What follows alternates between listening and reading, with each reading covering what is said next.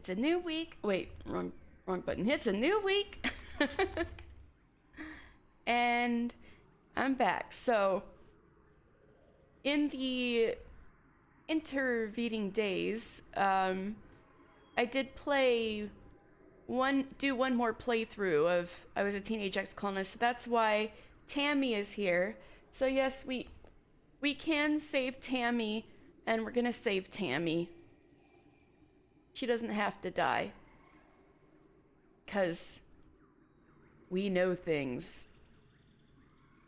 So if you guys are ready, I'm gonna get in here and romance Dis. I had like high friendship with Dis last time, but because I knew I wanted to stream Dis romance because I knew people really liked it, I was like, no, I gotta hold off. So we just ended up being like good friends, and I obviously didn't get him to 10 hearts. I assume that's what's adding people to the start screen is 10 hearts. So right now we just have Mars and Tammy. So let's start our new life. Wake up again.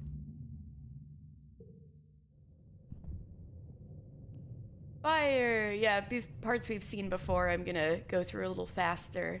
Something important I need to remember. Oh, here comes Nemi. What's going on? You try to speak, but the words come out jumbled. Your throat seizes around a lungful of choking smoke, and you feel dizzy and confused. Your friend pulls you out of the rubble. She throws your arm over her shoulder and half drags you towards the door. And here comes little doggy. Oh, he's cute. No, he's a angy, scary doggy. What? Uh-oh.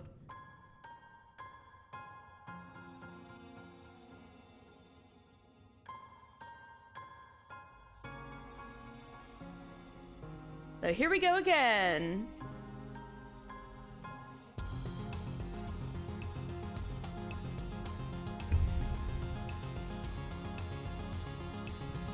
I love the music so much now, it's been stuck in my head a lot.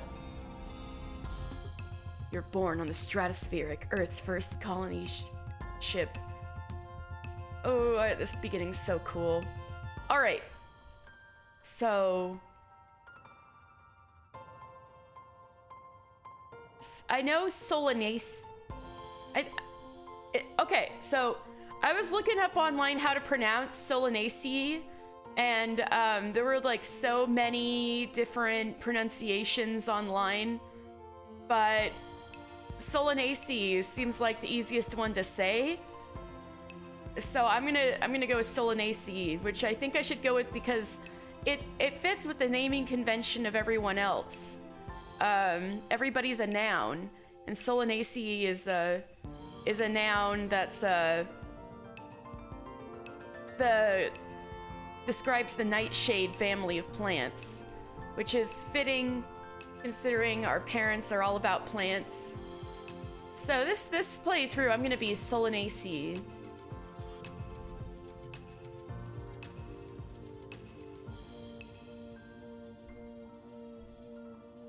Let's just be a they them. You're a bright-eyed child with an active imagination, sometimes too active, your mom says. Your earliest memories are of your 4th birthday. There's a big cake with a neat hollow effect that looks like fire, but when you reach out to touch it, all you get is a handful of icing. Yummy! Your favorite present is... Let's see, what's gonna help us out?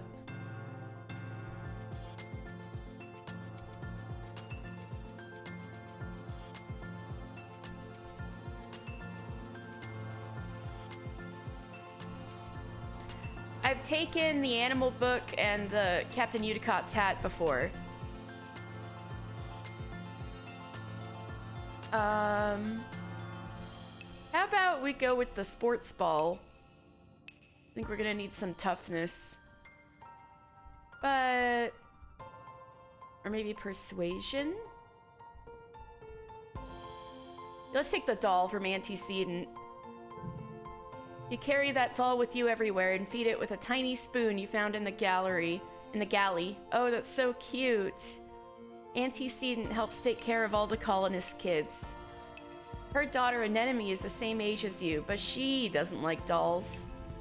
From as early as you can remember, you've had vivid dreams every night. You dream about your friends, but they're more grown up. You dream about your parents too, only they're more serious. At night you explore a vast, unexplored wilderness under wide open skies, enjoying the feeling of rain hitting your face. Except sometimes you dream of monsters. Sometimes the bad dreams make you scared to go to sleep. So every night before lights out, your dad tells you a bedtime story.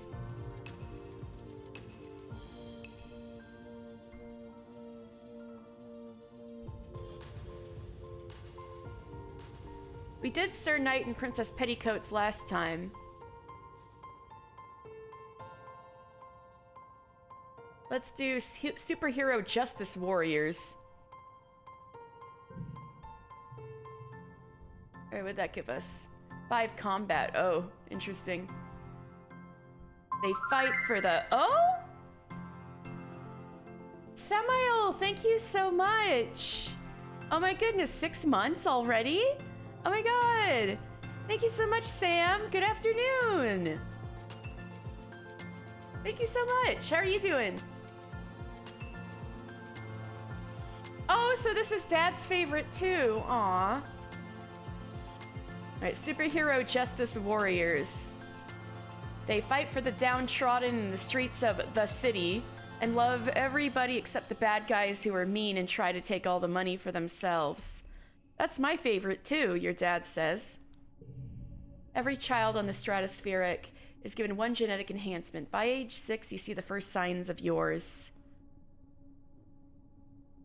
You're doing well. How am I? I thought I was too sleepy to even stream today, but I'm rallying and I'm on my 2nd cup of coffee. I've had trouble sleeping lately. I don't know why, but otherwise I'm doing fine.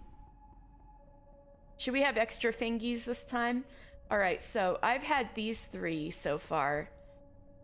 I only had super strength because once I was at 100 biology, I could give myself an additional genetic enhancement, but... Eagle Eyes, maybe?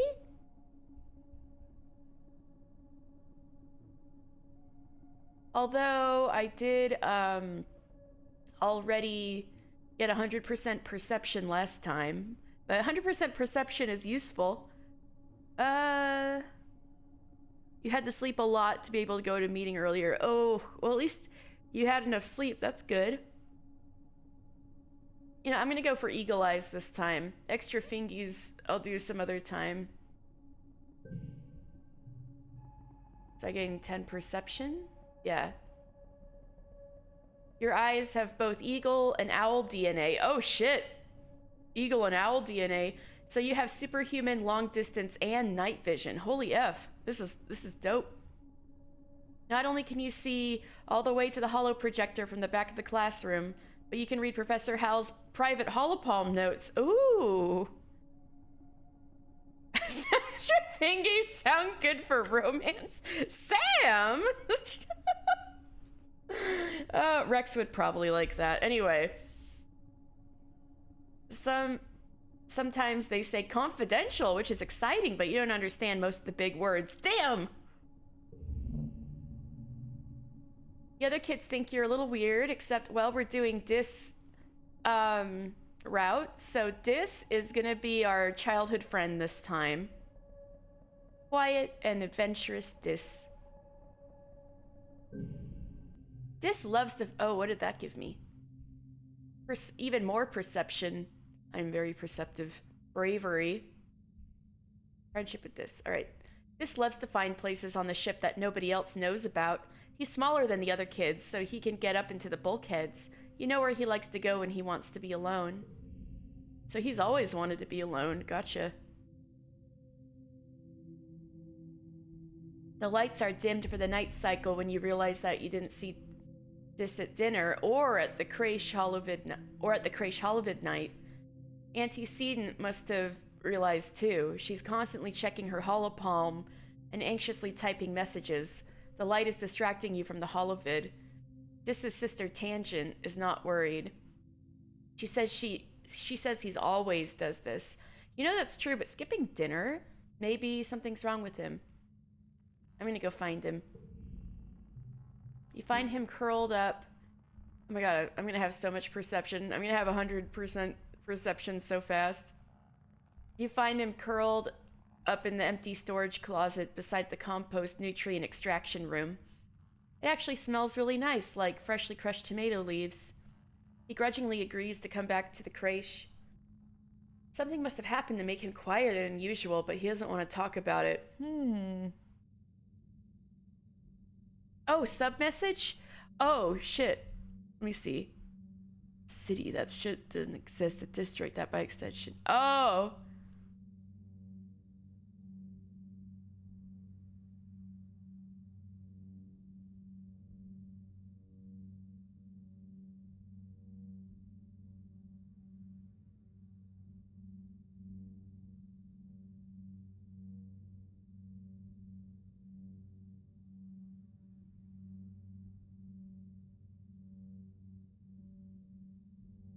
Yeah, that's from Valhalla, right? Oh, love it.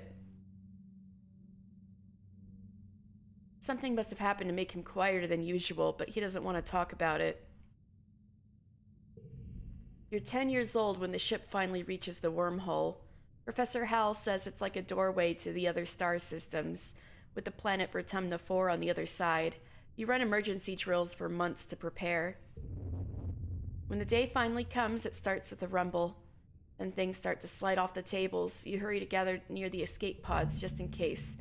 Single file, everyone. Professor Hal instructs you to follow him. You've dreamed of this day. Ooh, this is different. Recalibrate the shields. Since you were in diapers, it's one of your earliest memories. These know it hasn't happened yet. As the ship passes through the wormhole, the shields will fail if you don't recalibrate them. Oh, I can save the hydroponics? Holy shit, let's go for it. If you don't recalibrate them, your parents' hydroponic farms will be lost. Recalibrate the shields! You give Professor Hal this... Oh, why can't I put this in? Why can't I put this in? Maybe I don't know the root access code. Shit. Oh, it's from the new ebook describing For's experience in Glitch City. Good, because that didn't sound exactly like something that was in the game. So, cool.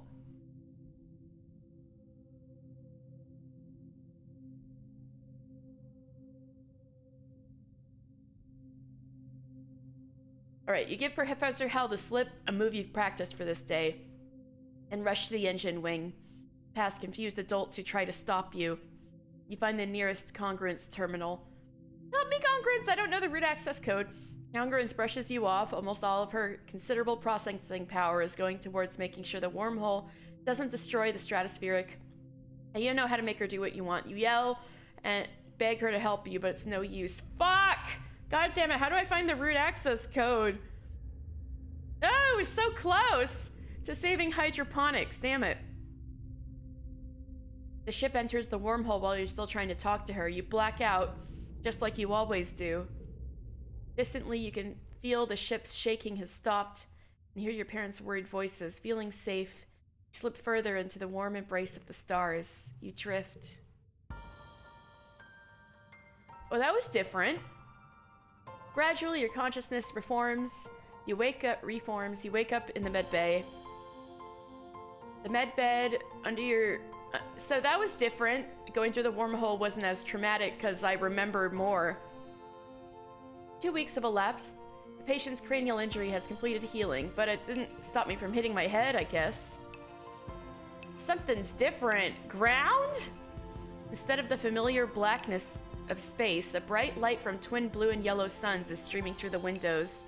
You peer out and see fields, glass-walled domes, and walls ringed by giant mushroom-like trees. There are construction materials everywhere, and people walking around outside on the ground. Better get out there and join them. Rush outside and start a new life.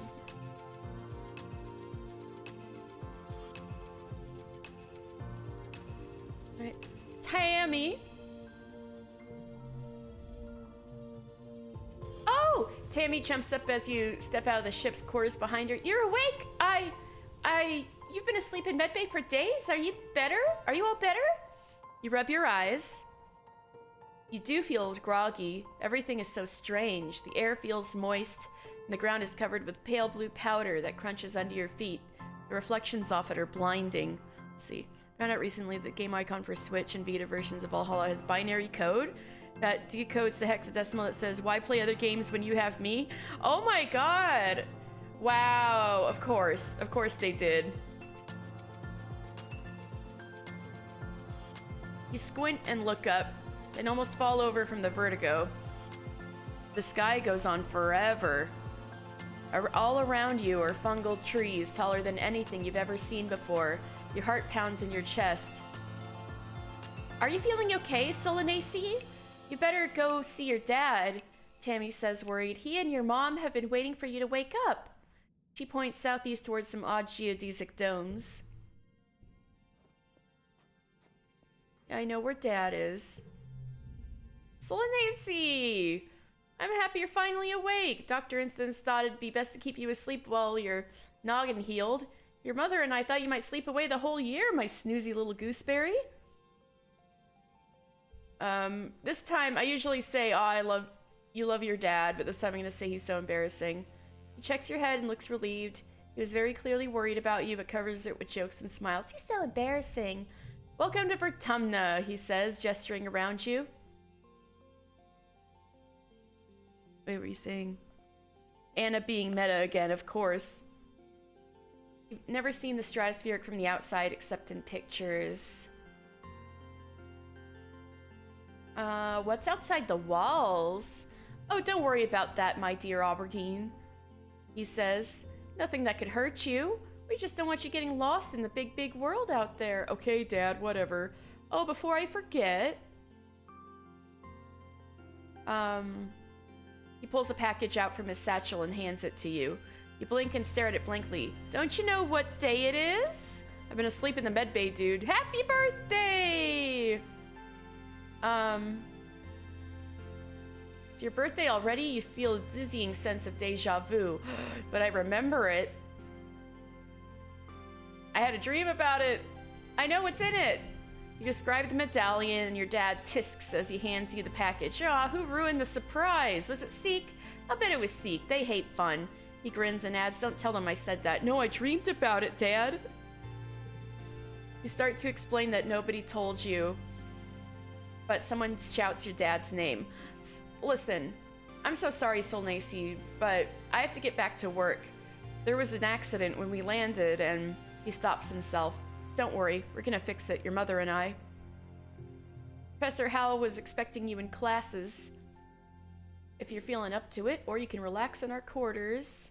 Have a wonderful birthday, I love you. Give him a thumbs up. Okay. Dis! You see Dis sitting on the ground beside some bushes. Is he hiding from somebody?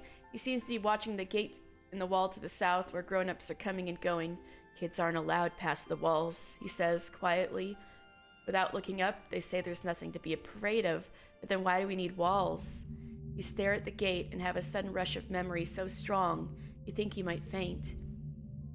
You imagine something crashing through the wall, something enormous and dark and wriggly. We now know that's a faceless. For years in space, you've had half-remembered nightmares of monsters, of your ship being destroyed, of sifting through wreckage that used to be your home, trying to find something. Your dad always told you the dreams weren't real. Breaking from your daydream, Dis says, I think there are monsters out there. I believe you. No, you don't, he says. You're being sarcastic, I can tell. Nobody believes me. He turns his back and ignores you. I didn't mean to leave him alone. Well, you tried. Dis is so sensitive about being teased.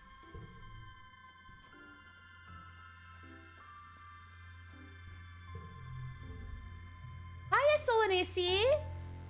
An enemy seems really at home here. She's rolling a sports ball around with her foot, making patterns in the weird blue snow. This stuff is different from snow on Earth, she tells you, because it isn't cold, but it's still neat. You can make stuff out of it. Your head clears a little. An enemy is simple, physical, real. You always feel grounded near here. Why aren't you in school? School! I wonder where everybody was. I guess I'm gonna be late for humanities class. She doesn't look very worried to you. It's okay. Professor Hal is chill. He won't mind, but we should probably go now. Hey, race you!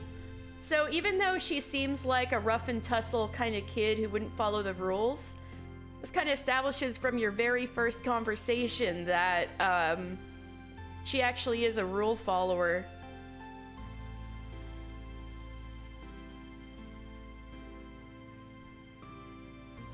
Uncle Tonan's not gonna... Oh, we can't even highlight it yet. Geoponics. Alright, nobody else is out here, right? Might as well go to class. Yeah.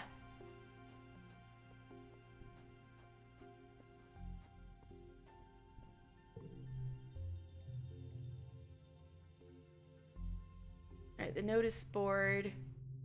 Uh-oh. Yeah, we must have lost hydroponics again. Damn it! When am I gonna learn the root access code? Ugh.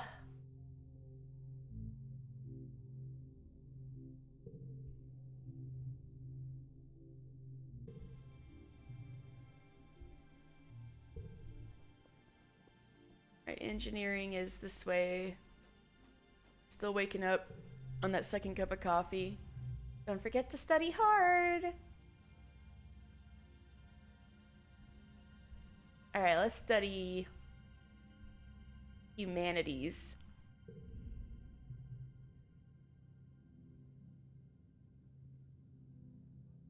Yeah, engineering classes, congruences, help and teach. Okay, we gotta write an essay on what the Vertumna colony means to you. I'm gonna just doodle instead of writing, because I'm a rebel. True to his word, Hal leans back in his chair and begins to snore. You doubt he'll even bother reading this assignment, so you just practice drawing made-up animals on your holopalm instead. Oh no! -5 kudos. When... good thing we can't have negative kudos. When Hal wakes up from his nap, he asks a few students to read their essays to the class. You docked a few kudos when he discovered you didn't bother to do the assignment. He thinks your animals are pretty cool, though. Aw, thank you, Hal. Get to work.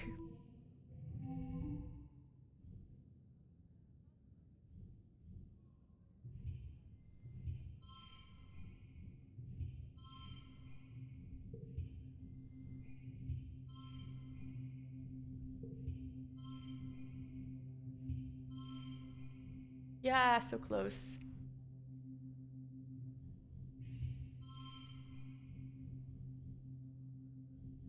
Oh wait, I have an idea.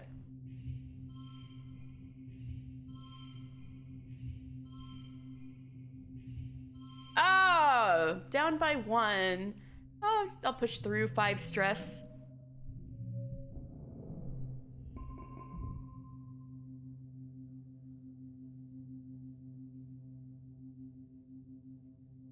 They're exhausted, working in hydroponics. I'm sorry we haven't seen much of you, Gooseberry. Your dad says your mom watches you as she works a pebble out of her gardening tiller, which also serves as a crutch. Have you been holding up? This has all happened before. You tell them how you knew about the medallion your dad made before you saw it, because you dreamed about it when you were a kid. The more you speak, the harder it is to stop. You tell them about all the things you thought were just dreams, and how they've started to come true ever since you landed on Vertumna. You keep remembering stuff that's about to happen, and it's also weird and confusing. Honey, your mom interrupts you. I know you've been under a lot of stress. We all have. She sighs and gives your dad a concerned look. He shrugs helplessly. I'm so sorry we haven't been there for you, she continues. But is it possible you might be making this up to get attention? I swear to you, this is real. You try to stay calm and explain, but you keep talking faster and faster. Before long, your breath is coming in hiccups and you start to cry uncontrollably. Your parents don't know what to say. All they can do is hold you tight and stroke your head. The worst part is, you know, they won't even believe you. They're gonna send you to medbay. It's happened before. No, it's about to happen again. That's cool that they add that in if you chose this one, because I chose this one in my second playthrough. It just feels like a memory. Of course they don't believe you, and you can't think of a way to prove it to them. When you've calmed down, you hear them quietly talking to each other over your head. They did have a concussion. Maybe there was permanent damage. What if our baby... They look so anxious and pained now. You feel even worse than before. Damn! Sorry, Mom and Dad.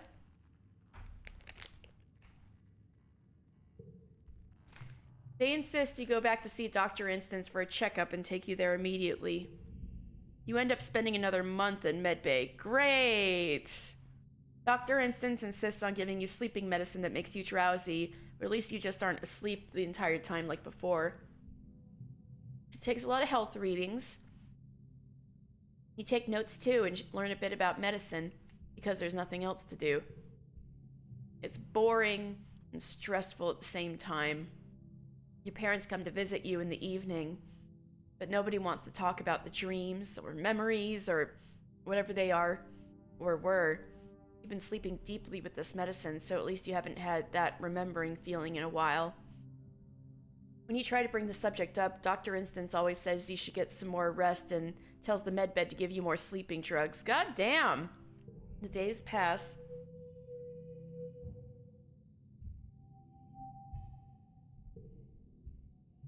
Happy birthday to me, I guess. Damn. You feel trapped and helpless. Days blur into one another in a haze of sleep. In your lucid moments, you look longingly through the windows at the colony, bustling with the first excitement of life on a new planet. And I'm missing out. You realize that no one will believe you if you keep talking about living past lives, or worse, you'll end up here again, wasting all your time sleeping. If you really are living this life over and over again, time is something you can't waste.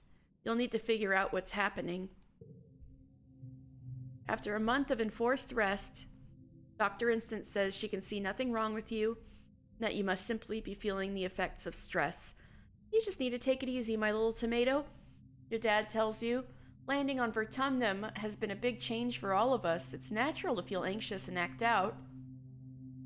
Your mom looks disappointed, but tells you she loves you. I'm feeling much better now. You know, your dad says, raising an eyebrow at your mom, I think there are lots of different ways to learn, and school is just one of them.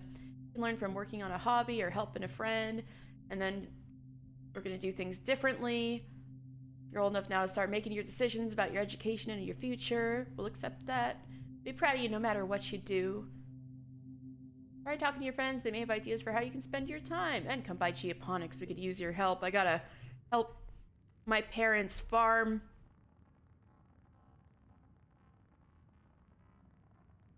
Alright.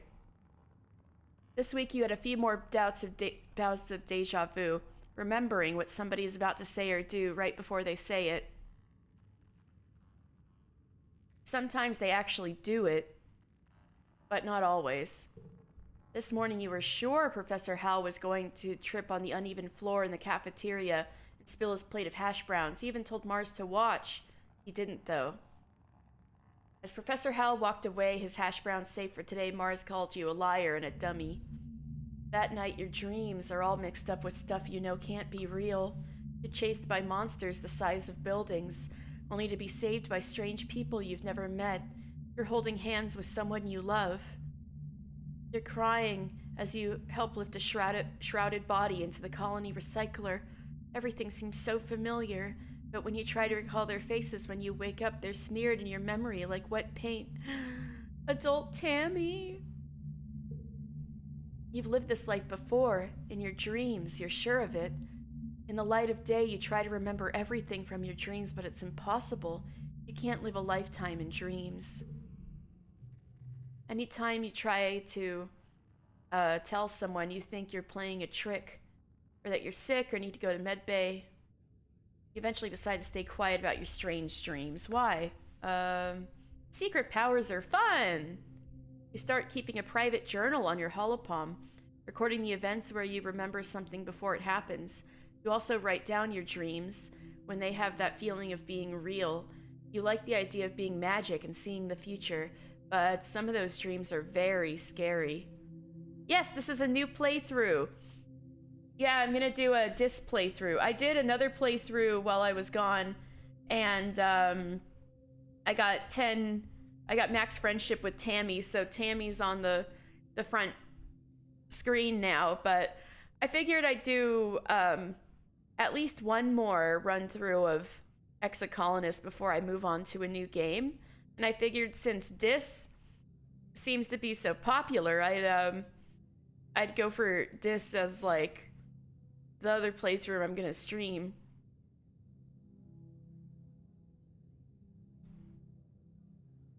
I can do a Tange playthrough. Maybe next. Maybe I'll do a Tange playthrough too, since Tange is also popular.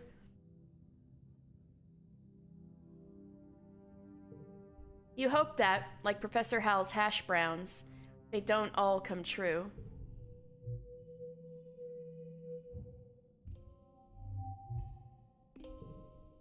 Speaking of Tange, Tangent is hunched over her holopalm, frowning and poking angrily at the air. She speaks without looking up at you. Professor Hal wants us to prep a list of native flora with pictures. There should be a catalog on the colony holonet, but I can't find it anywhere. Lance, try looking outside. I hope you... She looks down, then up and squints her eyes at you. Was that a joke? Well, it's not funny, Solnacy. I need to finish this bio assignment so I can start on the engineering lab after lunch, and then I have a physics quiz to study for. You won't help. Go kick a ball or something with the other kids. As you inch away, Tangent has already forgotten about you and is back to her holopalm. I'm not seeing the check marks come up this time. Maybe it's a setting I did. Let's see.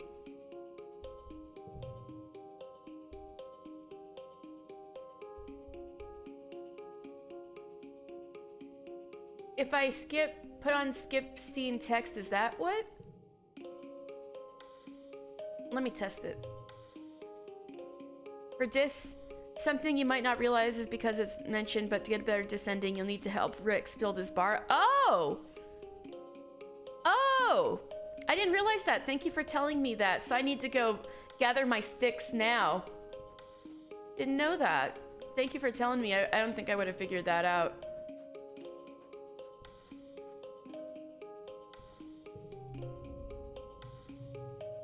Oh, see, here they are now. So it's the skip scene text that'll give you the check marks. All right, so I might, since it'll skip big bits of text at a time, I might scroll up for relevant stuff sometimes. So in case that looks awkward, sorry, but... An enemy is bumping a sports ball with her wrist, trying to keep it in the air. Heads up, she shouts and bumps the ball in your direction. Think fast! Bounce it back! Alright, y'all are... bouncing it back and forth. An enemy tells you about the new regulation-sized sports ball court. And Calm is so great at everything! So we unlocked sports ball. Also, unless you want to become... What?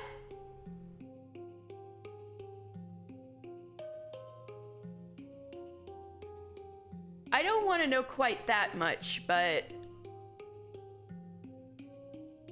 Interesting.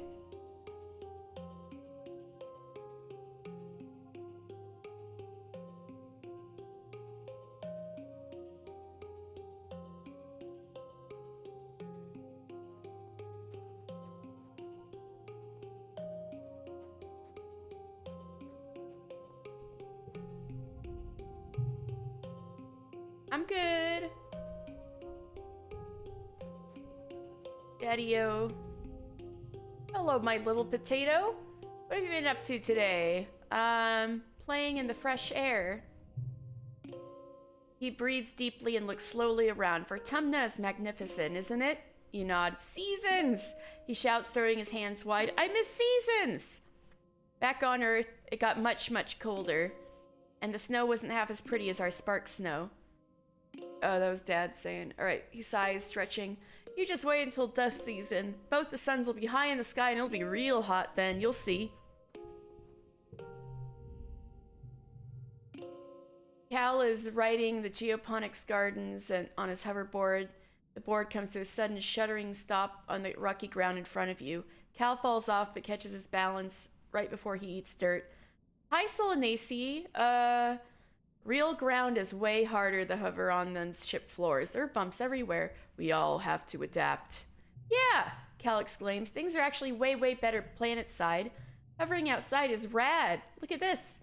He runs over to a small depression in a nearby hill and presents it like it's something amazing. Look at this. It's a skate bowl. Cool. Can I try? Sure, but please be careful. Mom says if I break my hoverboard, we can't make another one. You take turns riding around the bowl, trying to get enough speed going down one side to come back up the other. You don't land any tricks. It's hard just staying on the board with this uneven ground, but it's still fun. You never realized it was a binary solar system? They mention it a few times, but I guess it's like easy to miss because it's mostly in like the flavor text.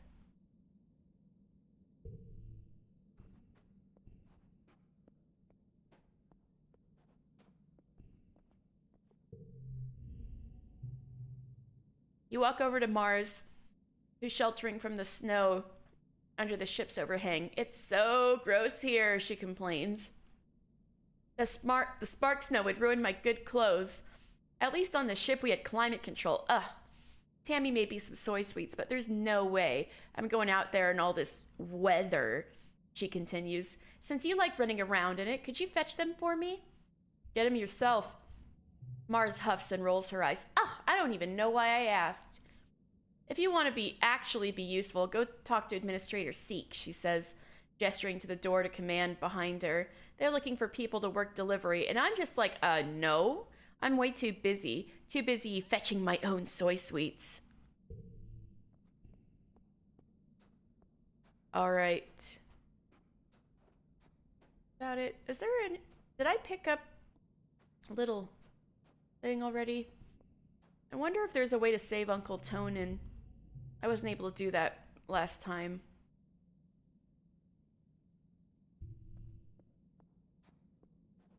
Oh, Tammy. You see Tammy sitting quietly near the entrance to the lounge. You've known her for, well, your whole entire life. Back on the ship, I don't want to tease her. Used to play with her. Tammy had the best doll collection. After her mom died, her dad used all his nanoprinter creds to print her a different doll every month for a whole year. Oh!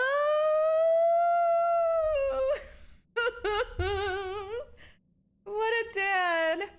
Her ears perk up when she sees you. Oh, hello, Solanace, she says. Her voice is soft and dreamy, like a beam of sunlight. Do you want to play dolls? Well, I picked a doll as the thing I liked the most, so I sure do. You don't think Tammy will ever be too old to play with dolls. If anything, she has even more of them now. She takes you to her quarters and brings out the entire Spacey Stacy doll collection. A disturbingly realistic baby with real bowel movements. Oh, God. Remember those? And two super fancy posable dolls named Lily and Tilly who can be programmed to move on their own. Tammy isn't very good at the programming, so Lily and Tilly just roll around awkwardly when you turn them on. You cover quickly by saying, they must be breakdancing at a club! The two of you spend the afternoon making up stories of their rise to stardom as professional dancers.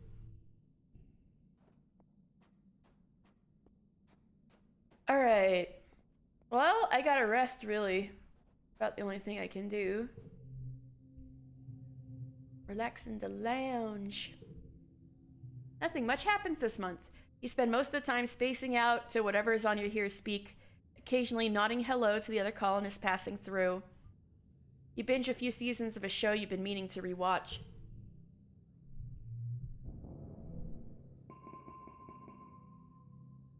Yeah. She'll never be too old to play with dolls. Soul doesn't even know how right they are. I know, right? Because she's gonna be super mom, always playing with dolls with all the babies. Little deducing face is so cute.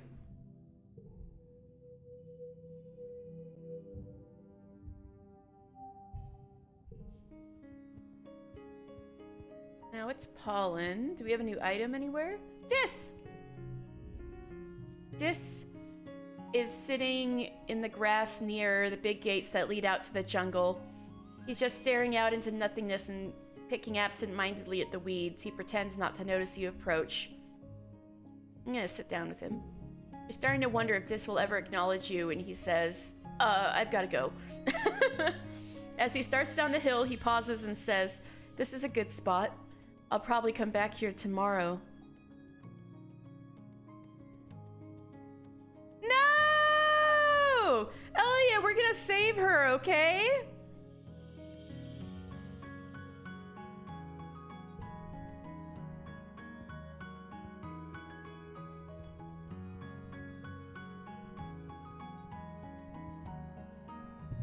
Marzipan. You've heard of Vertumnalia, right? Mars asks you. You know the festival we're holding in dust season. I have got my routine ready for the talent show. If you have a hope of competing against me, you're gonna have to get creative. Yeah, I did the talent show every year last playthrough. So let's see.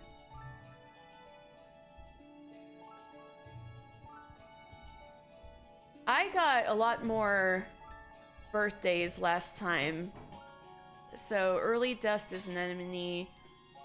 Late dust, late wet, early wet, late pollen is Tammy. Okay. Oh my god, I got all of them now. Of these kids at least. Yeah.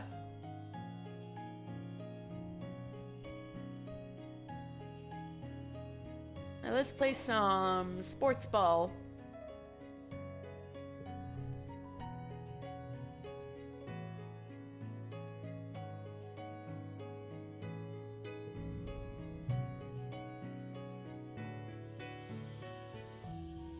All right. Kombucha offers a high... All right. An enemy meets you on the court. She's bouncing from one leg to the other in excitement. My brother Com is organizing the youth team, she tells you. Kombucha offers you a high five and greeting, then tosses a sports ball your way. Let's start with a practice game and see what you're good at. You and enemy are team captains. Pick your team.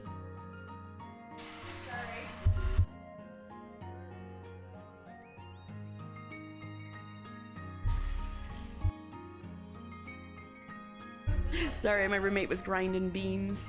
No, I silenced the mic, it's fine. It's okay. Probably will. I mean, like, one time I went into a VOD and realized I could hear the dishwasher beeping, and I was like, no! Yeah.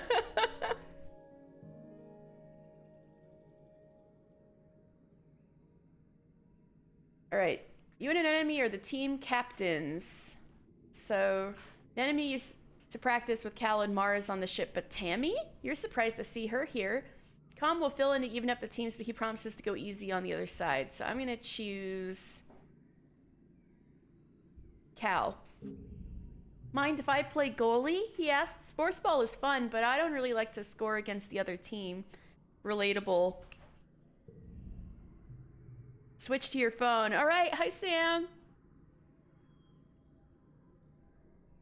An enemy chooses kombucha, of course. They bump this. Your next choice is Tammy.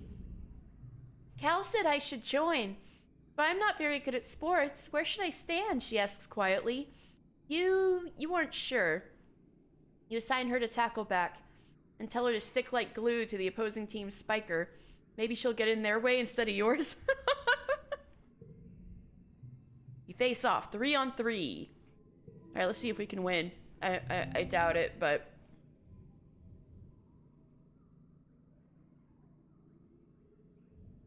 Oh, it's gonna get -1, isn't it?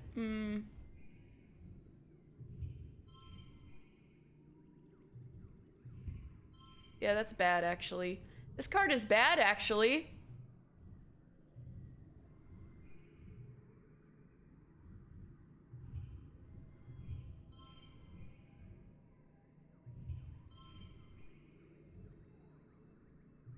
How can I finagle this? I can't. Maybe I'll just go for a 3-0 starting up for the...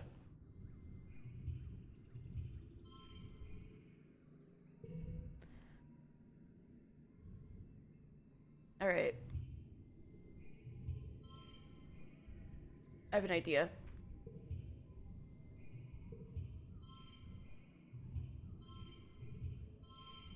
Alright, we're doing better. I just need to do 12. Oh god, Delusions is a bad card too. But Wild is somewhat okay.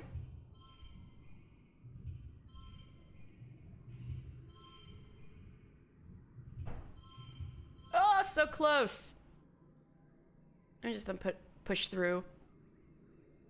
You love scoring against the other team because I was basically looking for any opportunity to prove that I was competent. See, I like scoring against the other team. It's just that I was no good at that kind of sports, so the best I could do to feel good was be the goalie and try to deny other things, but I wasn't very good at that either, but I was a lot more confident feeling at that than trying to actually strike against the other team because I was just not very athletic. Alright, push through.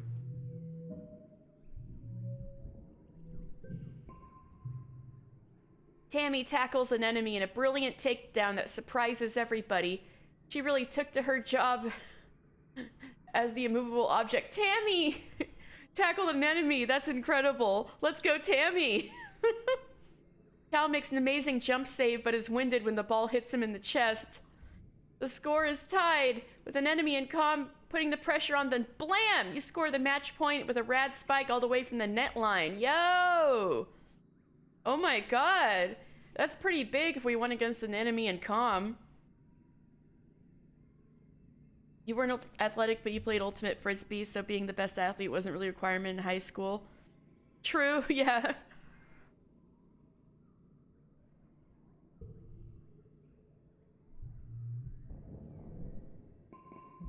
I was bad at Frisbee too, though. Forget dreams, get that candy. No!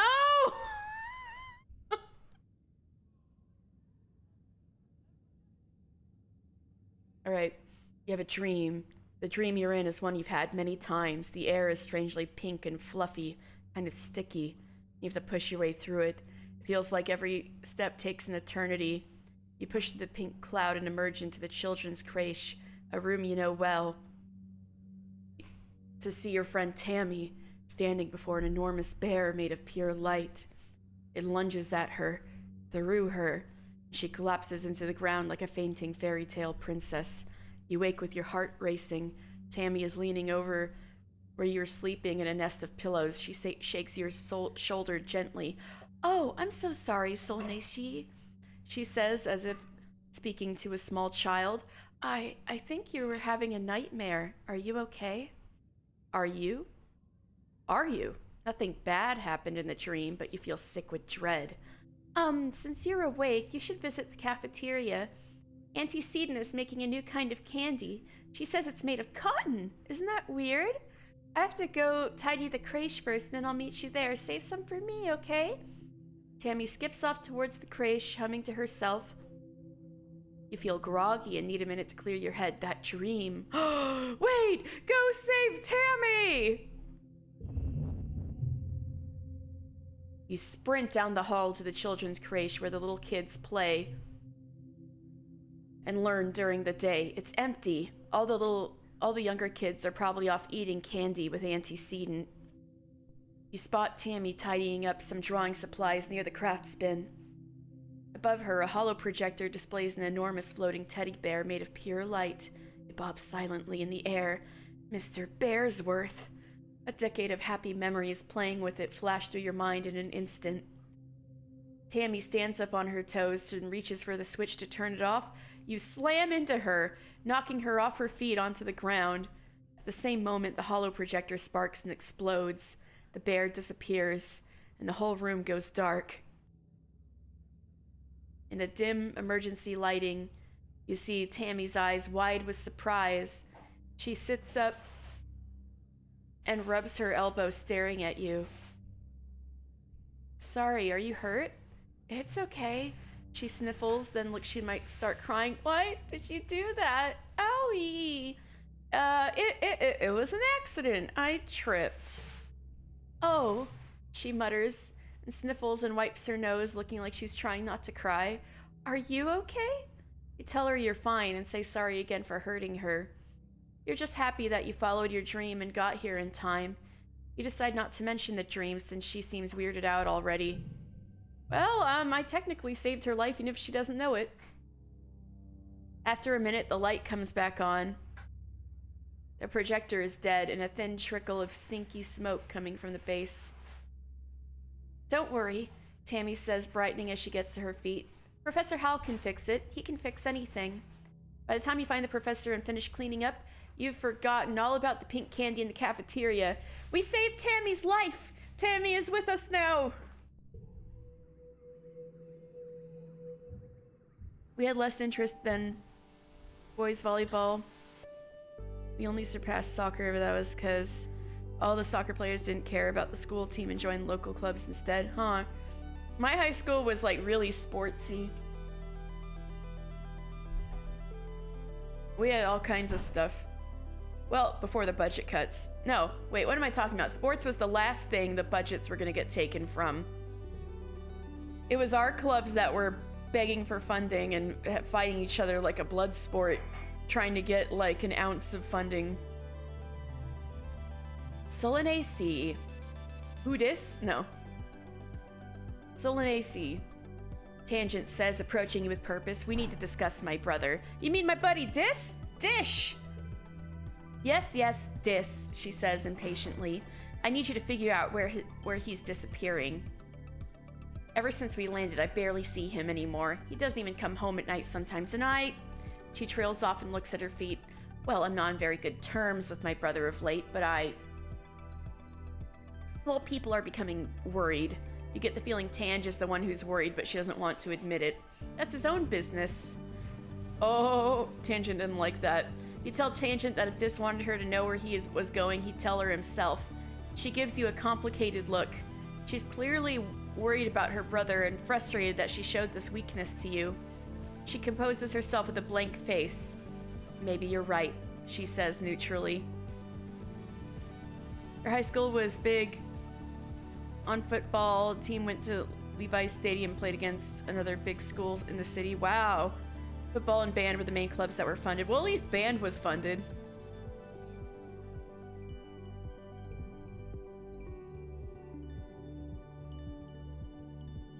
Tammy. Oh, we got babysitting now. Tammy is sitting down in the grass with a baby on her lap. They're playing nicely with some flowers or a strand of bees in Tammy's hair or something. Tammy keeps gently removing her hair from the baby's mouth. Oh, Solanacy! She giggles as you join her. Aren't babies the best? There's so many new babies in the creche, you'd think we were starting a colony or something. Tammy laughs. But the parents are too busy doing other work and somebody needs to take care of the little ones. She looks down lovingly to the baby who's now sucking on part of her skirt, getting it good and damp with baby drool. You could help too, it would be fun. The baby chooses this moment to spit up a big puddle of pale yellow liquid onto Tammy's dress. Oopsie! Tammy coos and picks the baby up, and she holds them out towards you. Would you take them for a minute while I find a towel, Solanacy? The baby hiccups and rolls their eyes. They still look a little queasy to you. You, hell no, of course.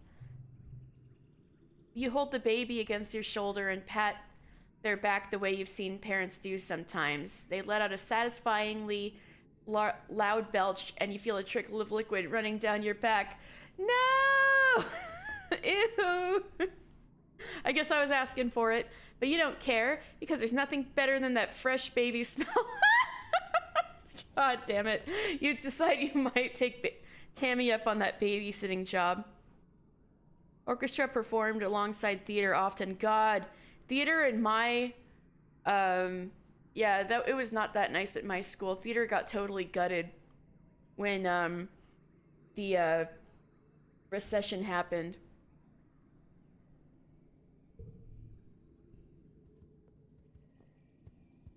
melatonin.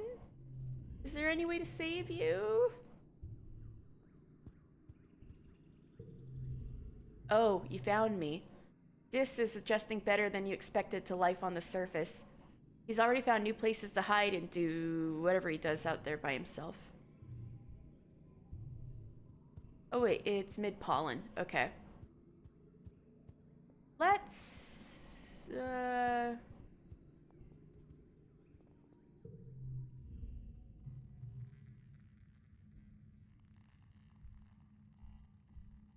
do...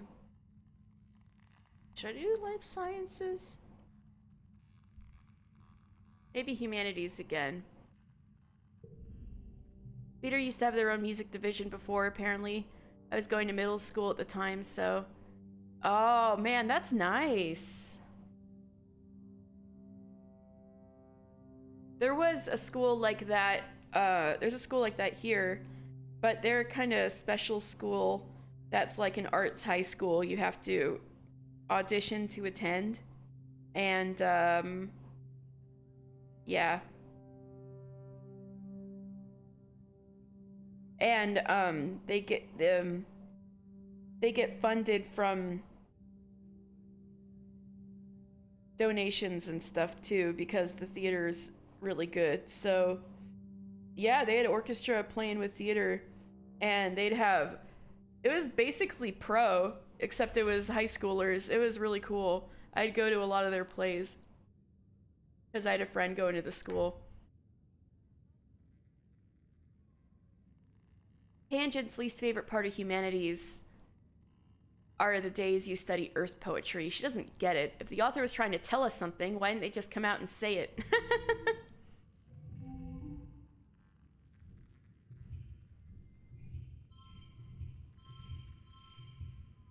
Yay!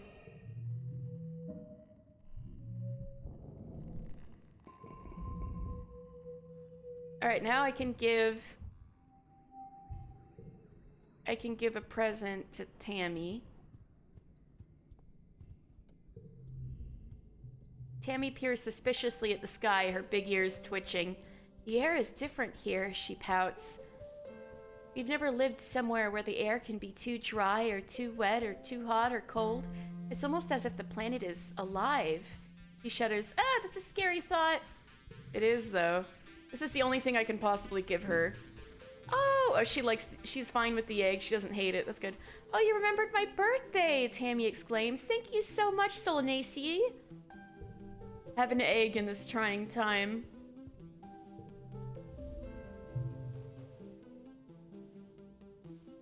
Alright, don't worry. Oh yeah, Dad's having a sneezing fit. I'm gonna sniff the flowers tentatively.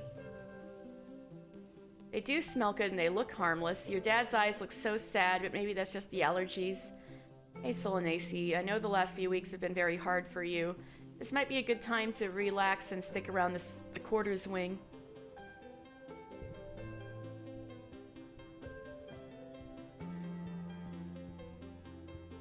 Why don't I help out shoveling dirt?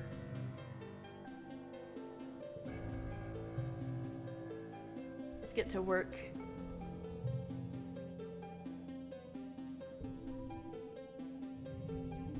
When the recession hit, you were finishing elementary school. I remember half the classes being completely empty. That's scary. When I ran off from class during harder times, I often hid in them. Holy crap. Wow.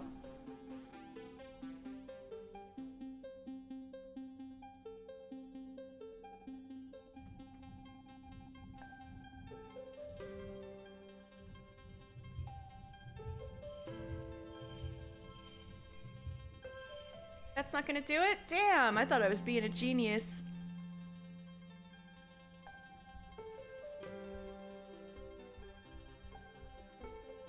I don't think it's worth 25 stress.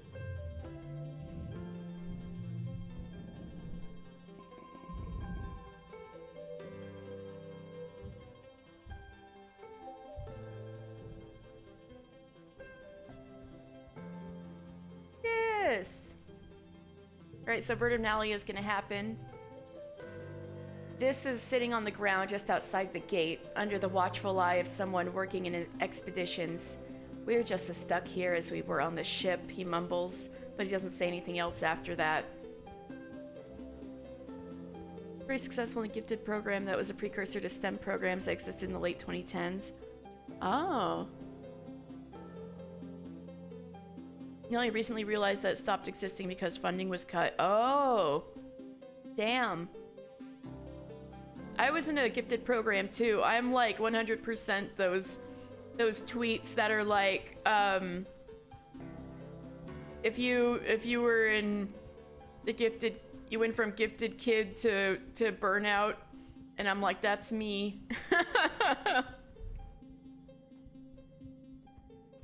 I peaked in elementary school.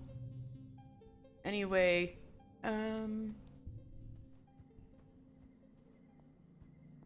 what should I do before?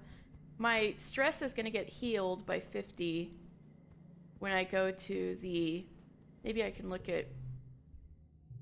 I can't apply to deliver supplies yet. All right.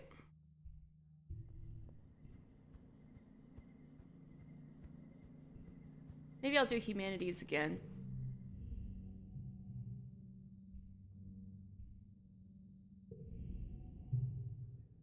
Oh, so this is talking about the Vertumna group and our decision to leave Earth. The sci-fi author who started the group is Planktonic Ascendants Wang Botha Schmidt. Has one long-ass name. Then she just goes on without saying anything. The book club, they bonded over mutual aid amidst the increasing unrest of their own countries, and their idea of a future where everyone is treated equally without prejudice, but that couldn't be done online.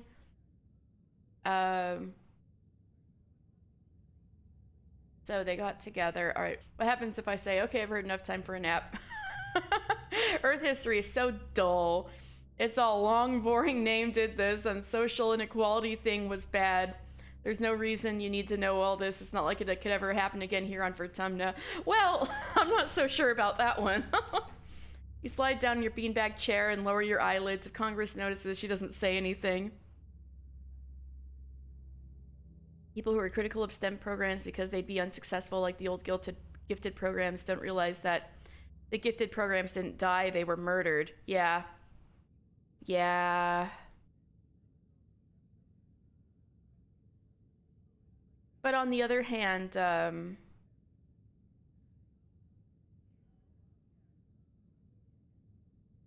don't know. I don't think the gifted programs were failures necessarily because they, I remember it was really fun.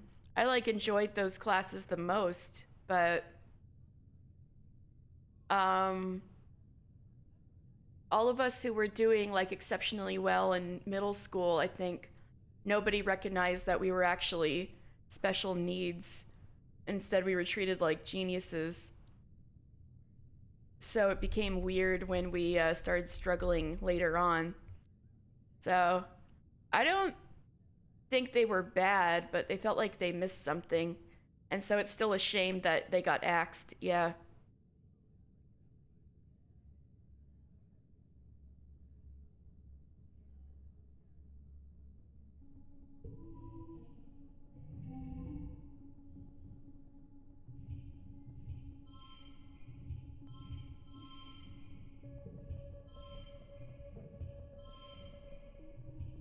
Yeah, there we go.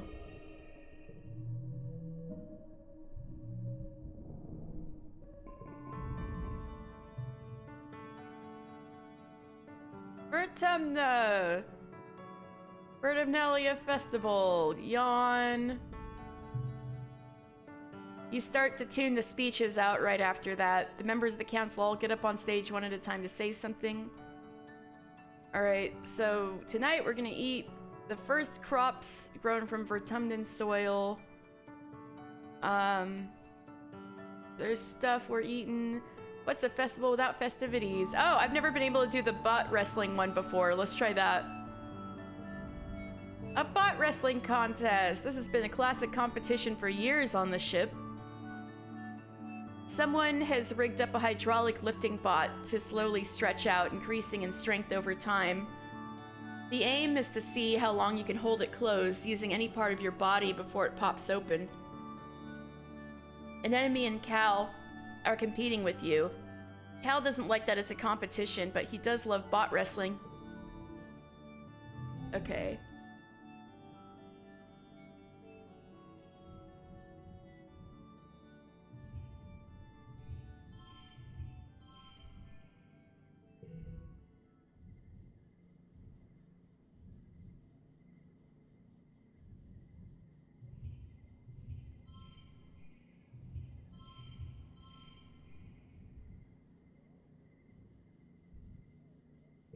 I don't think I'm gonna win this.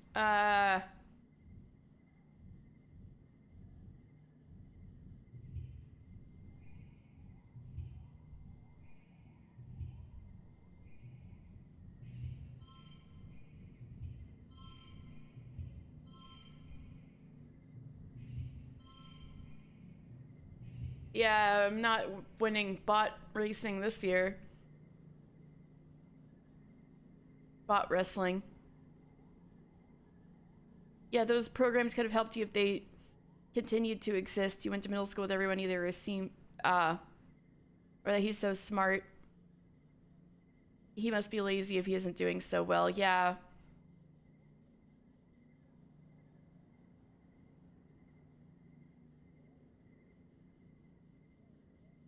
It would have been an...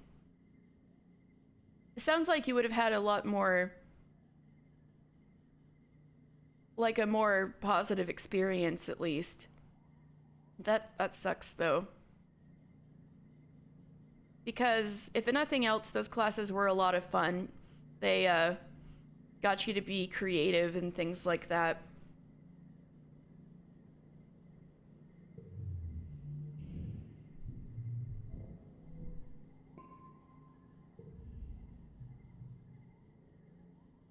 An enemy's brother calms the judge and awards bonus points for technique as well as brute strength. You sit on the hydraulic bot and use your weight at first, but it wobbles too much and eventually tosses you off.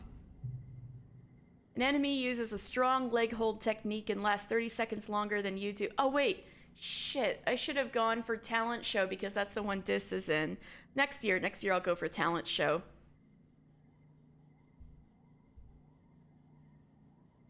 Mom declares her the winner. She offers you her hand, then pulls it back at the last second before running away, cackling. Maybe next year. Wow, an enemy. After the festivities are over, everyone takes time off for a much-needed break. During the fierce heat of dust, a few days' rest is exactly what you need. You feel refreshed.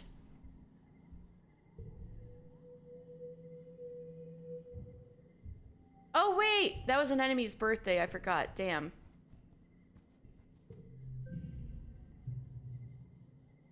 Oh, this thing. All right.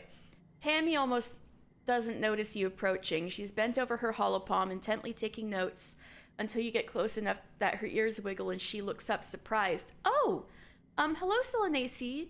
She greets you cheerfully.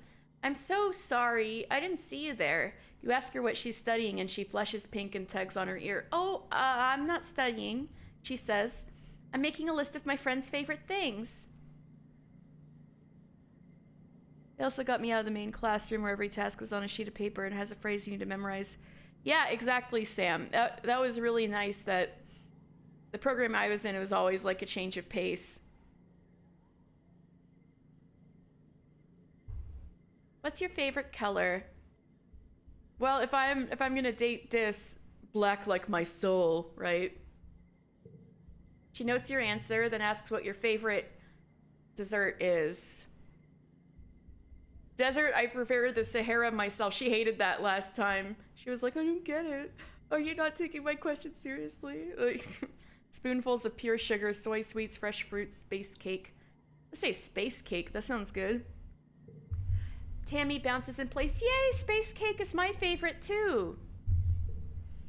Tammy notes this down as well. Okay, last question. What's your favorite toy? Well, Since I already have a doll, I guess I should just say dolls and action figures. Me too, she smiles. Okay, now I know what to get you for your birthday. Ask what her favorite things are. She presses her index fingers together shyly. I like the color yellow and my dolls, and my favorite sweet is cake.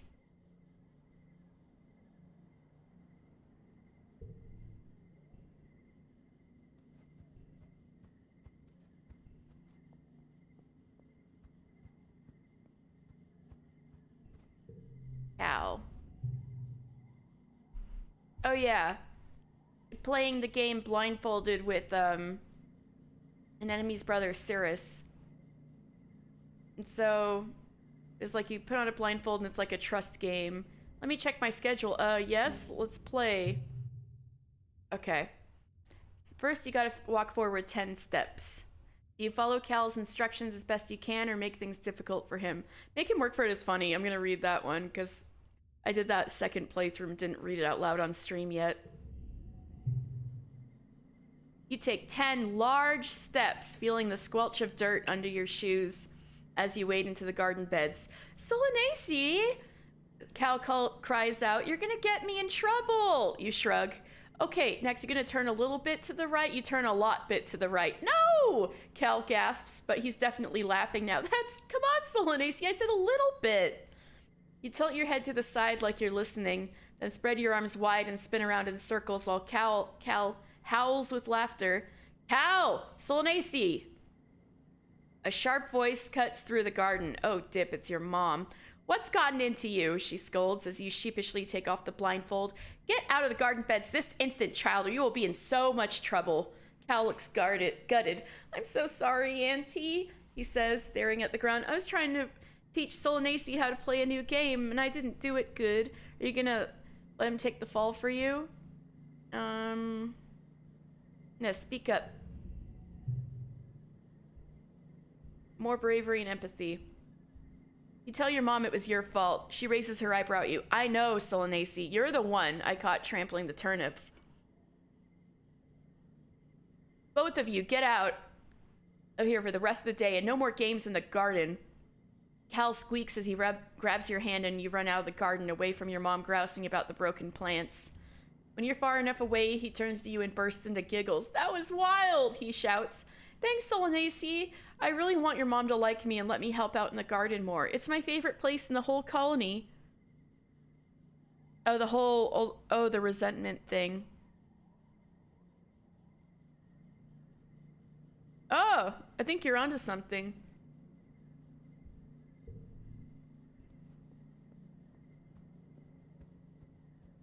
All right, today I should...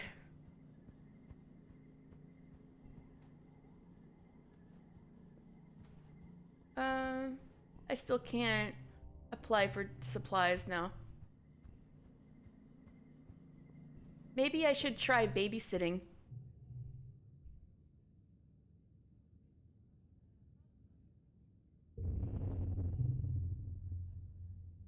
Hello, Solanace. Antecedent greets you. Oh, sweetheart, I'm so happy you've come back to help. You know this place well. The creche. Part preschool, part all-day daycare. You practically grew up here, cared for communally while your parents worked their shifts. A few kids even live in the creche full time. In a way, Antecedent, aka Anne, aka Antecedent, is every kid's mom. The smell of craft glue and clean blankets gives you a calming sense of memory of all the happy time you spent here with your friends. Tammy is here too, gently rocking a drowsy baby against her chest. She looks at ease here in a way you don't usually see. You're going to babysit too? She asks in an excited stage whisper. You'll love it! Suddenly, a bundle of wild hair and pink overalls runs straight to you, nearly knocking you over. Almost more kitten than kid. The child grabs your leg and stares up at you with unblinking green eyes. Watch out, watch that one, Antecedent warns. You remember Nougat? She's turning out to be quite the handful. Why don't you start off by getting her to go down for her nap? Let's play a game with her.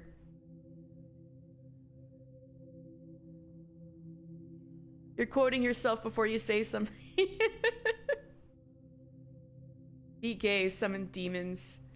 Play a game with her.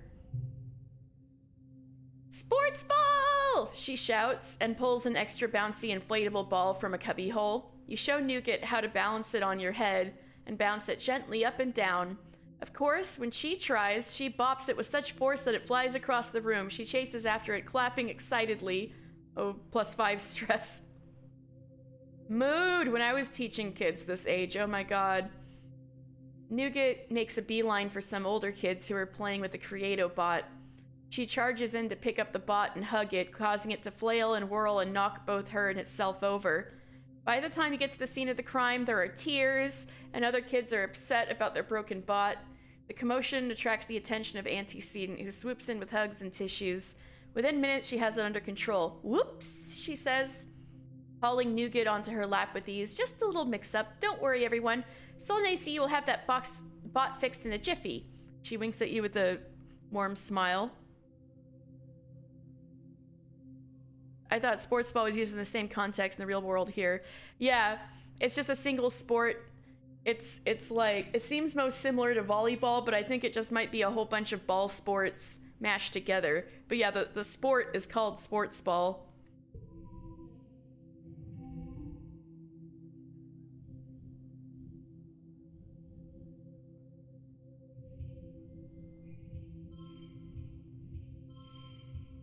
Woo!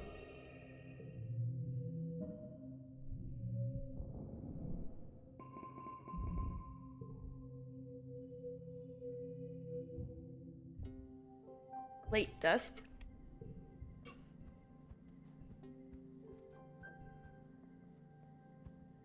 Where's this? Oh, that's the same.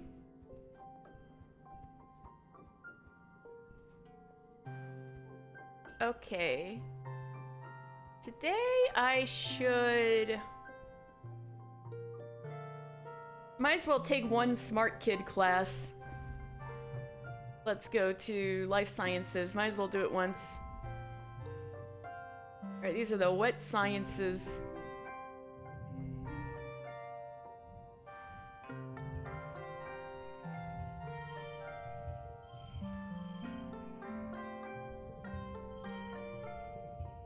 Oh shit. There we go. It's like in the Yu-Gi-Oh universe where every other game ceases to exist because of the popularity of duels and the influence of Seto Kaiba. Right? I guess it is like that. It's like duel monsters.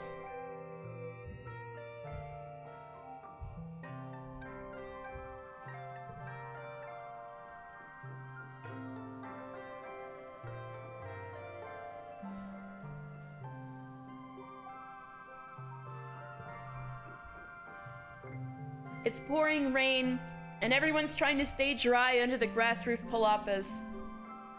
Everyone except Dis! Off in the distance, over at the wall near the sports ball field, he's definitely skulking. Quietly follow him.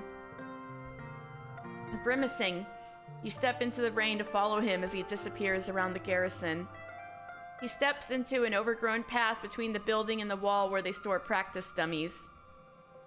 When you see him again, Dis is crouching beside the wall. He looks around, checking to see if anyone's watching, then he's gone. What? Curiosity at maximum, you rush over to where he'd been crouching. Hidden behind some pop flowers, you find a drainage pipe in the wall big enough to squeeze through. There's a heavy grate over it to keep the animals out, but you can slide it aside and crawl through.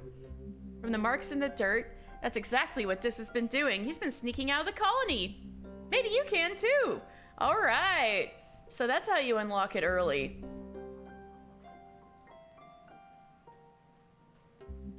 All right, well, why don't we do that today? Let's sneak out.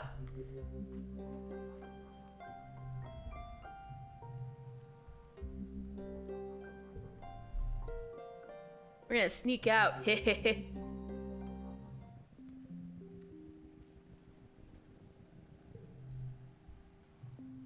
You slipped through the drain pipe and out of the colony before anyone saw you. Anyone, that is, except for a dark form watching you from the trees nearby. Could that be... is that Dis?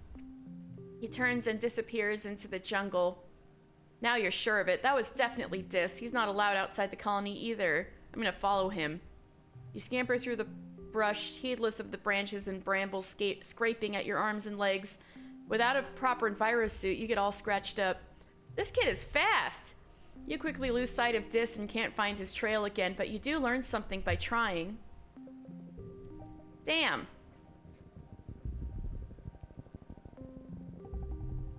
Your way is blocked by a strange, small creature with 1 foot and 4 large eyes, 2 of which blink sideways on top of its head like frog eyes. Oh, this must be a hopeye. You've heard people talk about them, but you've never seen one up this close. It's running around in circles, but it stops if you take a step forward, and it hisses at you. You didn't know hopeyes could hiss? What's its deal? The only game where anyone plays. There's places where chessboards built into picnic tables now have hologram arenas. True. Oh my god, true. No, I remember all that. I was really into Yu-Gi-Oh! When I was a preteen, and I thought that part of the world building was really interesting.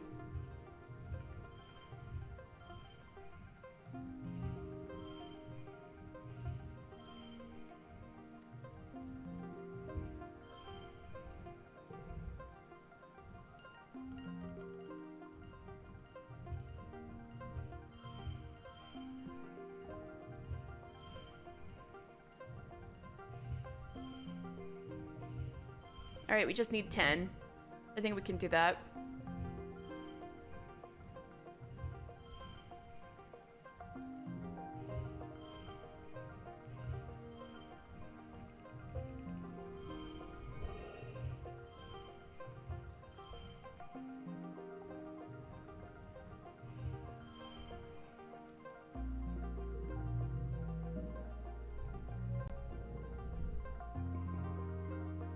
I heard that Cardfight Vanguard has a whole season where the characters just played in local tournaments. There was no massive evil entity trying to take over the world with cardboard. That sounds cool. I don't know about Cardfight Vanguard. You start trying to get past it and just listen. Oh, you can hear little squeaking noises from nearby. It's probably warning you away from its nest. You carefully avoid the nest while speaking in soothing tones. The agitated little guardian titters warnings at you, but eventually lets you by.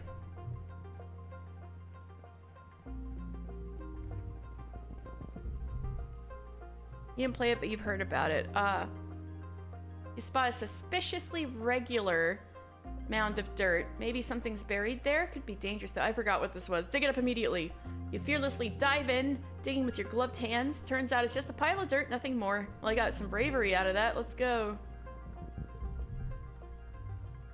The muck hides interesting bugs and other treasure for those willing to put their hands down the right holes. Are you? Peek inside that hole. Looks dark. Look closer. You've stuck your hands down enough holes to know this one's probably safe. You can't hear anything rustling around in there. All right, put my hand in there. Sweet! Literally, the hole is full of sugar bugs. These palm-sized balls of squish exude a sweet syrup when you tickle them. You fill a bottle with it and then let them go again. Should be worth a few kudos to Auntie Seaton in the kitchens. You just can't tell her where it came from. Oh, I found some sugar bugs inside the walls, you know? Like the idea of slice of life based on trading card games. I also think it's the perfect base for cute girls doing cute things series. Yeah, I would like that too.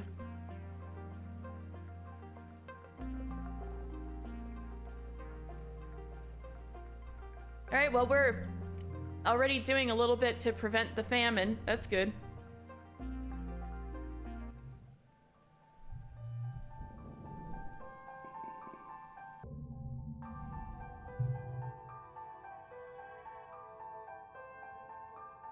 Okay, monster dream. Tears drenching my face.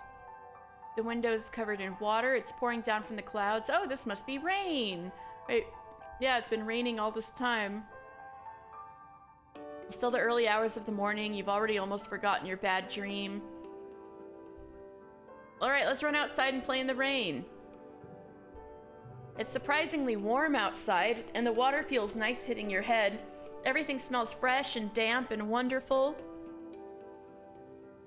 And dusty, packed ground has turned into squelchy mud between your toes. You don't go too far from the door to your quarters, but it's exciting being outside in the dark, watching dramatic streaks of lightning arc down to the hills behind the colony. Cool. I'm a pretty exuberant kid this time. New perk! Oh my god, I'm already at 1 point of perception. My eagle eyes, man. Alright, starting to collect sticks for the dog. I need to not use the mushwood logs or give them to anybody. You look a little worn out, my little firefly. Your dad greets you looking concerned.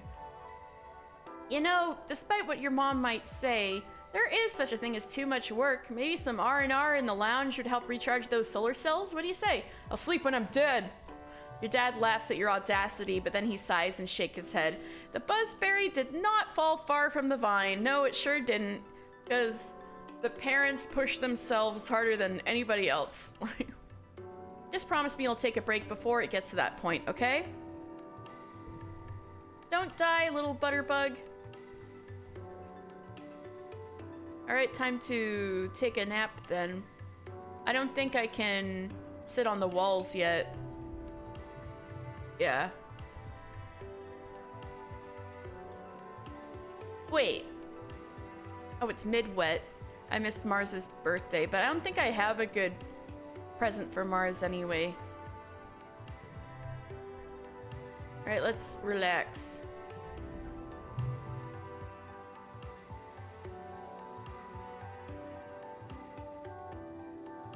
The lounge is a long, well-lit hall along the outer hull of the ship's midsection. Everybody's hanging out. You're flopped down on the beanbag pile with some of the other kids. Cal has a dazed, peaceful look on his face. The air smells so good on Vertumna, and so does the dirt even. His clothes are filthy, and enemies like, holy crap, there's so much space to run around and play in. Com and Chief Red set up an outdoor sports ball court, and it's way huger than the old one on the ship. Tangent carefully selects one cushion from the pile and perches on it. The school is expanding to some of the empty engineering bays, she tells you, and we're getting a big new lab to do experiments using local resources. There's so much to learn about this planet. An enemy rolls her eyes, but Tangent continues. We shouldn't forget our studies just because we've landed. School. Let's play outside. Dis like that, Cal like that, and an enemy like that. Solanaces, right. You hear over your shoulder and you startle to find Dis standing right behind you. Gah, when did he get here? See, I know how this guy ticks now. I know how to be his best friend. Did you see those huge beasts in the jungle as we were landing? Dis continues, picking at a thread in his sweater until it unravels. I wonder if there are more out there.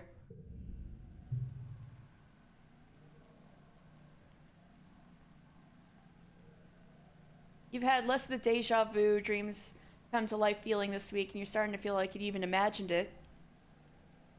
But you suddenly get that prickling sensation in the back of your neck and remember that Mars is about to enter the lounge and tell everyone to look outside. Oh yeah, we officially raised our flag, that's right. This is history, kids, and we were there.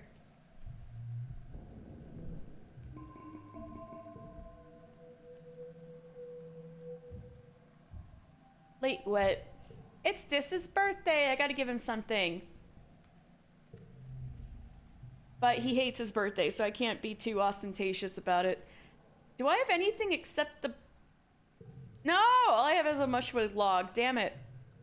Dis is hanging out near the south gates, his hands in his pockets, idly staring at the ground and digging toes of his boots into the dirt. He nods at you but doesn't say anything. Damn it! I don't have anything to give him. Or Tangent. It's both of their birthdays today, because I need to hold on to these mushwood logs. Next year. Oh, your main barrier to making that happen is that you don't want to make a trading card game to base it on. I know, that sure sounds like a lot of work. Hey there, kiddo. Expeditions is off limits for now. Let's sneak. I'll spend Dis's birthday by hanging out with him.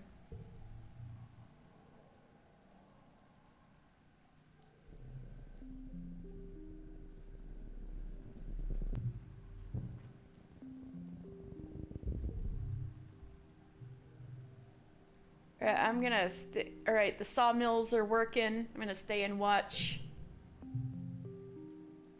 We are an industrious colony.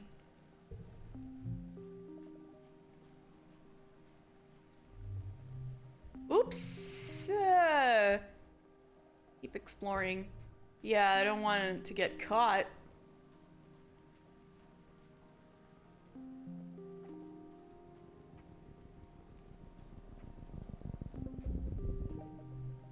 Stop for lunch. Eating an earth treat grown from your own greenhouses. A watermelon. Nice and sweet. Like a more solid potato pod.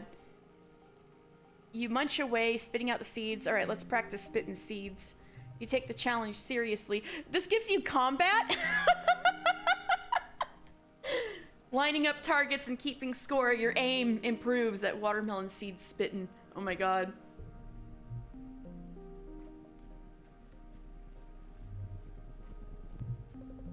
Alright, I'm getting some of these. That's good. This! You spot Dis sitting in a clearing, but not before he sees you first. Instead of sneaking away as usual, he stays still as you approach, like it's totally natural that he'd be sitting in the middle of the jungle, so far away from the colony walls. Now that you think about it, you're a little glad to see him. You are so far away that you can't see the walls anymore, and it's really weird out here. It's getting late. Dis stares unblinkingly at you as you approach. Hi, Solanace, is all he says. Hi, Dis! He seems to be in a good mood, something you see very rarely. Did you see Utopia out there? Dis asks. Chief Surveyor Tonin is easy to sneak past, but Utopia has, like, X-ray vision eyes or something. She'll catch you for sure if you get too close. She caught me once and I got in big trouble. How about I show you something cool and sneaking out will be our secret, okay? He jumps up and walks a little ways into the trees. You follow. Just a few minutes away, the ground drops off to a large stone, and a large stone outcropping juts out over a cliff face. Dis walks right up to the edge without slowing. It's a long way down. Come on, he says. All right, I'm gonna try to be brave. See how this goes.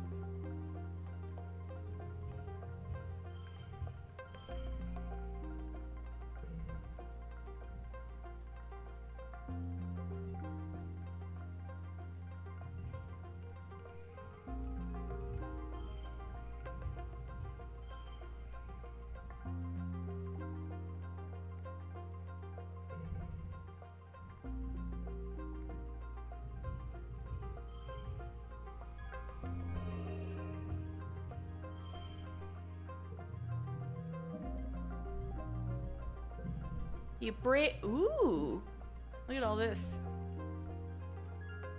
You bravely step out onto the rock and walk out to the edge with Dis. You both sit down, feet dangling over the precipice, and look out at the amazing view. It's incredible. You snap a picture with your holopalm, but you won't share it on the net. This is your secret. Yours and Dis's. Aww.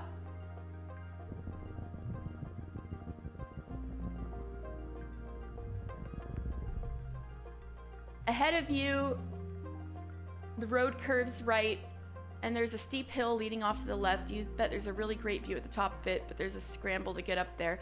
I remember this was kind of stressful. I'm gonna continue on my way.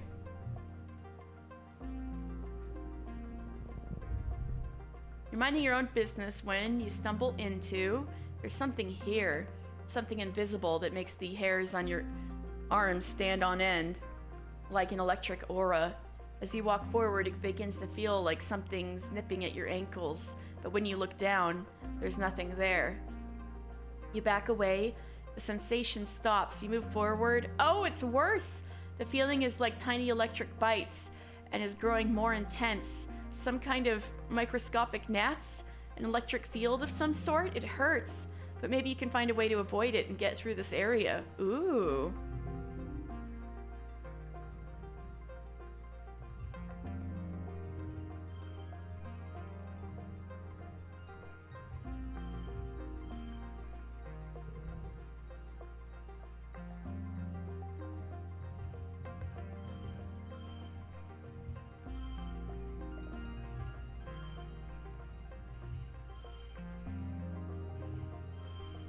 I just need 10.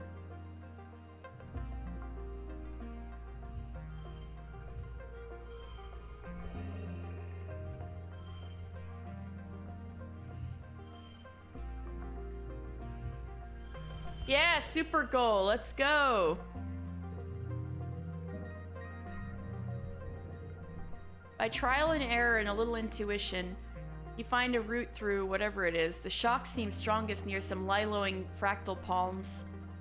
You can hear a humming from the palms and decide it must be some kind of natural electric field. Maybe to ward off animals like you.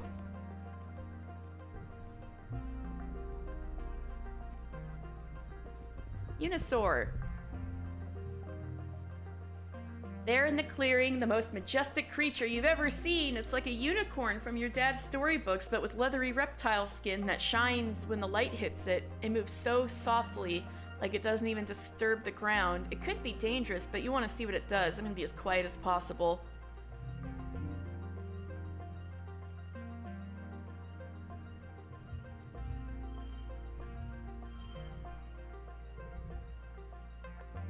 I'm getting so much better at the card games.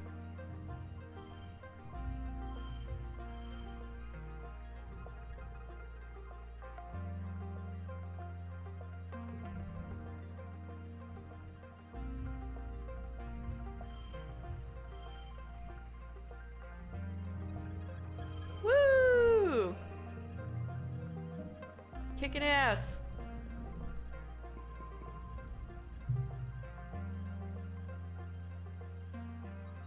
Oh right, it had like, even its pee was majestic. I remember that. Sharpens its horn against the rock, scored with marks from having done this before. Had a huge meal. Eventually curls up for a nap and you sneak away. This was so wonderful. Vertumna's a magical place. Like, oh, it's so majestic. Oh fuck. But hey, maybe I can save Uncle Tonin, but he's totally gonna catch me. Hi.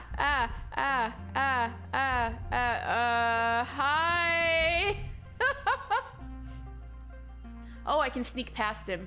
You spot Uncle Tonin, Chief Surveyor Tonin, that is, bumbling about preparing some automated survey equipment in a clearing. He's very cautious, jumpy even, but he's making a lot of noise. Every few minutes, he'll pause to listen and check his surroundings, then go back banging away. He shouldn't be hard to avoid if you don't want to get caught sneaking out. All right, I'm gonna sneak.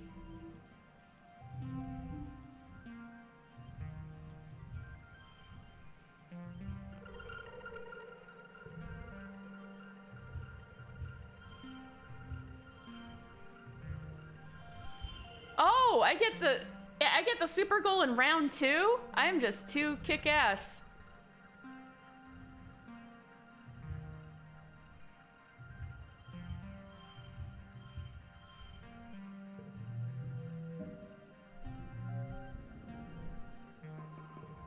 You sneak past Chief Surveyor Tonin easily, walking while he makes noise, and ducking down when he stops to check his surroundings. All right.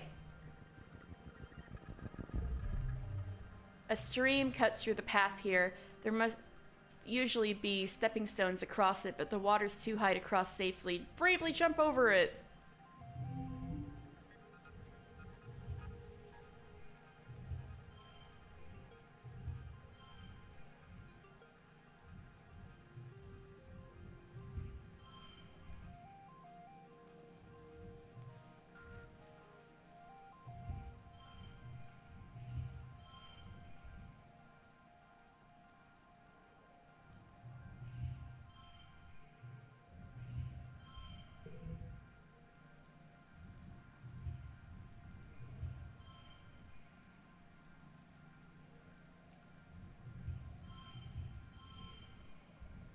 Alright, now I need to get at least 11 again.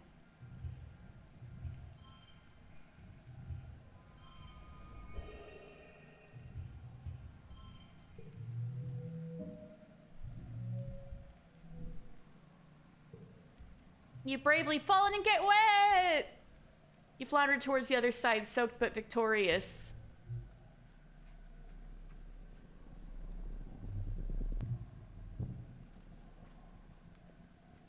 Can I get that blobber fruit over this way? I'm so small. There it is.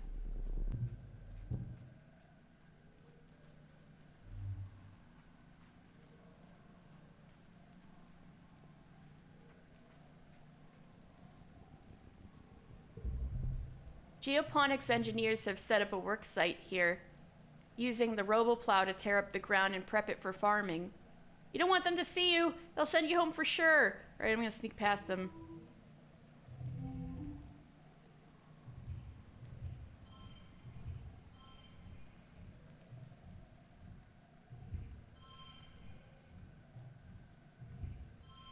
Wait. No, no difference. Okay.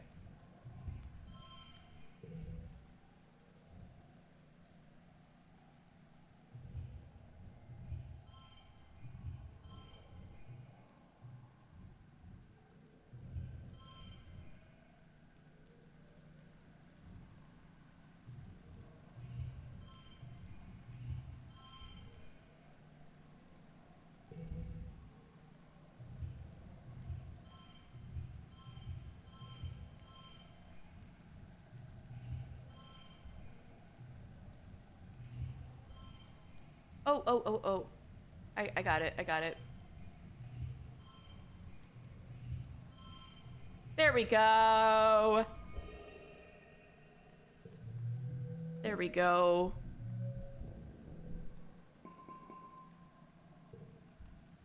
You skulk under the trees at the edge of their operation. The loud grinding of the roboplow hides any noise you might have made.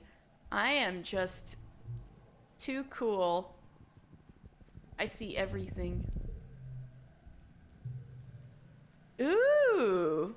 At the top of a rise off to the east, you think you spot someone watching you. They're dressed in black. Is that Dis? But they look way too tall to be Dis. Maybe another surveyor? You blink and the figure is gone. Damn! So, within the first year, Dis already knew, Sim. Hike over there and look for clues. Mysterious stranger. I'm on to you, Sim. That was fun. Sneaking out is fun.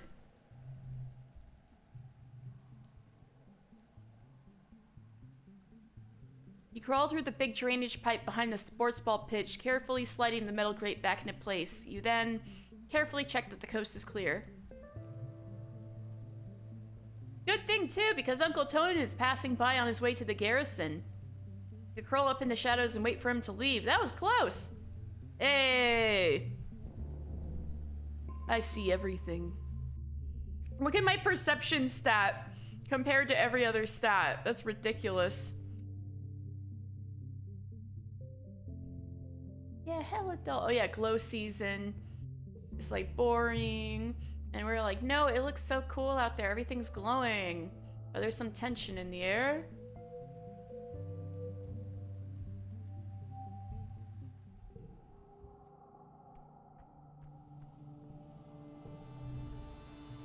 $18.19.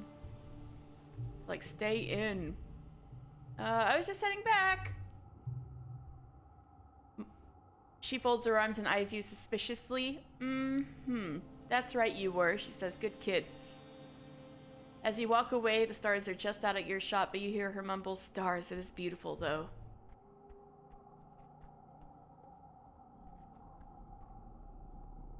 Get that crystal. Hi, Dis. Feels different. I don't know how, just different. You ask him what he means, but he just shakes his head and stuffs his hand in his pockets. Alright, I'm gonna go have a snooze.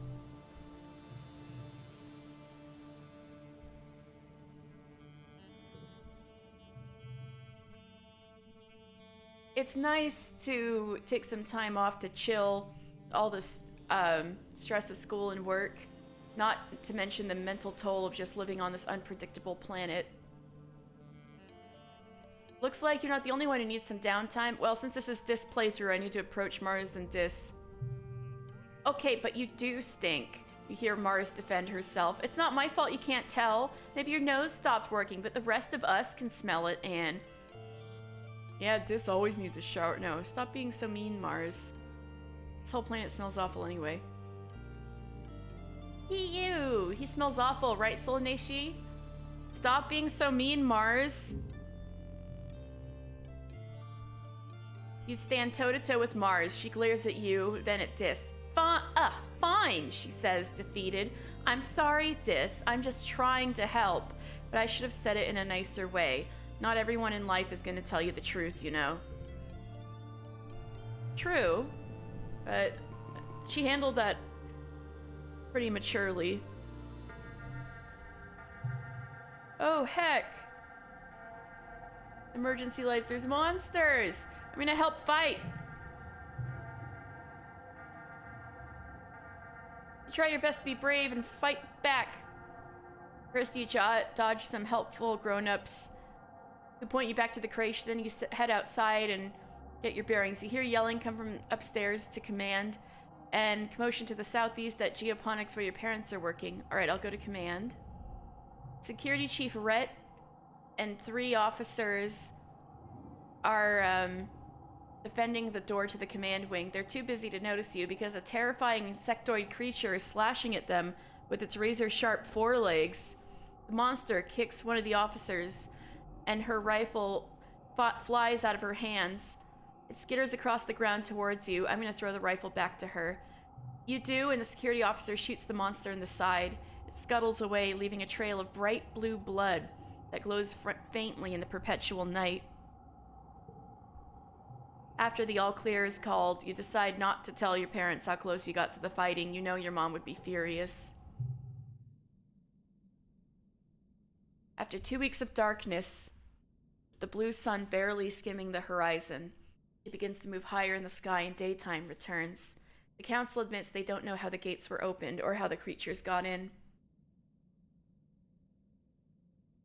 Some of the attacking creatures were once thought to be docile. Others were species nobody had seen before. It was like something had driven them to assault the colony. At least nobody was killed this time.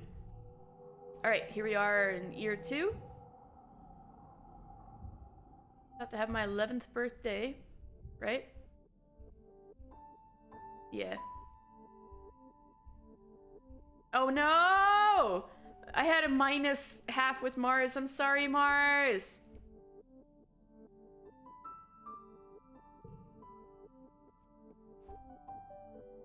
I know, are we really... She's half heart. Okay.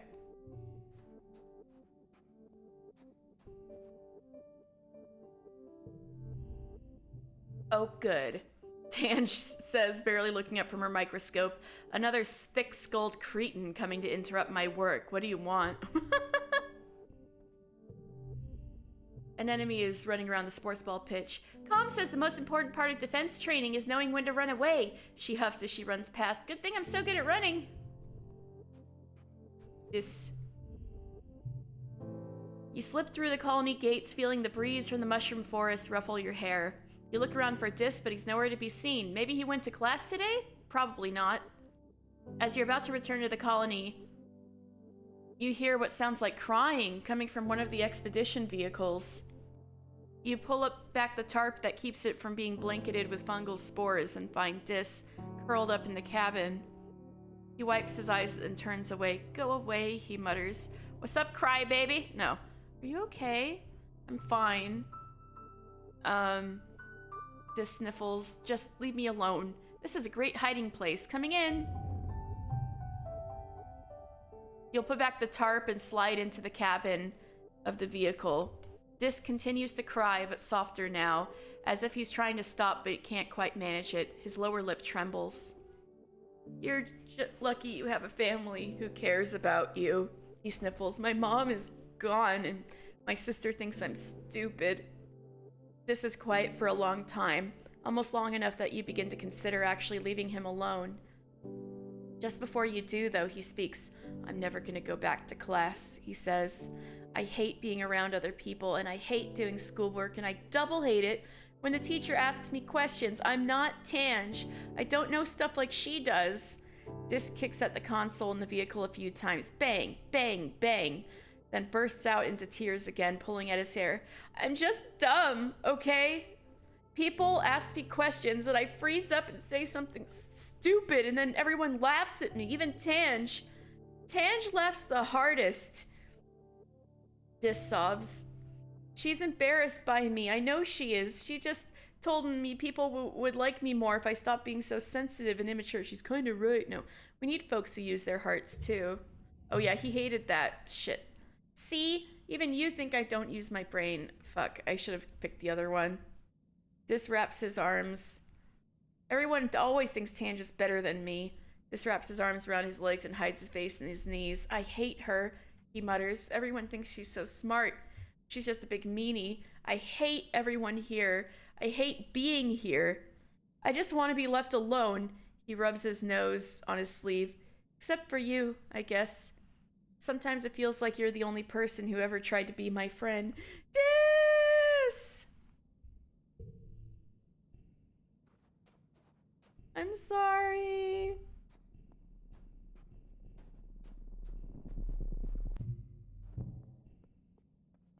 Okay. Let me, well, I have a physical up, so let me maybe go shovel some dirt.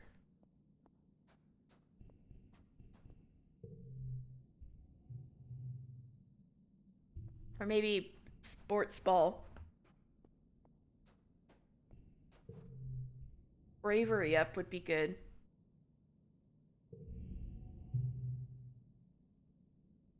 Okay, yeah, they're throwing logs, or I'm gonna choose an average one. Solanacy has made a fine pole selection, Cal narrates in a haughty voice, and has lifted it onto their shoulder. Next, they will approach the sprinting line and begin their run, tossing the caber before they reach the throwing line. Lift, run, throw!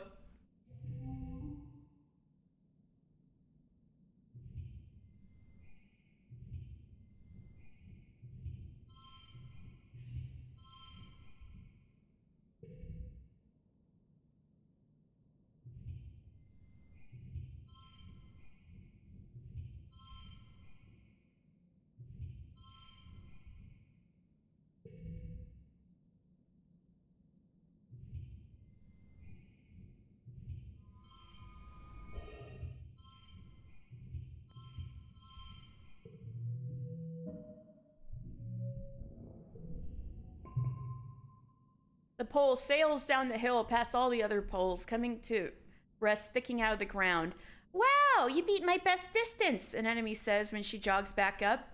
Players can't beat each other at mushwood toss, Cal corrects her, but they can only beat their own high scores. But you get 3 bonus points if it sticks out of the ground like that.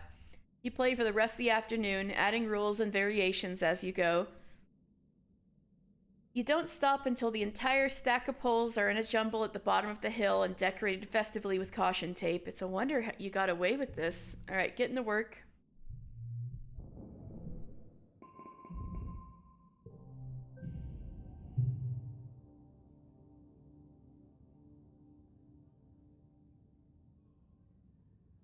Okay. So much has happened during the last month since the monster attack during Glow. The idea of the planet as a peaceful utopia has been shattered. Security squads are training new members and keeping close watch on the gates. They're reinforcing the walls with a few turrets. You have drills. And all the excitement you forgot today was your birthday. Your parents haven't forgotten. They wake you up with enthusiastic shouts of surprise! A Vertumnan year is only a little longer than a year on Earth, so you've taken up its calendar for birthdays. Yours is in the second month of quiet. Spark snow drifts slowly past your porthole window as you snuggle with your dad. Your mom climbs up too and sits on the edge of the bed. Aww. Your dad pulls a bowl of fruit from behind his back with a flourish like a magic trick. At least you think it's fruit. What are those? Bobber fruit! Your dad grins. The forager's been picking these just outside the walls. They might look funny, but they're tasty. Try one. The pulp is soft and tastes a bit like a lemon, only more blue. I bet you can't wait to join the surveyors out there. Who knows what you'll find? Solanace is not allowed outside the gates, your mom interrupts, her voice sharp. It's too dangerous for kids. Well, I know, but eventually, little do they know, I've been running around everywhere out there. But not now, your mom replies. Not since the attack. Not with everything we know is out there now. I saw the glow attack coming. Not delusions again. Your mom holds her head. Not this again. She groans. Solanace, you're too old for this. You can't live in your weird fantasy world making up stories to get attention. Mom, that's so mean. I don't think they're making it up, your dad says gently. Solanace has been through a lot.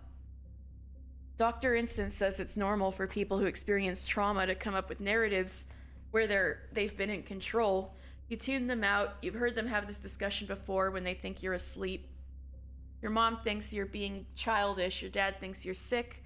No one ever believes you, and it only makes things worse. Even still, your mom says, it's clear that everyone should know how to defend themselves if it happens again. To be clear, this includes knowing when to run away, your dad adds. Security Chief Rhett's offering self-defense lessons at the garrison, you know, even for kids. If you're interested, you should drop in sometime. Your mom gives you a stern look. And I know your friend Dis has been sneaking outside the walls, she says grimly. If I catch you doing that, I'm gonna put a chip in your ear. You laugh. What a good joke. Your mom doesn't laugh. What, me? Never? It's probably not that dangerous. I'll do what I want. This argument does not win you any favors with your mother.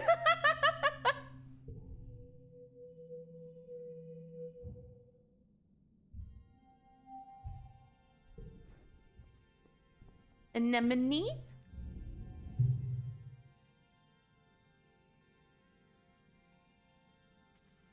Oh yeah, this is when we learn about her, they trapped it in my room. A bug she saw in her quarters had feelers like, whoa, boing, boing. Bugs here are so big and they're everywhere. I was gonna give it to Tange. She said I should just let it go because if it stung me, I might get weird mutant powers. I mean, other than the one I already have, I wanted to see if I got more mutant powers. So I started jumping around off higher and higher things, and I was jumping off the back of the ship. Got so much trouble. Oh, I busted up my knees. It's so itchy when my scales grow in. Annie, don't pick at it. But Mom, it's so scratch-tastically itchy. The more you pick at it, the thicker your scales are gonna grow in. What if I want to have cool scales? The rate you're going, I'm sure you'll be covered in them before you know it. No need to rush. Queue for the nano printer is over a week long, so I patched your pants with scraps from your brother's clothing. Please not. Yeah. Wah! Or like a really cool scar. Yeah, you get it. My pants are scarred, just like me.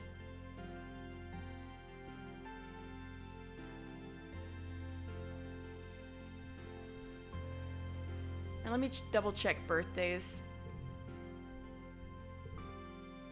Early dust, late wet, early wet, late pollen. Okay. I'm gonna do defense training. I'm gonna step forward. I'm gonna volunteer for a demonstration. The security chief doesn't scare you, or so you pretend. Rhett is like the biggest adult you know, and he's so intense. You step forward, and Rhett nods as he crouches down. Okay, he says, I'm a manticore, stalking through the forest. What do you do? Run away! There's a smattering of laughter among the other students, but you have to live your truth. If you see a manticore, you are out.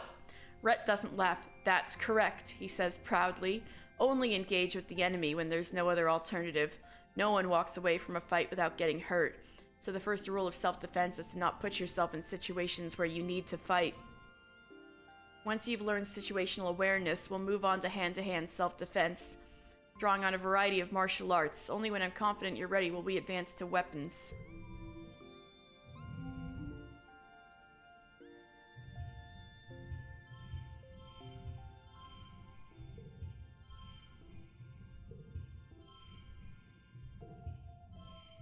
There we go.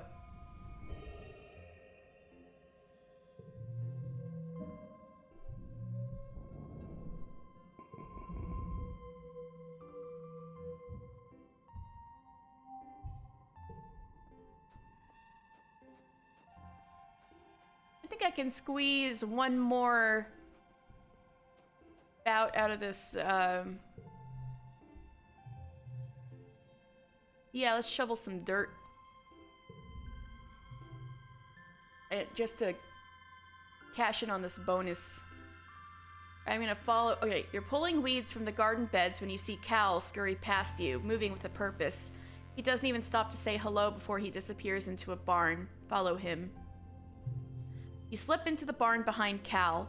He's so absorbed in whatever is broken in the broken storage box that he doesn't hear you. You can do it, he whispers. Come on, go, go, go. You creep forward, the barn door creaks closed behind you, and Cal jumps. Solanacy, he says, moving between you and the box. What do you need? So I'm remembering from a past life that this is his pet Socks. Is that Socks? Cal blinks at you in confusion. Why would I keep my socks in a barn? Whatever Cal's gonna say next is interrupted by a chirping noise from the box.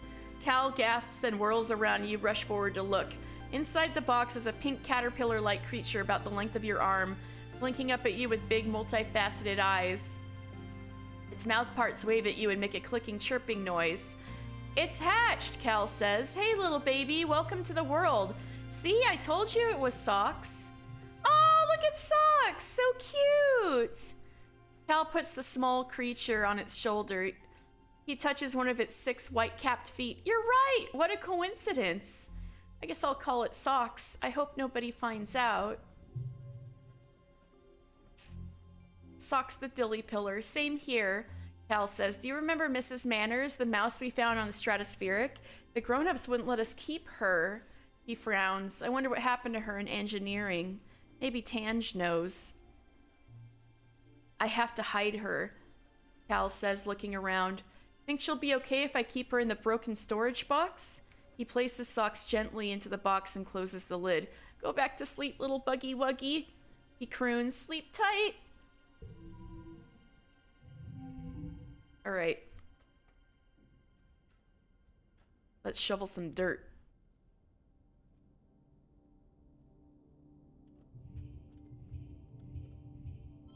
Let's rearrange these puppies.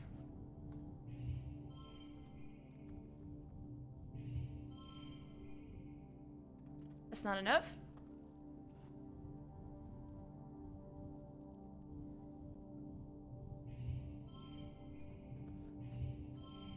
Well, it's just 10. Oh wait, I don't have 10 stress to spare.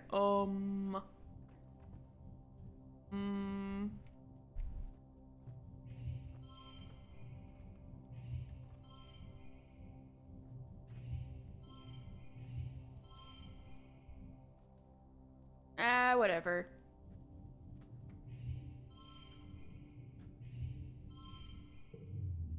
Not too big of a deal.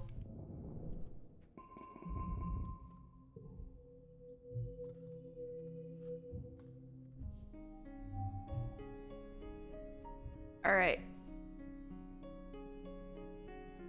Early pollen. Late pollen is Tammy, right? Yes, okay.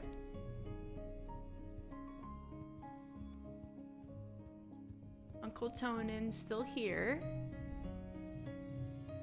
Okay. I gotta rest this month.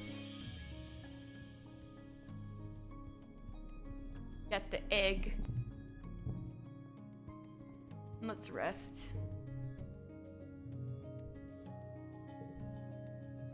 You split your time between watching holovids, listening to music, and studying for class. Occasionally, someone asks you to run an errand for them. You go on long walks. Overall, you spend the month relaxing and doing whatever you want, whenever you want. You really needed this. Hell yeah. I'm gonna forget giggling.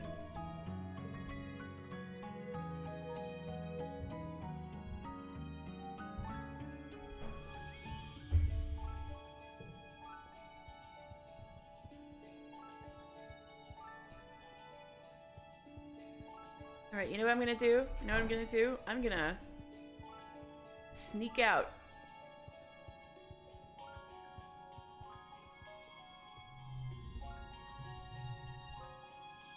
Let's see.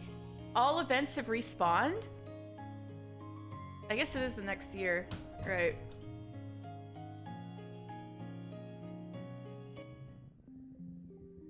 Whee!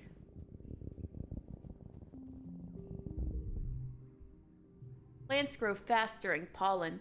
They've choked the path here and you can't see an obvious way through. Push your way through the plants. Well, good thing my perception is, like, incredible.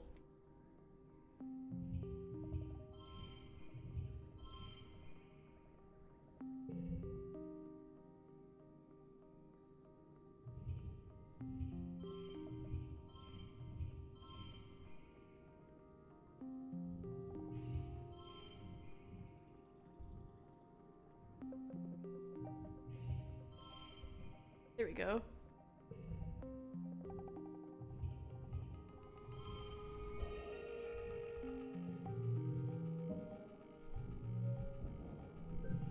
You find a good stick and whack, whack, whack your way through the tangle of new growth. Take that, nature. Getting lost in the fog.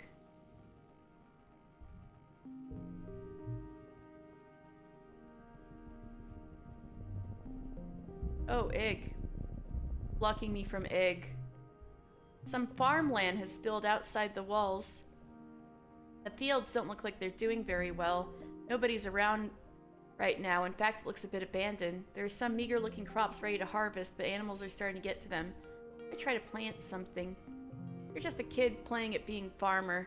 You mess around for a few hours planting some things that look like seeds, but it's unlikely any of them will actually grow here.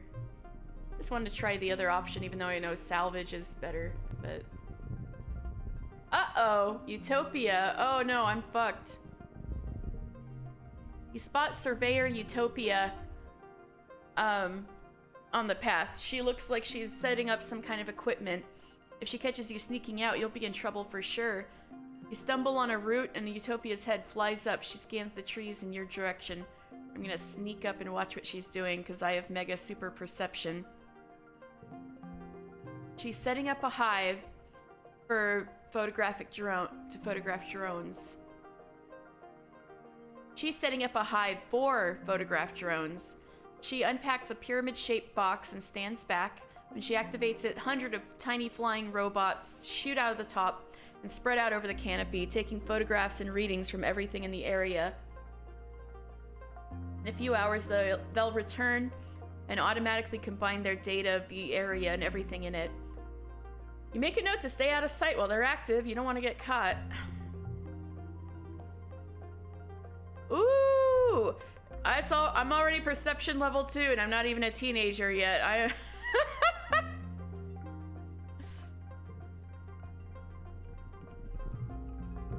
What's this out here?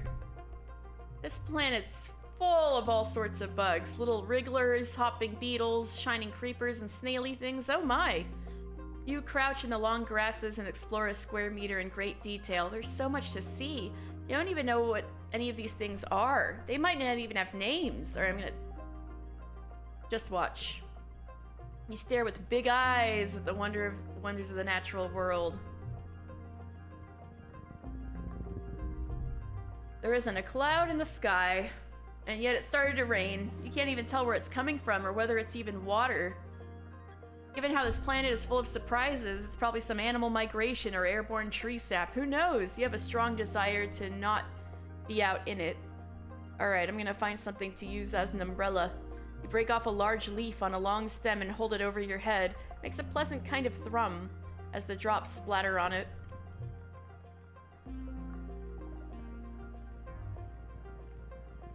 Ooh. Popeye boss. You hear a sad hiccuping sound and follow it to find a sick Popeye. Whoa. It's hunched down low, its foot completely nestled under its body and shivering uncontrollably. Its enormous eyes roll around in confusion and fear at your approach. Take it home with me.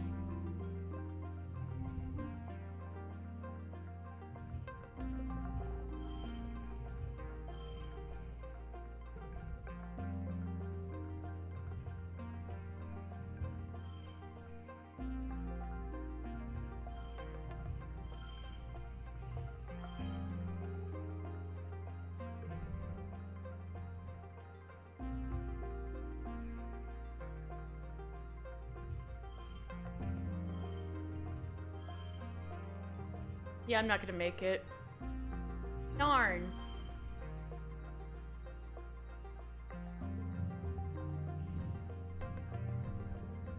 You clumsily try to grab it, but the sick hop-eye peps up, kicking weakly and biting. You drop it. It lurches away into the bushes, whimpering, and disappears. The added stress you put it through can't be good for the poor thing. No! Poor baby! I'm sorry! No!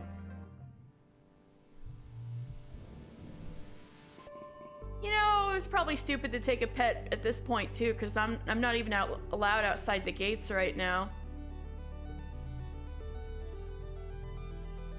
You're finishing breakfast in the common area when Marzipan struts in. Look at you, eating cereal, she says, turning her nose up at you. I bet you don't even know what day today is. It's Valentine's Day. No, you dummy, Mars starts, then pauses and gives you a suspicious look. Wait, what did you say? Well, anyway, today, she announces to the room, is St. Valentine's Day. Dis and Tammy wander over to hear more. Back on Earth, Mars explains, it was a day when everybody had to give their best friend a gift, especially sweets. And then you put the sweets under your pillow and it makes you dream about who you're gonna marry. And there are decorations of hearts and arrows and pigs. Tammy cocks her head. Why pigs? Before Mars can answer, Dis snorts, this is dumb. Marzipan just made it up to get free candy. As he leaves, Mars shouts back, well, nobody was gonna pick you anyway. You stink. I know who my best friend will be. Mars bats her eyes jokingly. Oh, really? Who could it be? She asks playfully. I'm gonna tell all the other kids about it, Mars says. So you go around and find your best friend and give them a gift. She points her finger at you. Make sure you do it by the end of the day or it doesn't count. If too many people want to be my best friend, she adds, I'll hold tryouts for the position. It's only fair. She tosses her hair over her shoulder and laughs. Well, of course, it's Dis. You find Dis, watching the jungle through a gap in the fence, kicking the dirt with his toe. He's quiet when you walk up. He must be in one of his moods. Watch with him. You sit and watch the jungle with him for a while. You ask if he sneaks out here often. Dis nods quietly. A few times, yeah. There's a way through behind the garrison building. You both sit in silence again for a long while until he breaks it by saying, it's really nice out there. Want to be best friends to annoy Mars? You explain that, of course you aren't taking it seriously, you just think it would be funny. He looks at you and shrugs. Sure, I guess, he says, then looks back out at the forest. It is kind of funny. It's a stupid thing anyway. Success!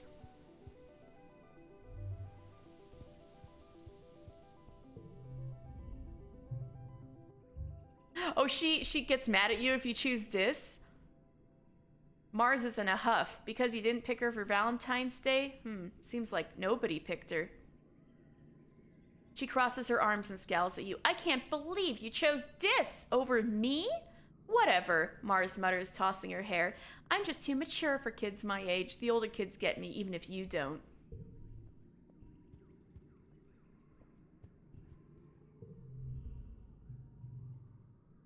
Tammy is sitting in the lounge, quietly looking out to the window at the colony. Everyone is so busy doing important things, she remarks. Working in the creche is pretty hard work, but antecedent makes it look so easy. It almost feels like playing. Perform a random act of kindness. Ooh, cake. You start simple. You give Tammy an enormous hug, sharing the love. Tammy gets a lot of hugs, but you make sure this one feels special. She hugs you back, wiggling back and forth happily. She's surprisingly strong. Thanks, Solanace, she says breathlessly as you squeeze the wind out of her a little. I really, really needed that. Oh, before you go, she adds, and produces a box with a slice of cake from the folds of her skirt. Do you want this cake? They're so fun to make, but I need someone to help me eat them. I'll make another one for your birthday if you like, and we can trade hugs for cakes again. And well, you know what? It's her birthday, so I'm gonna Hopefully she doesn't notice it's the cake she just gave me, but... A birthday cake! You remembered! She insists that you share it with her, but sets a large slice aside first. Hey, cake is Cal's favorite food, she explains. So I always have to save him some. He loves cake all the time. Not just on birthdays, and, well, anything you can eat, really.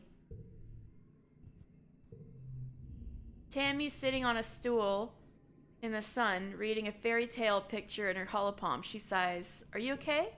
I'm okay. She hesitates. It's just that. Look at all the pictures of these princes and princesses. The princes are always the taller ones, but I'm so big. I'm even taller than Cal. How can he be my prince if I'm bigger than him? Come on, Tammy. It's true. Tammy is the tallest kid you know. Taller than the boys, and even Cal, who is a year older. You know she and Cal are close friends, but you never thought of him as her prince before. He'll catch up. Being tall is awesome. Being tall is awesome, Tammy.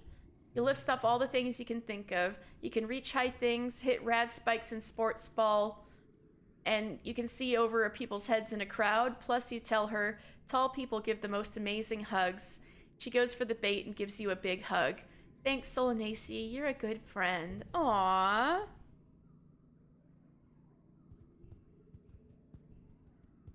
Alright, so today I've got to rest.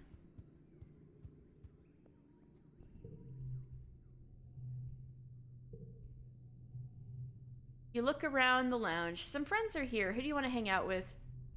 How about Anemone? I haven't chosen Anemone yet. Hey, friendo! Anemone says, I was just gonna get out of here, but you can come with me. I'm gonna play some sports ball. So much for relaxing. Anemone grabs you by the arm and marches you to the sports ball pitch, where she strikes up a game of sports ball that is not strictly regulation. You make up your own rules, even roping three of her younger brothers into playing. They're young and they kind of suck at stuff, but it's still fun.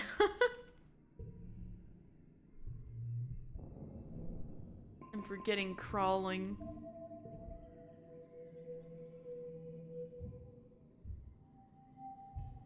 Early dust. So it's an enemy's birthday. Cool, thanks, an enemy says, taking the egg. I guess it is my birthday this week. I kind of forgot.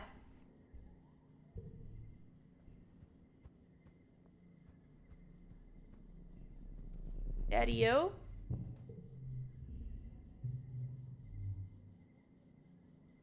Dust is such a dry, hot season. Both suns are high in the sky, baking the usually lush Vertumnan jungle. There's a breeze that's warm, and you guessed it, dusty.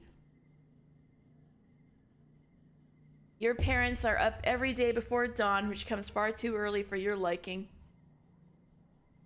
They're usually gone by the time you wake up and home after you've gone to sleep.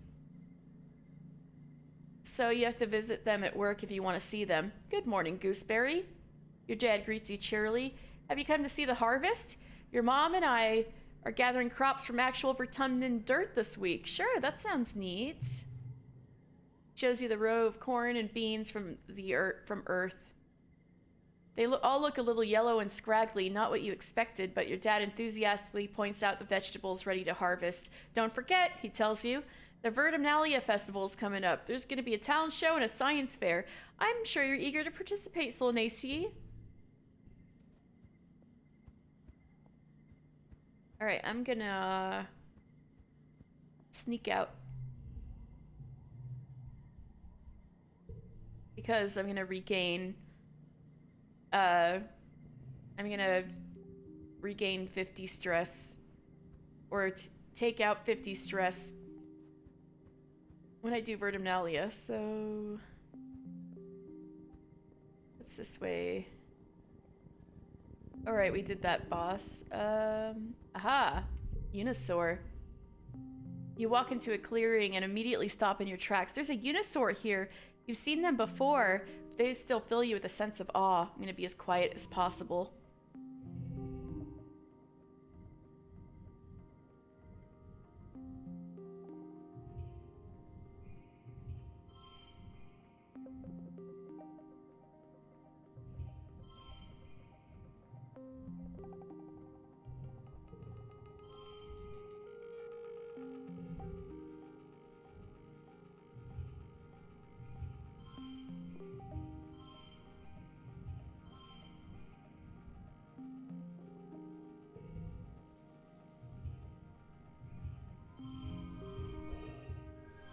Yeah, super goal. Let's go.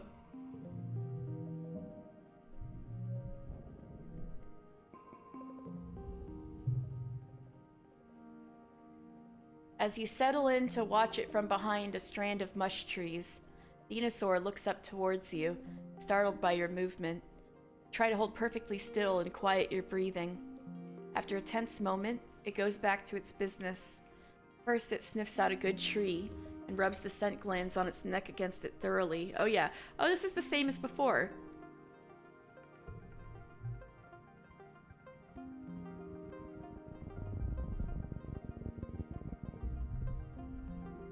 Hey, it's Sam! As you come to a bend in the path, movement catches up to the corner of your eye. There's something on top of a nearby mushroom-capped tree. You can't tell what it is, but is that a person? Someone is peering over the edge of the mushroom cap above you. You can't quite see their eyes, but you get an impression of long dark hair and an enormous mocking grin. I wouldn't go that way if I were you, they warn playfully. They have a deep musical accent that you don't recognize. A stranger? That's impossible. You're the only people around for thousands of light years. And what the heck is he doing out here? You feel a chill go up your spine. Alright, I'm gonna find another way. Oh, I have to ignore him? Wait. You remember the warning, though. Are you sure you should go that way? Why not? You start to ask why, but he disappeared over the edge of the mushroom cap. You shout, but there's no answer. You can't even figure out a way to get up there. Can this guy fly? Or is that just a mirage? You think you might be seeing things. Alright, I'm gonna continue. No. You've met everybody on the stratospheric. That must have been some kind of animal, one that looks like a person and sounds like a person. Maybe it's displaying tricks with his voice, or maybe you're seeing things. You round the bend and regret it immediately as something long and thin slaps against your face. Another whack across your back. As you spin and face your attacker, whap whap! 2 slaps to your shins send you reeling. Whatever's attacking, you can't see it. You fall to the ground and cover your head with your arms in defense. Nothing happens, just silence. When you look up, there's no attacker, but the plants all around you are flattened to the ground. They're long purple reeds with knobby bumps at their bases. As you watch, the reeds slowly start to bend back upright. You poke one experimentally and it slaps back down to the ground, stinging your hand. Attacked by grass. How embarrassing. You decide to call it slap grass. It's so cute. He knows like the grass is gonna smack you. And Sim's all like, I wouldn't go that way if I were you. It was so cute. You come across another cluster of mush trees. They're not fully grown yet, but they're still pretty big. It might be good to harvest them before they get all gross and mushy during the rainy season. If you were older, you could probably cut them down and get some kudos for them. Give them a friendly pat. You like the mush trees. You give a pat and are surprised when it moves under your hand. It's not a tree though, but a camouflaged creature lying across the trunk. It's small and looks like an octopus or a starfish. Lots of long legs wrapped around the tree like it's giving it a hug. Egg.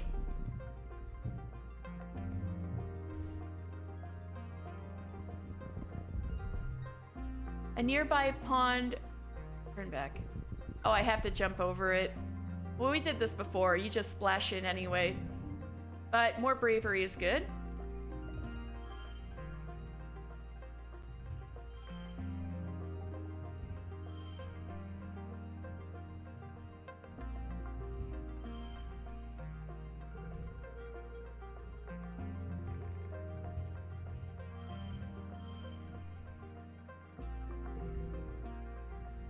All right. Super goal, let's go!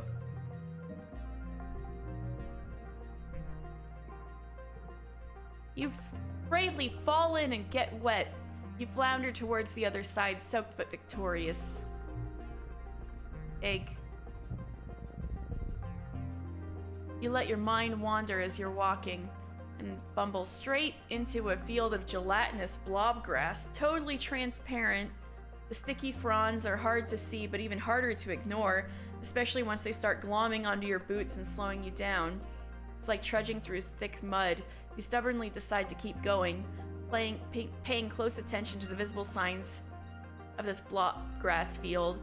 And there aren't many, just an absence of other vegetation. I'm gonna look for a path through it.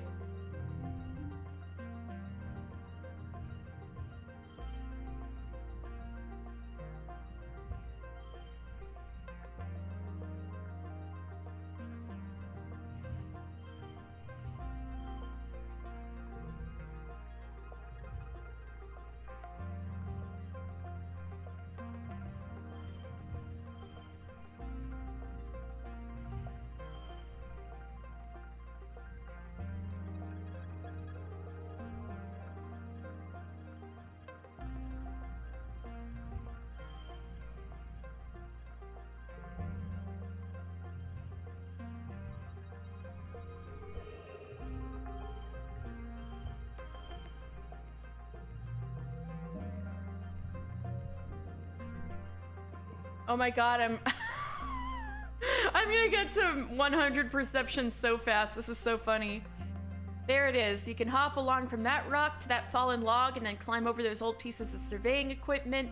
You get through the villainous blob grass. You spend a bunch of time on it though, and it takes some tricky balancing. It's tiring.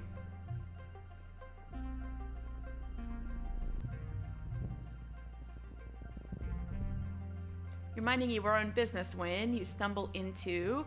It's so hot! The two suns are beating down on you. The ground is cracked and parched. And so are you. Ahead is a long stretch with no trees. Just the merciless heat of the sun scorching the ground. I'm gonna look for a shady route through it.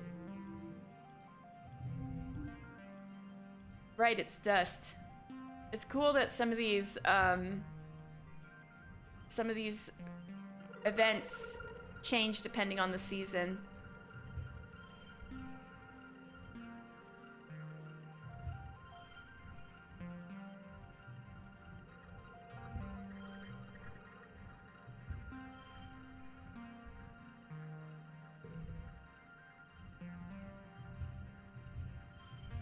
Oh fuck! No, I didn't mean to do that. Shit. I can do 13 though.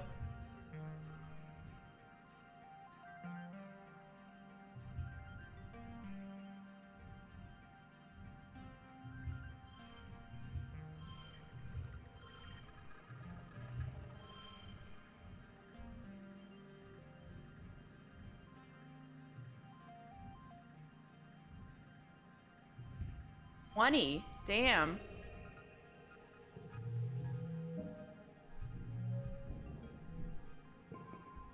You spend some time going the long way around, taking shelter under some mush trees. Still sweltering in the shade, but it's not as bad. Now I gotta go.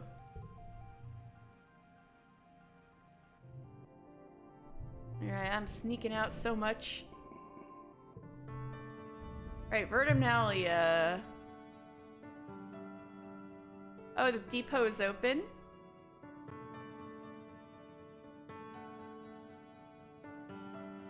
We're domesticating wildlife.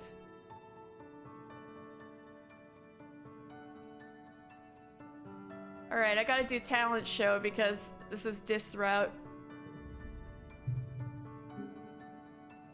Dis and Mars are your competitors for the talent show. Mars is a shoo-in for winning with her jazzy, high-energy dance routine, so all eyes are on Dis for daring to compete against her. Dis stands on stage and clears his throat, then gestures with his arm. From his hollow palm emerges a projection of a ventriloquist dummy. He sits it on his lap and launches into a comedy routine, speaking through the doll with zero filter. The judges all howl at his impression of Chief Engineer Instance. Oh boy. But the crowd favorite by far is Administrator Seek's thin, self-important voice coming out of the doll, imperiously demanding that not everyone have perfect scores. They have to be rationed appropriately. Dis looks flustered by all the attention, but proud as well. He bobs a little bow before leaving the stage to raucous applause. It'll be a hard act to follow. What do you do? Aww. Ooh, magic act or hoverboard board tricks? Let's try a magic act.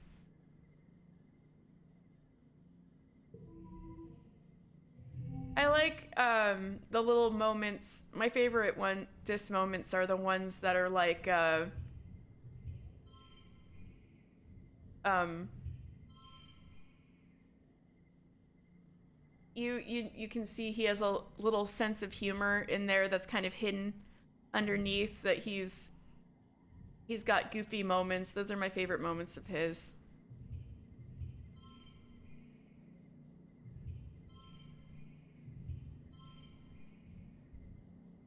Oh god.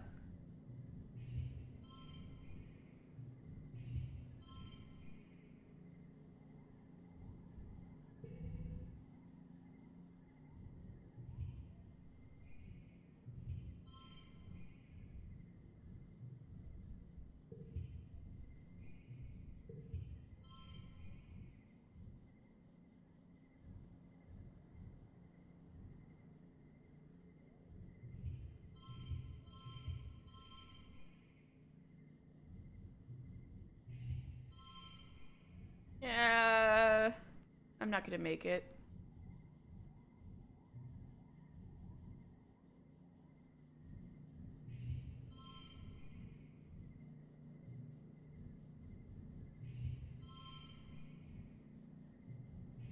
22? All right, I'm getting a little closer, but I don't know if I can make up 11 from this. I mean, I could redraw, but I don't think it's that important to win right now.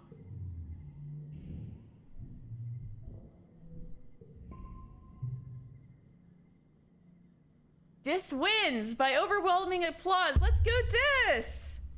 Dis just shrugs and smiles awkwardly. He didn't mean to win, so he's uncomfortable with the attention. Mars, on the other hand, is livid. I worked on my routine for months, she cries, and refuses to shake his hand.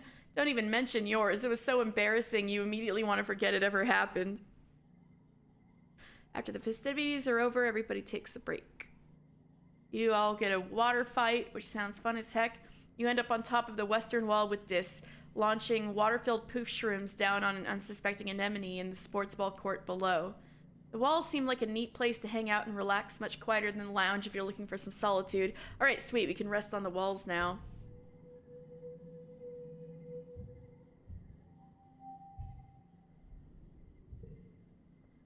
Alright. Did anybody else have a Dust birthday? Late Dust. Alright, so next month is Cal. Okay.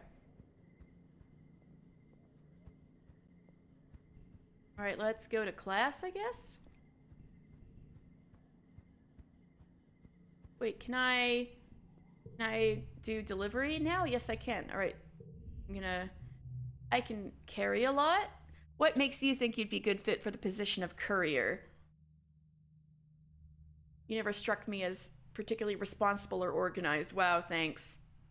I can carry a lot? Strong for your age, maybe. Lucky for you, you're the only applicant this week. You've got the job, for now, anyway. They use their elegant stylus to note this on their holopalm. Come back in a few minutes and you can help make deliveries. Yes, there will be kudos in it for you if you do it correctly. Alright, let's deliver supplies.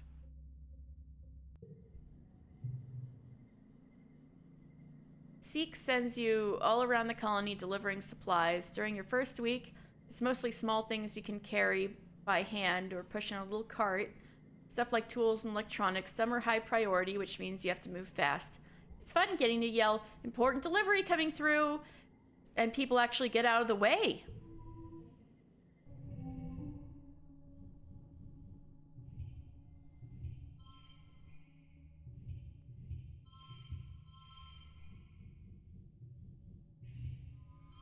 There we go.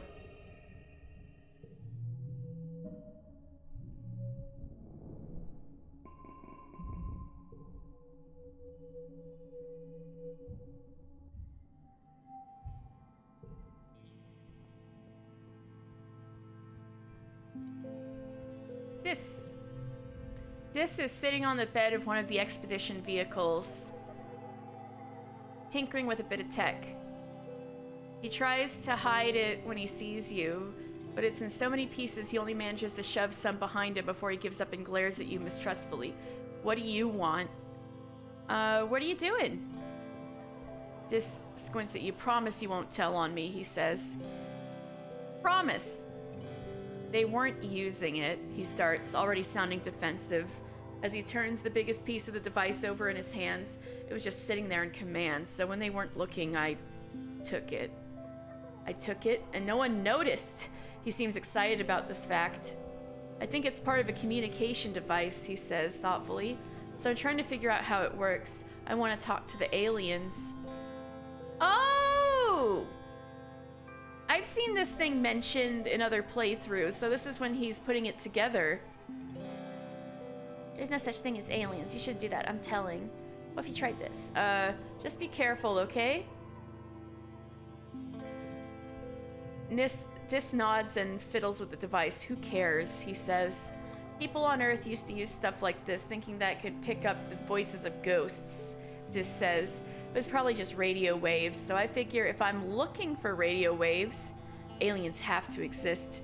He continues, quietly but with great conviction. They have to. You can't have this much life on the planet without some of it being smart like we are. Well, I have evidence that he's already met Sim, so he would know that for sure, unless Sim is trying to, like, pretend he's a person. He sighs. I just want to talk to them, he says. Maybe I'd fit in more with the aliens than I do here. You should make some real friends. But you really don't fit in here. Wow, anything is possible. Anything is possible. Dis nods and looks outward to the mushroom forest. I know you're just trying to be nice, he says quietly. Even if you think we're really alone out here and you're just lying to make me feel better, it's still nice. I'm not lying to make you feel better. I've met the aliens in previous lives many times. Alright, it's Cal's birthday. Let me give him some food.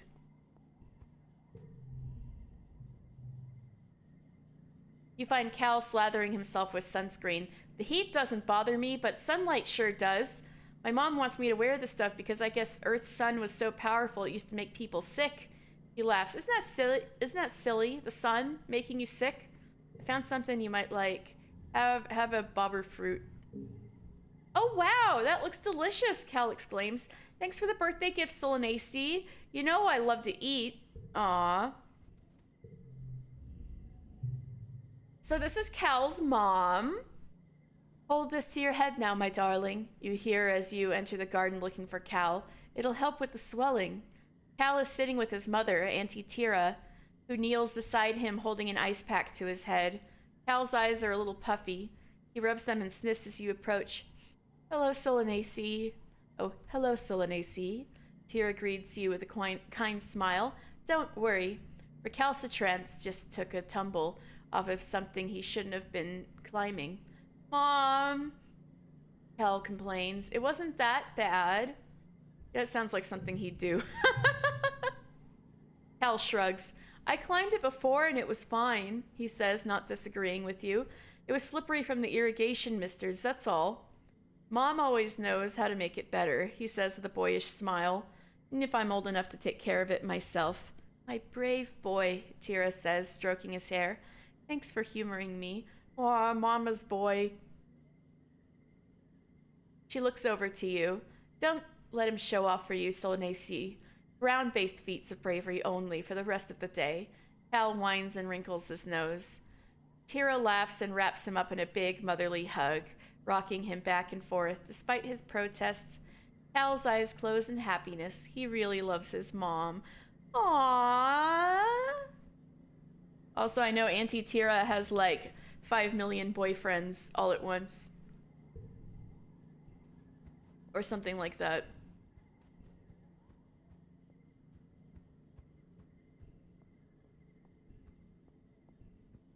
Alright. Should I give maybe I should give people extra gifts and not just on their birthday. Maybe if I have extras of what people like. I don't really know who likes bobber fruit except for Sim and Cal extra eggs, but I think it's too soon to give an enemy another present, I'm pretty sure. Let's see. Anemone?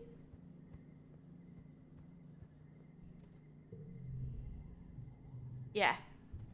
Okay. Then I'm going to...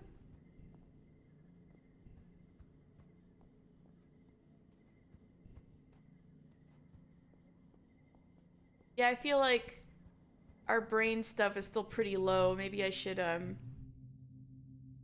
do humanities again. Screw it. Oh, creative writing again. I'm gonna write about climate problems. Mars wants to write about Earth's lush forest and deep jewel-like oceans, but you stop her. Wasn't Earth basically on fire when your parents left? You decided you should spend extra time researching how things really were. You've heard the basics from congruence. But what was it actually like? You ask her for all the information she has on the ecological collapse of Earth. Well, congruence replies, first, carbon emissions trapped the heat of the sun, which raised the global average temperature. You ask her to stop so you can look up carbon emissions. Then she continues.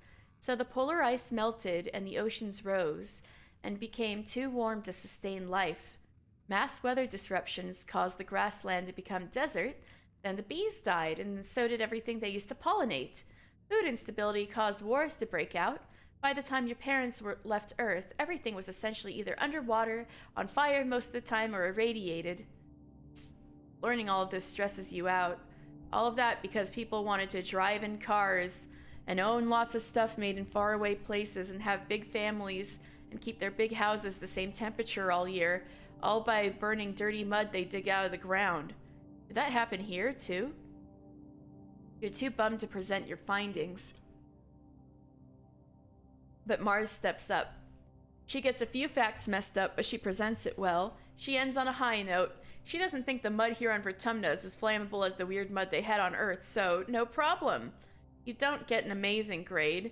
Mars accepts this with grace, but still thinks you would have done better if you'd gone with her idea.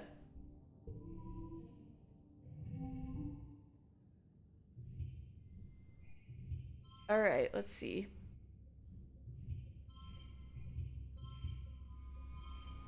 Alright.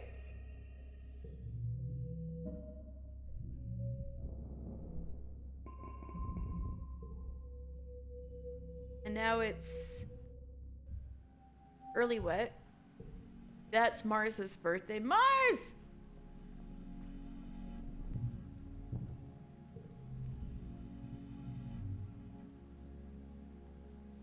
Alright. Crystal. Ha! Mars laughs, taking the crystal and turning it over in her hands, inspecting it. Well, I've had better birthday gifts this year, but I admit, this crystal is pretty fabulous. I'll add it to my collection. Alright, and then... how's this doing? You don't see Dis at first, but you do hear rustling, followed by a screech of metal on metal. After a few minutes of looking, you spot Dis placing large rocks in front of a piece of corrugated metal leaning against the wall. He stops and looks at you. You didn't see anything, he says, going back to covering up his tracks. Dare you to eat this worm? Oh yeah? Dis counters, well, I double dare you to eat a worm. You can't just turn down a double dare. You're no meek little hop-eye. Slimy, unsatisfying, very, very gross.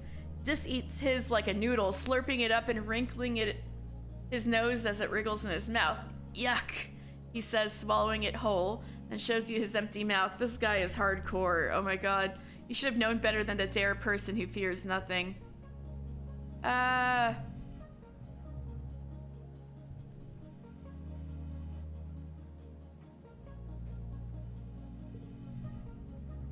Your mom blinks at you like she hasn't seen you in a while. Wow, you're getting big, she mutters, shaking her head in disbelief.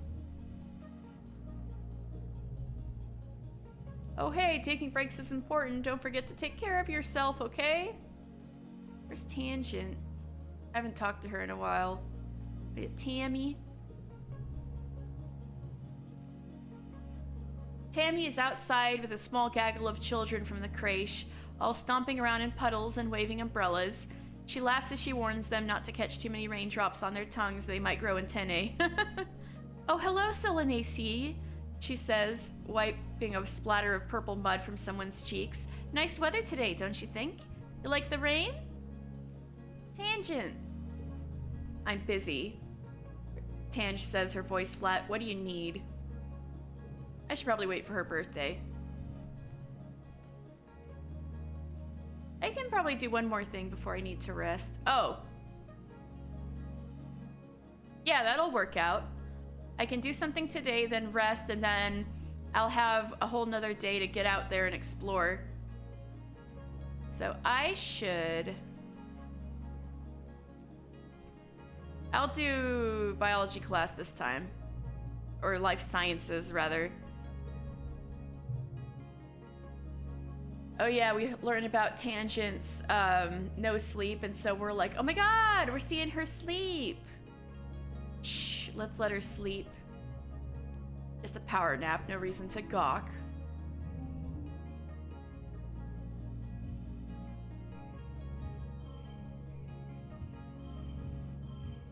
Oh, come on. There we go.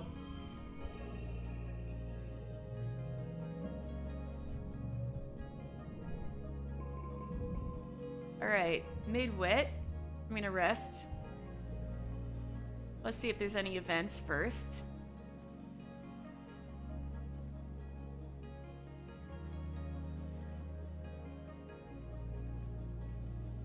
Alright, let's rest on the walls. Hey there, kiddo. I'm brave enough.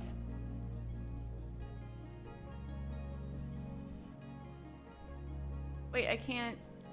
Oh, right. I need to go over here to go on the walls. Right, relax on the walls. After the first attack on the colony, they added lookout towers to the walls. Now you have a place to hang out if you don't feel like working, and because it's all the way up here, no adults are going to come and ask you to run any errands for them.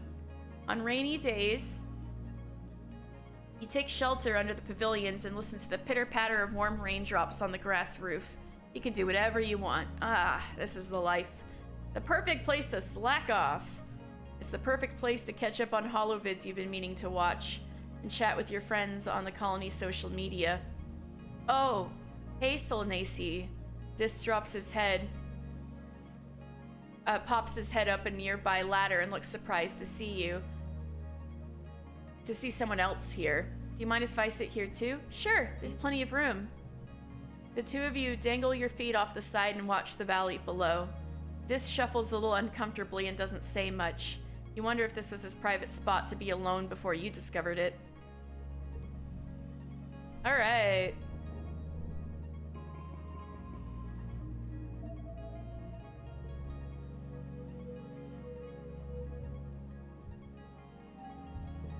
Right now it's Tangent's birthday.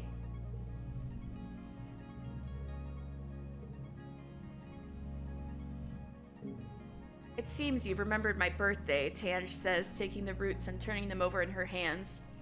Her lip curls in distaste at the dirt that still cling to them. How thoughtful of you. I have much to do today, but I'll set these roots aside to analyze later. She turns to walk away, then remembers herself. Thank you, she adds, almost as an afterthought. Dis sits before a collection of rocks, grouped by color and texture. As you watch, he takes another rock from his pockets and stacks it with its kin. He looks up at you. What? He says flatly. You've never seen rocks before? Does this interest you? I don't know if he likes any of these things. Egg? Dis blinks owlishly at your gift. Is it my birthday? I almost forgot. I hate it when people make a big deal about my birthday, but this is nice. Thank you.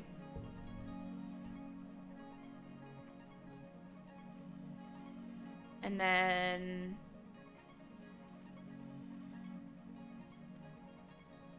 Right, I'm gonna go out. But maybe I can go out legitimately this time. I'm brave enough for... Alright, you step cautiously through the colony gates. Hey there, kiddo. Uncle Tonin blocks your way with a smile. I'm afraid expeditions is off limits for now. It's not safe out there for kids. You better toughen up so you can join the squads when you're older. I'm brave enough. Well, so you are. Uncle Tonin exclaims, standing back to admire you with pride. You know, I say you might be having a growth spurt, Solanace. They'd better watch out for you on the sports ball field. Listen, he says, I can see that you're a tough cookie, and I'd love to have you on my surveyor team in the future. You'll have to wait a few more years first. Come see me when you're older, okay, kiddo? I hope I can see you when you're older. I'm not sure how to save you. Dejected, you drag your feet as you walk back through the gates to safety. While there is still Dis's secret way out through the drain pipe near the garrison, the adults won't let you visit the Valley of the Vertigo or the subaqueous swamps or the other cool places older surveyors get to go to yet. You can still sneak through there just to explore just outside the colony walls, which is what I'm going to do today.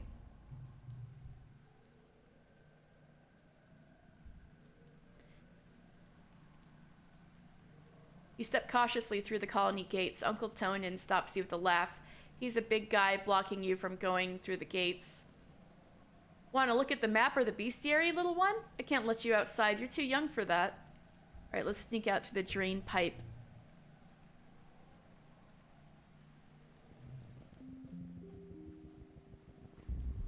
Let's see how far we can get.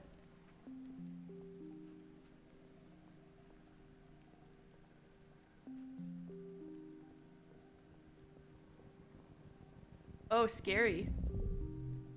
You hear screams from just over the next bluff. Human screams. Oh, shit.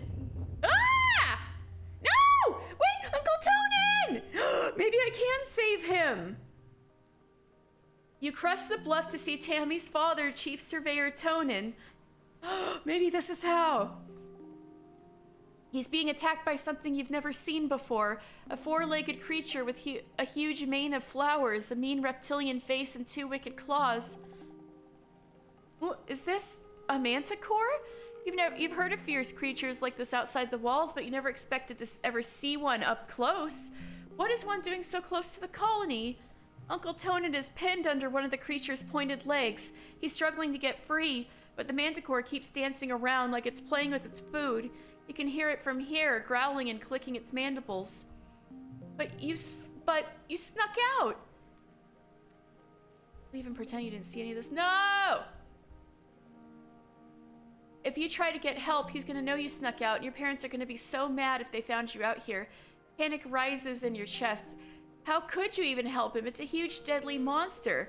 Right, I'm gonna try to distract it. You hide behind a tree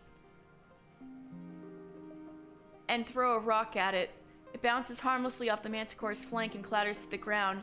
The manticore is undisturbed, which is more than you can say about yourself.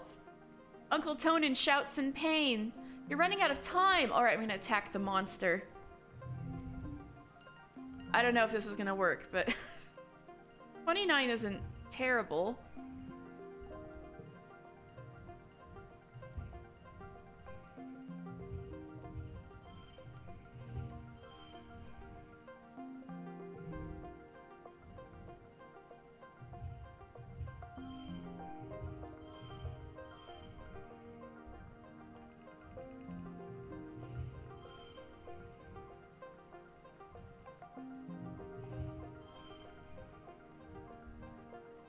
All right, I just need 11.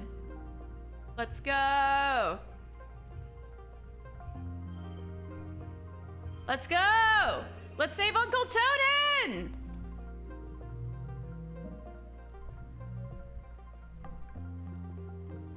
You break through the tree line, yelling your battle cry. The manticore looks up from terrorizing Tonin and decides you could use a bit of terrorizing yourself. It roars. A deep, angry sound you can feel liquefy your guts. With literally nothing on you except the few rocks you could pick up from the clearing, you manage to piss off the ferocious manticore enough that it decides to go after you instead. Or maybe it just thinks it'll pick off the smaller, more tender prey before coming back for the main course. Either way, it leaps off of Uncle Tonin and starts towards you. You're about to engage with it in the most one-sided battle of your young life. You smell a crackle of ozone in the air, and the manticore howls in pain. Uncle Tonin! You must have distracted the manticore long enough for him to get it to his plas rifle. The manticore turns and flees, and you run over to Uncle Tonin's side. Solanace! He gasps. I don't know why you're out here, but I'm glad to see you. Delusions? Hello again, Elia. Together, you manage to limp him back to the gates. He'll be fine after an afternoon in a med bed, which is a relief, but you're even more relieved when you don't get in trouble for sneaking out. You don't know what he told your mother, but it was a miracle that you weren't grounded for life. We saved Uncle Tonin! Oh, I was not able to do that even last playthrough, so yay. We saved Uncle Tonin! Chief Surveyor Tonin has come to your quarters to personally thank you for saving him from the Manticore. Ever since he returned, Tammy's barely let him out of his sight. She stammers out her thanks as well. If it weren't for you, she'd be an orphan. They both owe you a great debt. Tammy, Tonin, I saved both of their lives! Oh my god! I'm stepping down as Chief Surveyor, Uncle Tonin says. I think it's about time I take up a job inside the colony walls. I wasn't built for a life outside a ship, I think. He squeezes Tammy's hand. Someone like Utopia has the youthful reflexes to stay safe out there in the jungle. She'll do great out there as the new Chief Surveyor. For that matter, so would you, he continues. I know you weren't supposed to be out there, but I would have died if you weren't. That has to count for something. When Utopia offers you a spot in expeditions, you should take up her offer on it. Aw shucks, it's no big deal. You'd have done the same. Tammy presents you with a basket of cookies. She's written thank you on each one in flowery writing. Ah! Oh, Tammy! She wrote thank you separately on every single one. Uncle Tonin, smile! Tonin holds his hand up, brushing you off. Because it was important to me, he says. Because of you, I'll be able to see my little girl grow up. Ah! I saved them! It was worth it! I didn't realize that would immediately end my trip out there, though. Did I save them? Okay. A free gift to Anemone. Whoa, this egg looks tasty. Wait, I can eat this, right? Okay. Let's take a... Wait. Oh, I'm doing pretty good, actually. Let's do something, then go to class, maybe.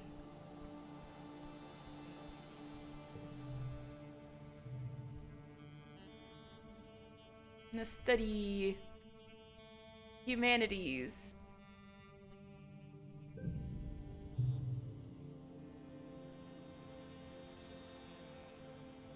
Hal has been called away for a council meeting, so Congruence is filling you in. She tells you that today you'll be learning about the history of capitalism on Earth. You mean why humans used to have nice things, now we just eat mashed trippet and soy cakes? Mars says smugly, please. Earth humans might have messed everything up, but at least they had style. Ever patient, Congruence ignores Mars's contribution and projects a holovid into the classroom. A solemn woman in weird clothes identifies herself as Haven Constance Odenheim, an educational designer for the Vertumna Group, and tells you that the following experience has been created specifically to teach you, the third generation of the group, about the largest contributing factor in Earth's destruction, capitalism. You and the other students exchange weird looks. You spend the day in an interactive experience that covers the history of capitalism, from market feudalism to its transition to colonialism, then its major phases like industrialization, mass production, and corporatism. It ends with a discussion about how it collapsed in the late 21st century as wealth inequality and environmental concerns finally weakens its hegemony along with the planet itself. Sounds horrible. The educational experience tells you that, despite being regarded by many as simply an economic system, capitalism had been responsible for more violence on Earth than any active war. From its very beginnings, as the colonial powers spread mercantilism across the globe, it required a constant supply of people to exploit through any means necessary. It took centuries for people to realize how horrible capitalism was, once people could no longer hide from its racist, colonialist history. You're partway through the lesson when Cal realizes the parallels, but we live in a colony, don't we? Aren't we colonizing for Tumna? Isn't that wrong? Of course not, dummy. Mars reasons, there aren't any people here to take the land from, just a bunch of animals. Maybe we should have stayed on Earth. Tange looks up from where she's taking notes on her holopalm. Were you even paying attention? She scolds you. Our parents might have died if they stayed there, and then we wouldn't have been born. You try to make the argument that if your parents had stayed, there's a chance they could have made Earth better again. No one is impressed.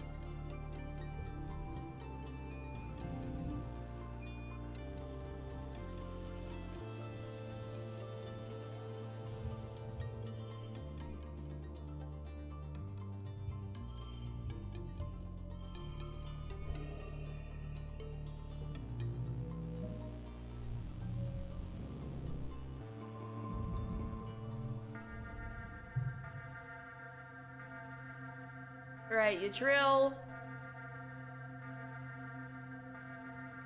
Attack is still coming. This glow's starting to wane.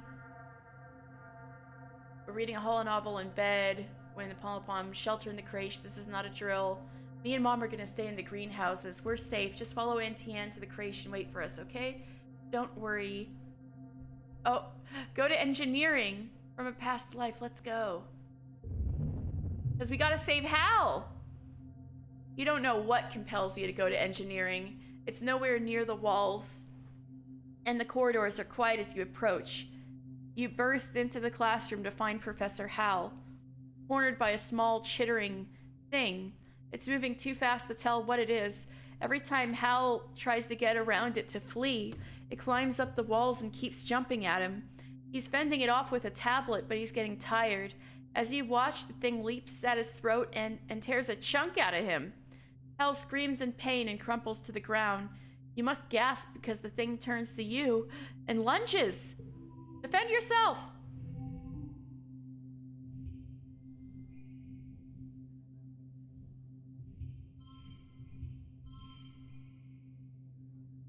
$59. Shit.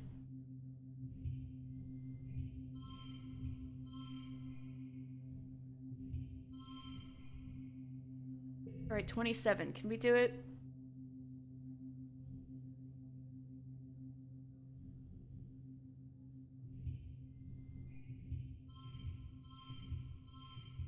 Ooh, so close. 30 stress. Let's push through. 22. 25 stress. Okay, let's go.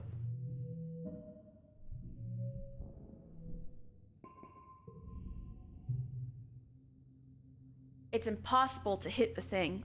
It's so fast, it's like a smear at the edge of your vision. What you do manage to do, though, is lure it outside the classroom and get Congruence to slam the doors shut. You hear it beating against the door as you run to Hal's side.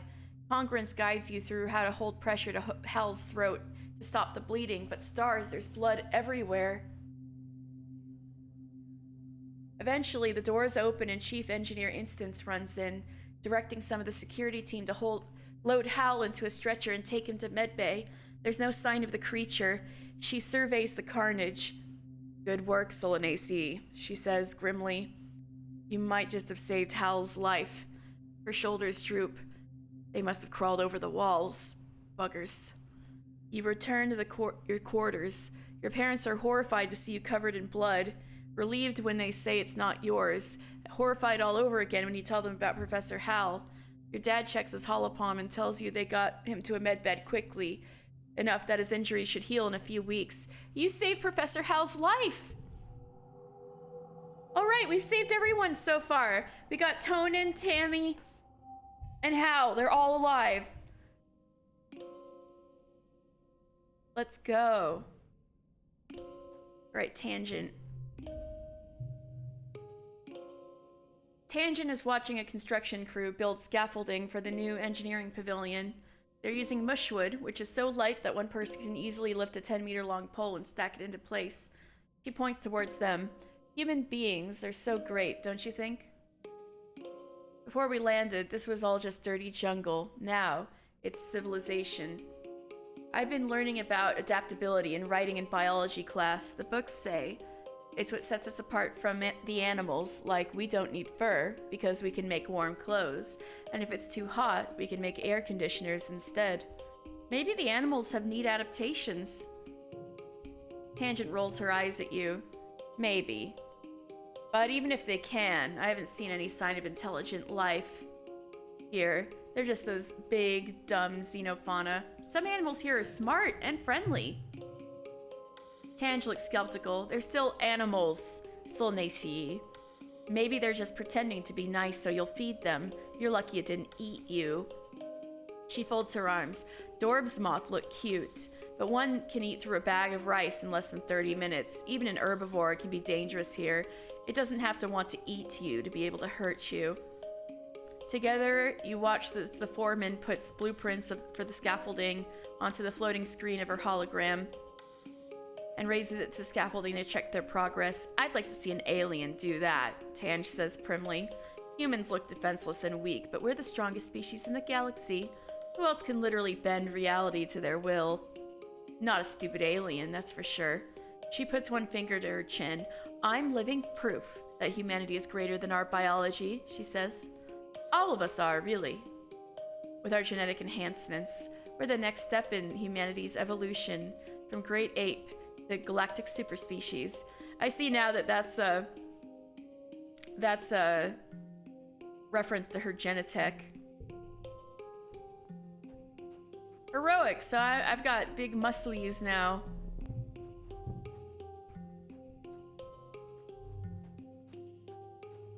It's Utopia! You step cautiously through the colony gates. You aren't gonna catch Chief Supervisor Utopia unawares. She can spot a kid trying to sneak out the gates from a click away. She grins and makes a turnaround gesture with her fingers. Oh no.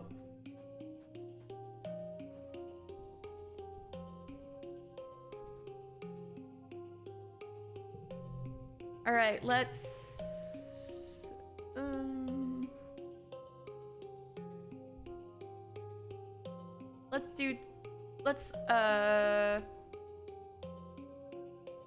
do defense training.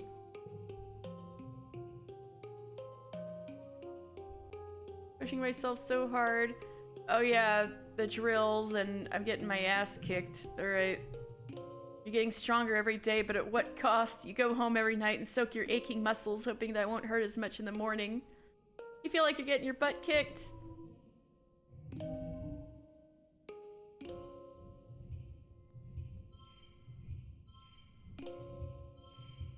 Ah, so close.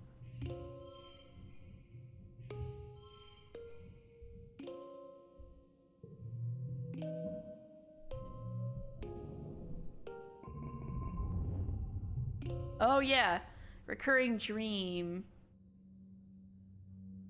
A monster crushing the colony gates and stampeding through the square. You tried different strategies every night. This time you ran away and hid from it. It worked a lot better than the dreams where you try to fight it. When you wake up, there are tears drying on your face. It felt real enough that for a moment, you just lie in bed with your eyes closed and try to calm your breathing. You blearily rub your eyes and surprise! Oh, it's your birthday! Your dad leaps onto your bed and gives you a big cuddle. Happy birthday, little tomato head! 12 years old! Wow! Can you believe it? No. Your mom answers for you, laughing as she hands you your presents. It was just yesterday. Antecedent was showing me how to change your diaper. Because it's your birthday. Your parents have brought in food from a canteen they can all eat together on your bed. As you stuff your face with savory tofu chunks, you open your presents. Which one is your favorite? I want to get the Astrantia again. Right, so now what do you want to be when you grow up? A farmer like you two, a teacher like Professor Hal, a parent with like 10 kids, captain of the sports ball team, famous idol, monster hunter, governor of Rotumna. I have to decide right now.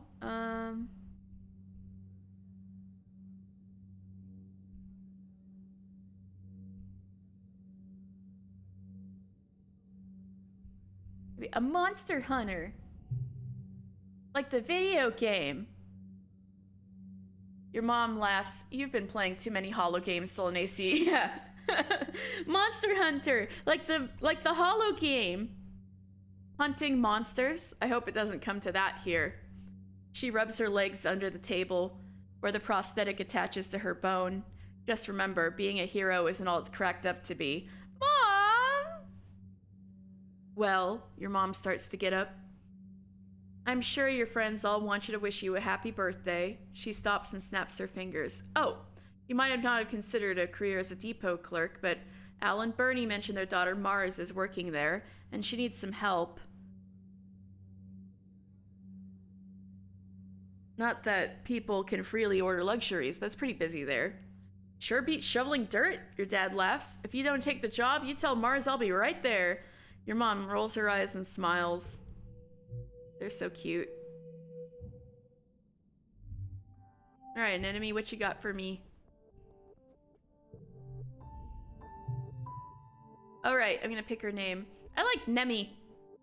I picked Nem last game, it just didn't sound right. Let's go with Nemi. Nemi! Prepare to be defeated by the mighty Nemi!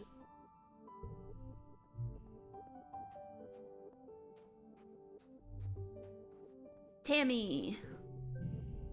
Oh, Tammy, give me cake. You're so sweet, Tammy. Tammy beams when she sees you, like there's nothing better in the world than the sight of your face. Happy birthday, Solanacy, she exclaims. She comes in for a huge hug. She smells so nice, like vanilla and flowers, and she's really good at hugs. This is for you, Tammy says. She steps back and reaches into one of the many deep pockets of her dress, producing a little paper box. I made you this, she laughs, opening it to reveal a little snack-sized cake. It's only a soy cake, but it's a soy cake made just for you. You take a bite.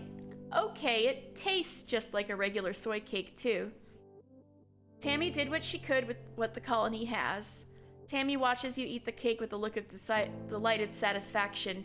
You can share it if you want, she hints, smiling sweetly, if that would make you happy. Share it with Tammy. Tammy laughs. I was just kidding. I made my own, silly Billy, she says, pulling out a second box. Let's eat them together. Ooh, I love the birthday cakes from Tammy. Okay.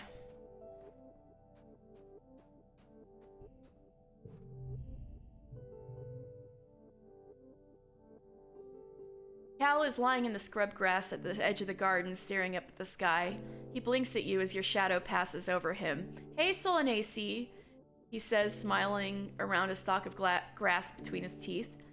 You ever just take some time and appreciate this place? We've got sky and clouds and rain and wind. After growing up on the Strato, it all seems pretty magical. Stuff I have a lot of extras of, except the sticks I should give to people, I feel like. So here's your bobber fruit. Food! Cal grabs the fruit out of your hands, then remembers his manners. He gives you a big hug. Thanks, Solanacy. I'm starving. How did you know? You know, I still... This is the disc playthrough, and I still don't know what disc likes except for strange devices, which I'm not going to get until years later. I guess I could just give him stuff.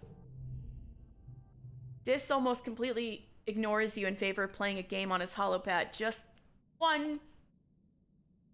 He mutters, then cusses and stops his feet as the game lets out a cheery whistle of defeat. Stupid game, Dis hisses. He looks like he'd throw a game away if it wasn't literally attached to his hand. Does this interest you?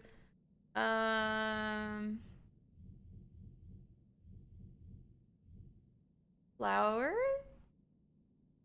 Pretty sure I've given him bobber fruits before and he didn't react to them, but... Yeah, it's just normal.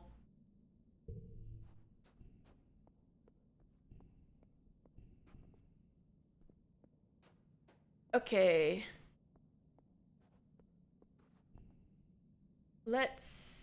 We gotta rest. Got no choice. I'm gonna sit on the wall with this. Wait, wrong place.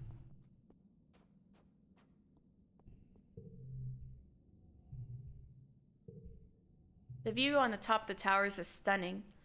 In almost every direction, you see the untouched beauty of Vertumna spill out before you. Well, except for where they cut down a bunch of mush trees and where expeditions vehicles have churned up the dirt, where the drainage system has made a big muddy puddle, and oh god. Now let's forget our first words. Although maybe I should have forgotten that Nem one, because oh no, wait, that one's not the bad one. Never mind. Late quiet. Maybe I can sneak out? What does this say? You find Dis sitting in the mouth of one of the wall's drainage sewers. In wet season, excess rainwater is diverted out here so it doesn't flood inside the walls. In the meantime, it looks like Dis has set up a little base here with pillows and a stash of snacks. His alien communication device hisses with static. He looks up from his hollow screen as you pop your head inside the drain. Hey, Solnacy, he says quietly, before going back to the game he'd been playing. What are you playing? You haven't heard of it, he says without looking up. I made it myself. You squeeze into the narrow chain drain and sit down next to Dis. On his hollow pad is a picture of Mars, and you watch him drag a Mars match from the sidebar and drop it on her face. Little animated flames wriggle over the picture, leaving parts of it looking charred. It's pretty crude, but you think you get the point. Oh. You know, makes me sad because Tangent and Mars don't have any bad intentions towards him, but none of them ever communicate with each other. Where did you learn how to do that?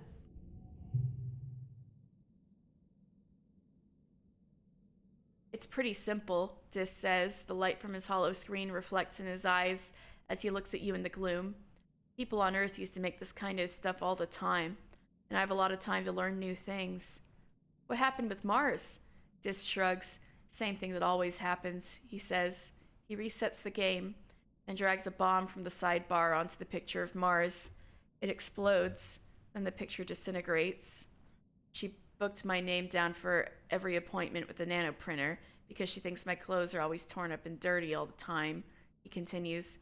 So I got in trouble for wasting resources. That was shitty of her. I tried to tell them it was her, but Mars never gets in trouble. Everyone likes her, he mumbles. You'd be surprised, dude. But it's fine. I don't need anyone to like me. I don't care if they hate me. I hate them. Oh, I see. That's really unhinged. You need help. This goes back to playing his game, content not to talk to you. Fine, I'll go with I want to try, even though I like Mars. Sure. Dis replies. He links the hollow palm to yours, and you feel the haptics pulse as the game files transfer. You open up the game and present with an option. I don't want to set anybody on fire. I don't want to set anybody on fire. I'll just pick Mars because maybe they'll give me more friendship with Dis. You load up a picture of Mars. Screw her. She's so bossy and mean. Dis is right. She's the worst. No! Okay, it did give him friendship, though. You drag a knife from the toolbox onto the picture. Thwunk right through the face. It feels good. In a weird way. You probably shouldn't think about that too hard. No! The things I do for this game. You spend a few hours letting off steam with Dis, loading different pictures of your classmates and commiserating about life in the colony. After a while, he even starts to smile a bit. Wait, smiling Dis? Okay, maybe it was worth it. I don't really want to hurt anyone, Dis confides in you. Sometimes, it feels like I have so many angry thoughts inside my head that there's no room for anything else. He turns off his hollow palm and looks down at his hands, even if it makes me feel kind of gross after. It's better than feeling numb. Oh. Finally kind of hearing his true thoughts in this sense. That's good.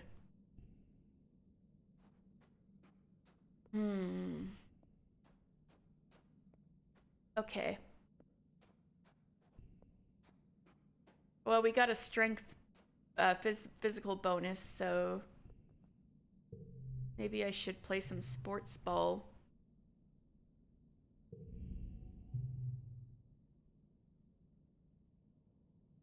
Right, Mars may not be as skilled a sports ball player as an enemy, but she plays hard. Did you see that? An enemy complains to you. Mars wouldn't pass the ball to either of us for 10 whole minutes. Somebody has to do something. Let's just not pass her the ball. For the rest of the game, you and an enemy pass to each other and ignore Mars. She notices, but just assumes you want to be the star too and doesn't give you any hassle. The thing you've learned with Mars is that she loves to be the best, but she doesn't have the kind of ego that makes her mean about it. It doesn't really solve the problem, but it's kind of fun anyway.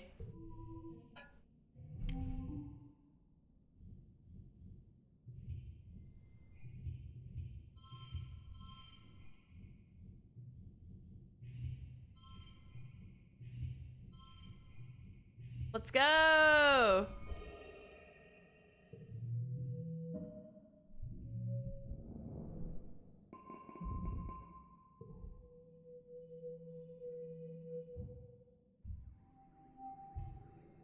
Right, early pollen.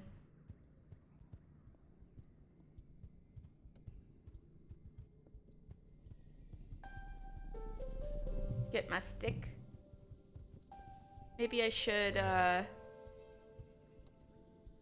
Oh, wait, I should see if I can work in the depot.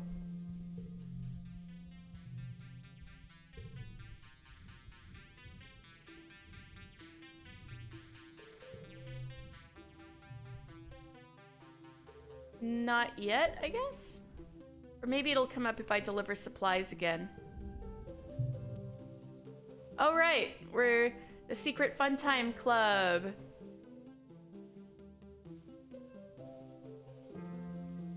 Mars started the SFC years ago when you were little kids. Tangent and Tammy agreed to join at the time.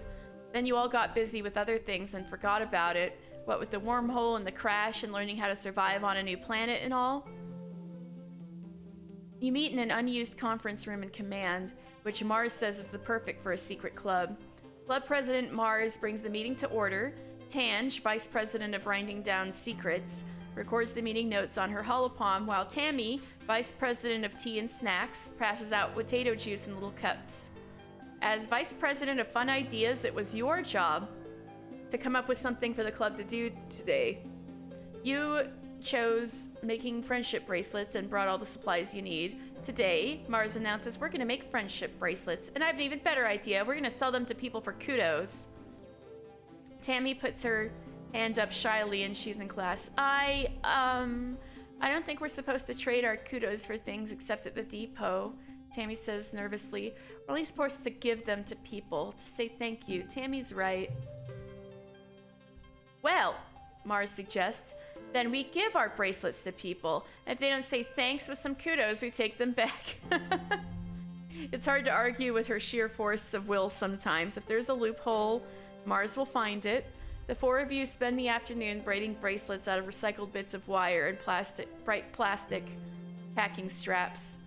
Tangent dutifully counts each one on her holopalm, while Mars motivates you to work harder and faster. She promises 2 kudos to whoever makes the most bracelets. Tammy is already way out ahead, but I'm gonna work my butt off.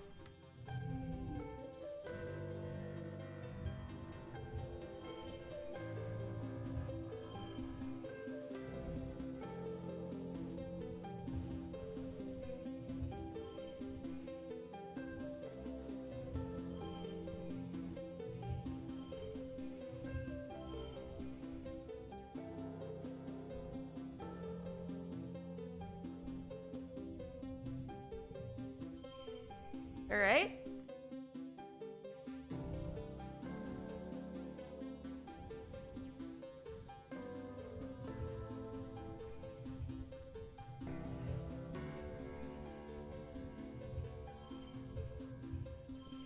Ah, man, I can't quite do it.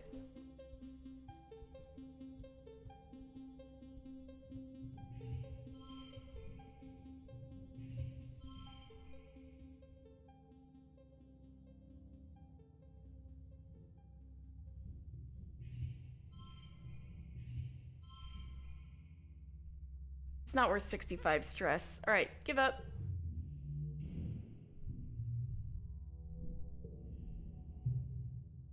Tammy's deft fingers have practiced this so many times she doesn't even need to look at her work. She's a bracelet weaving expert. Her color choices are a bit random, though, resulting in questionable combinations like olive green and hot pink. Mars takes all the bracelets at the end of the day. After I sell these, she says, I'll put the kudos in the club treasury. Meeting adjourned. You ask Tangent and Tammy if they think Mars is actually going to sell them. I think so, Tange tells you. But the club doesn't even have a treasury. She'll probably just keep the kudos for herself. She doesn't seem to care.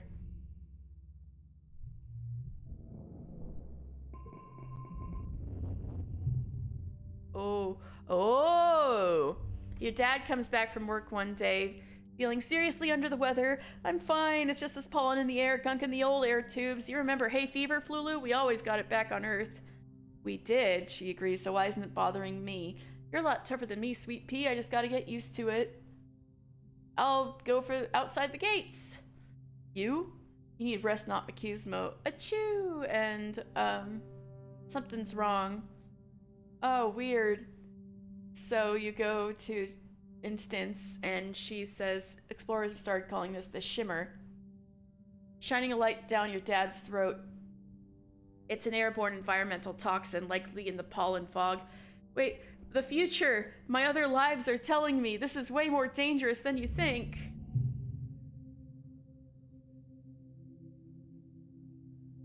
You've dreamed about this. It's super duper dangerous. Your dad gets more and more sick every year. He could die if he's not careful. There's no need to panic, Instance says. Your dad is in excellent health otherwise. Right, you're only 12. You remember being older when he... Adults are so stubborn. They're not going to listen to you, and if they ever did, the Shimmer is still out there. You can't keep your dad inside forever. You're going to have to find the cure. You've done it before, you can do it again. Time to go see Tangent Instance in engineering. Your one day of bed rest, your dad is looking a lot better. He's clearly anxious to get back out into the fields. You're going to love this new crop, Solanaceae. It's called a pixie bean. They glow in the dark. He's already pulling on his boots. The field looks so beautiful at night. I'm glad we finally found something that would actually grow here that isn't soy, and more soy. Dad, pixie beans are dangerous. My other lives are telling me this too. You dreamed about those beans. They make people act all funny. Then they get sick. Your dad laughs. Someone's been reading too many weird holonovels before bed, Solanaceae, he says, ruffling your hair. Don't you worry about it, my little tomato. I've been studying them since we landed, including eating them. He gestures broadly to himself. Look at me. I'm in great health. What is with no one believing you? Just because they're dreams doesn't mean they're not real. Your dad is acting pretty strange, but maybe it's just the Shimmer brain? You remember the pixie beans mostly affected the teenagers. You wish you could remember more. You know I wouldn't lie. Ooh, look at that, +3 colony food. I don't like them either, your mom cuts in. I agree that we should be trying to cultivate native crops, but something just feels off about these ones. She shudders. I can't stomach the idea of eating something that glows in the dark.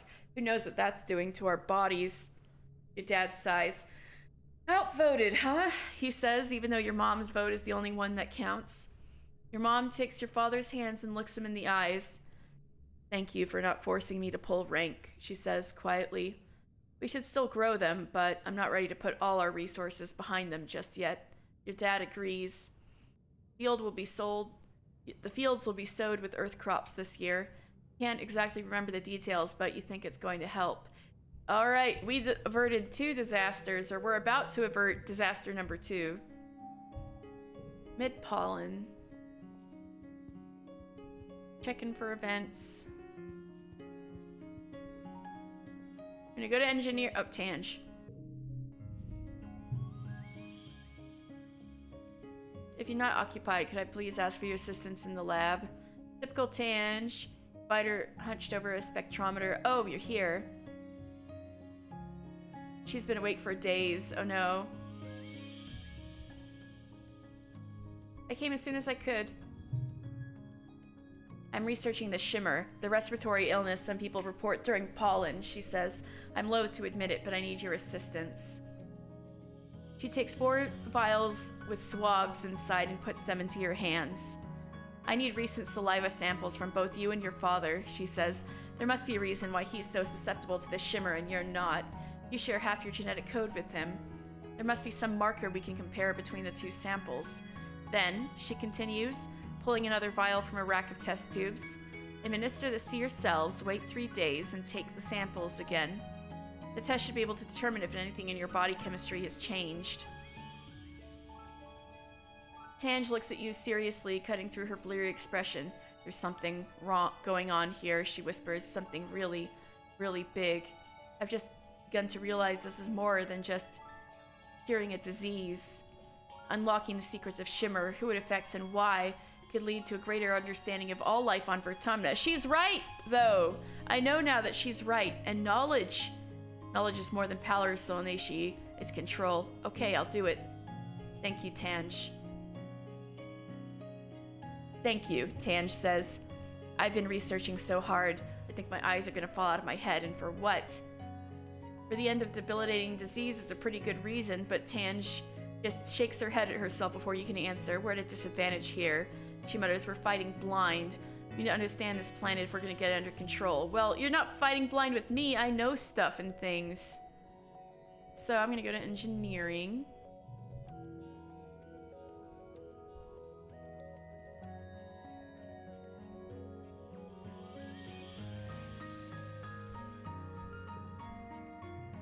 Tangent and Chief Engineer Instance have been hard at work in the lab trying to find a cure for the Shimmer disease. You've come to realize you remember how to cure the Shimmer.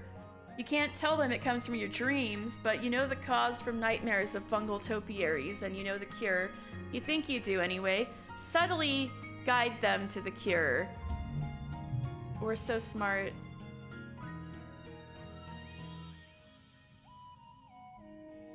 You offer to help and nudge their research in the right direction. Due to what looks like a series of happy accidents, you achieve a breakthrough in a matter of weeks what would have taken years. Yeah, let's go! Sunlight.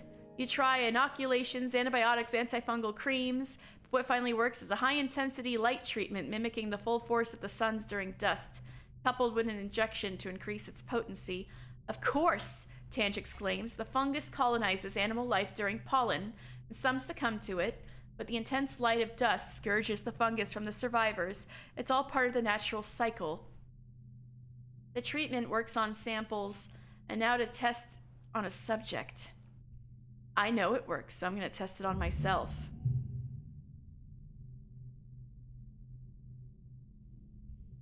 Two, friendship with Tangent. We figured it out.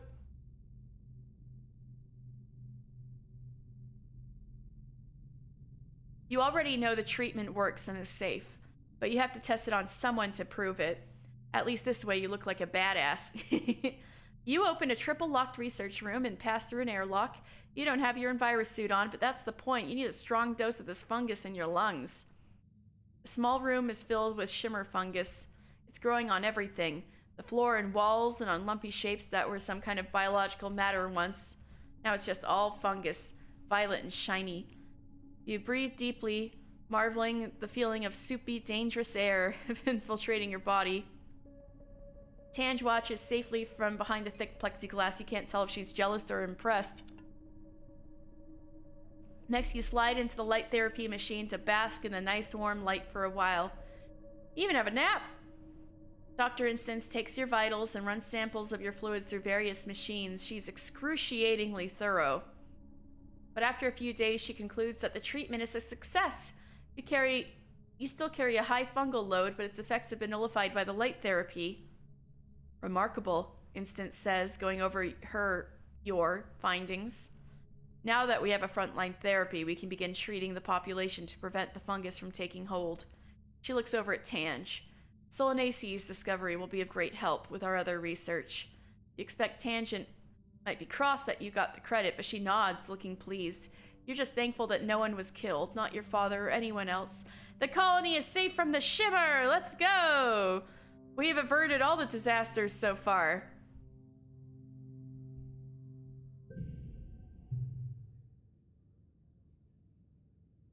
Solanasi, can you come see me in class? Professor Hal pulls you aside in the hall, incongruent sliding along beside him. You follow him cautiously. Don't worry, he smiles. You're not in trouble. Far from it, in fact. He grabs your hand and shakes it firmly. I never thanked you for saving my life. Professor Hal! Professor Hal and I are very grateful for your bravery. Congruent says, though you should have been in the creche just this once, it is good you disobeyed orders. Oh, it was nothing. Hal winks. Good thing you were helping me in the classroom when the attack started, right? Wink, wink. He laughs and leans back against his desk, inadvertently sitting on something that pops and gives off a shower of acrid-smelling sparks. Whoops, he says, leaping away from his desk. Danger lurks everywhere, Solanace. Keep your head on a swivel. Get to work. He saved his life.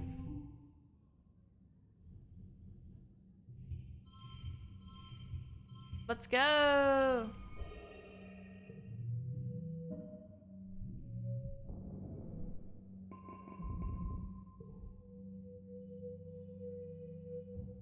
All right, it is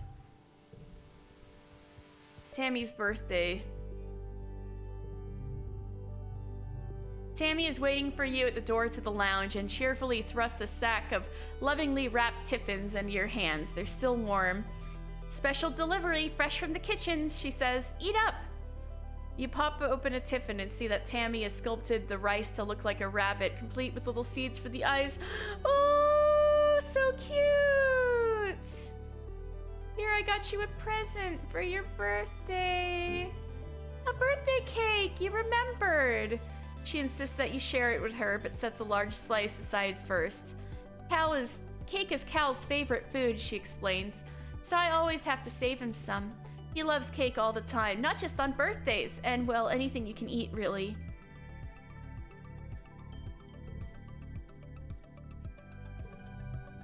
Tammy is crying and trying to hide it, wiping her eyes and blowing snot into her sleeve. What's the matter? She hiccups. I watched that scary movie last night in the lounge. You remember it, Mothra vs. Godzilla, the 2085 remake version. Oh my god. Well, sniffling. I had a bad dream where the monsters were knocking at my bedroom window. They were trying to get in. Now I can't stop thinking about it. I miss being in space. It was so much safer there. Mothra and Godzilla aren't real. She looks down at her hands, embarrassed. I know, but there are real monsters out there in the jungle. I can hear them. I can hear them trying to get in. They're scary. Oh, Tammy. You both look towards the wall. She does have those big ears. Maybe she can really hear the creatures gathering in the jungle, scratching at the walls, looking for weak points. The thought gives you shivers.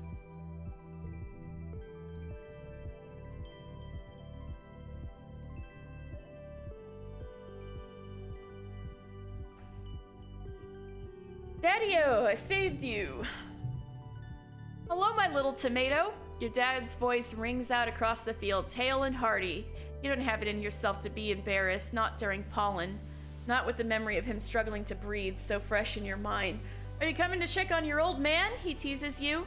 He takes a deep breath, holds it, and lets it all out comfortably. I'm doing great. No congestion, no sneezing, and I definitely don't want to take a hike outside the walls. Your dad pulls you into a big hug, ruffling your hair. He smells like sunshine and dirt and sweat, and you've never been happier to breathe it all in. He's alive! I'm proud of you, he says quietly. You can pull off miracles, kiddo.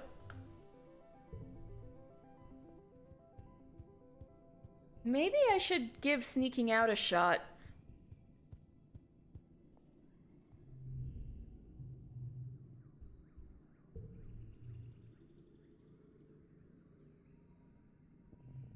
Oh, it lets me without a Utopia check? Good. Geoponics engineers to set up a work site here. Oh, I did this before, so I'll just sneak by.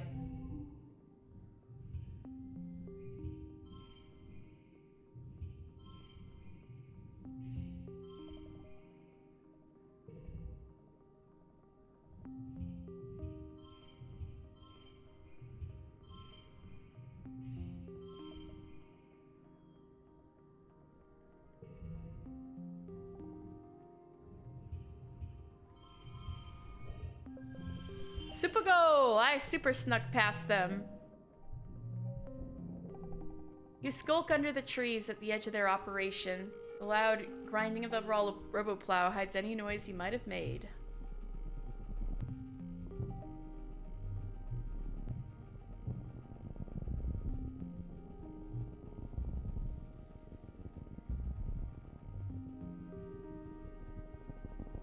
I'm almost at 100 perception. Oh my god. Wouldn't go that way if I were you. You round the bend cautiously, expecting more slapgrass like last time. None.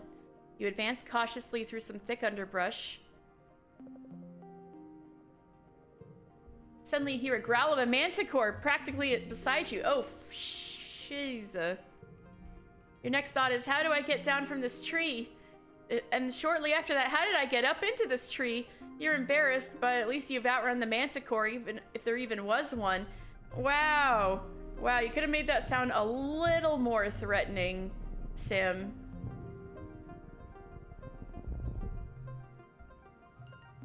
Touch a bug. Ew, you touched it.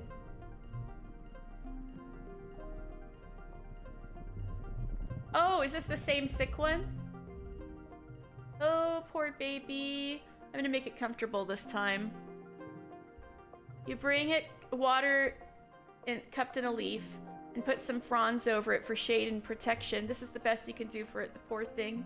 You hope it won't get eaten by something, but life is tough out here in the wild.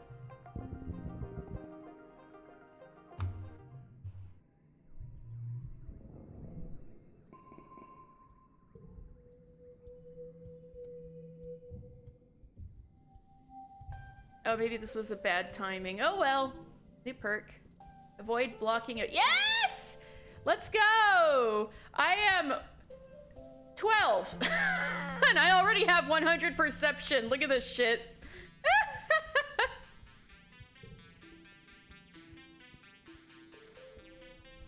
But unfortunately, I can't take advantage of it right away because I'm exhausted.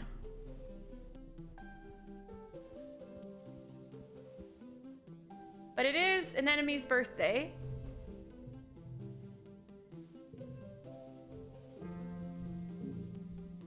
Cool, thanks. I guess it is my birthday this week. I kind of forgot.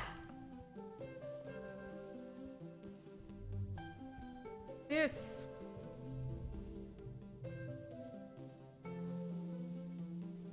You spot Dis hanging out in the open flatbed of one of the expedition vehicles, kicking his legs over the side. They won't let me go on expeditions yet, he says. He grumbles. They say it's too dangerous for little kids. He scowls. I'm not little, and it's not that dangerous. They're just scared. Alright, I have no choice, really. I gotta sit up on the walls. Keep forgetting it's over here.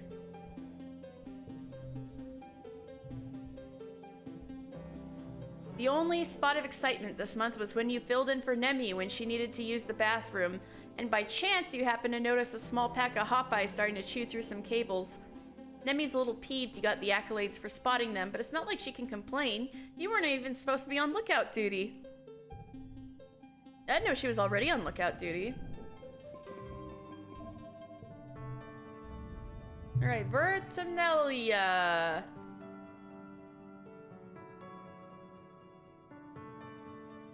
I would like to formally recognize our youngest council member ever, Utopia, representing expeditions. Oh!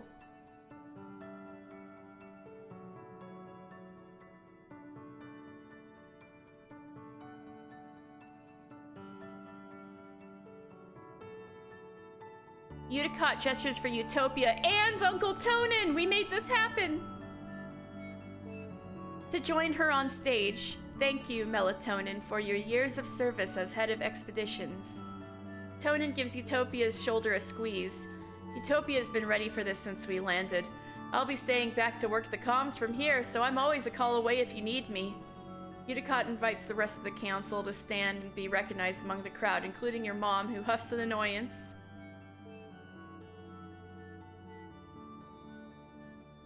Uncle Tonin's left some big shoes to fill, so this part's kind of the same. Been finding some mighty interesting stuff. As we fly further, we're seeing some kind of magnetic interference trying to send work to the colony prime. But we're doing well out there. We'll get the kinks worked out soon. She bends down to hug the governor. Thank you, Utopian. Thank you to the rest of the council for their service. And now it's time for games and feasting. Talent show. Because this is in the talent show. But, oh no, it didn't get friendship with him this time. I forgot. Or do I? I guess we'll see. Mars has been studying Dis's technique after being embarrassed by his comedy impressions last year. Her routine this time is more like a celebrity roast. Only the celebrity target is Dis. No! I forgot this was the year. And he's not in on the joke. She levels some truly incinerating disses at dissing Dis about his clothes and his mannerisms and his weird hobbies, keeping it from being just this side of too mean. He's a lot more polished than Dis's stammering impressions, and the judges can't help but smile. No! When it's Dis's turn, he's so embarrassed that he stumbles through the whole routine, a series of knock-knock jokes that get less funny as time drags on and ends up running off stage before finishing. Dis, no! Alright, I'm gonna do a dance routine. I did the folk song last time.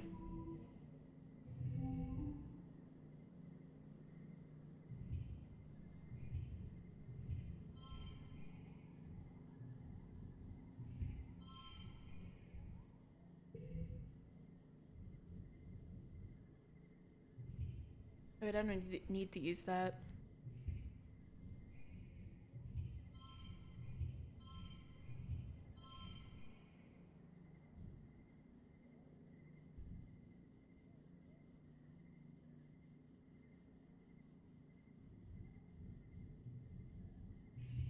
That's beginning to come at 2.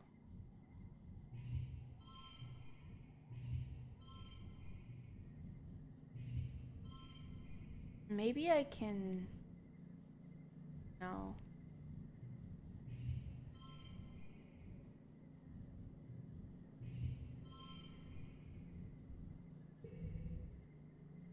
Alright. Let's see.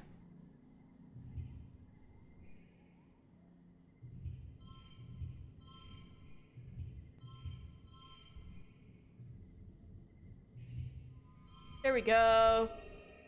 All right, I finally won the talent show. You perform a popular dance from Earth, complete with lip syncing. It's supposed to be done in large synchronized groups, but the older judges recognize it and laugh with nostalgia. Your dad even knows the steps. It's a hit! You win by audience applause. Mars shrugs and shakes your hand. She wasn't really interested in winning anyway. She just wanted to get back at Dis for last year's performance. After the festivities, you take time off for a much-needed, very relaxing break. Your dad sets up a slip and slide through the colony square, and everyone takes turns sliding on their stomachs and spraying water at each other. It's a lot of fun. You can feel your worries floating away in the hot dust suns.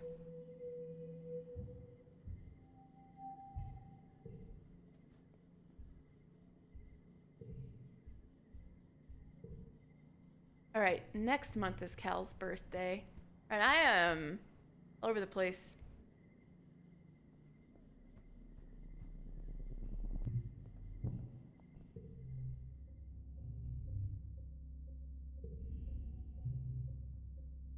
Neat. Oh yeah, the paper thing. Is that paper? We have holopalms. Why use paper? You thought paper was extinct or obsolete or whatever. The only time you've ever really used paper was in the creche during craft time. Seek pushes the bridge of their glasses up. Actually, they tell you, we'll be using a lot more paper now that we have access to such rich resources of cellulose fibers, trees, that is. Governor Uticott is quite sentimental for the feel of ink on paper. I myself have traded in my holopalm stylus for a pen. Oops. Ah!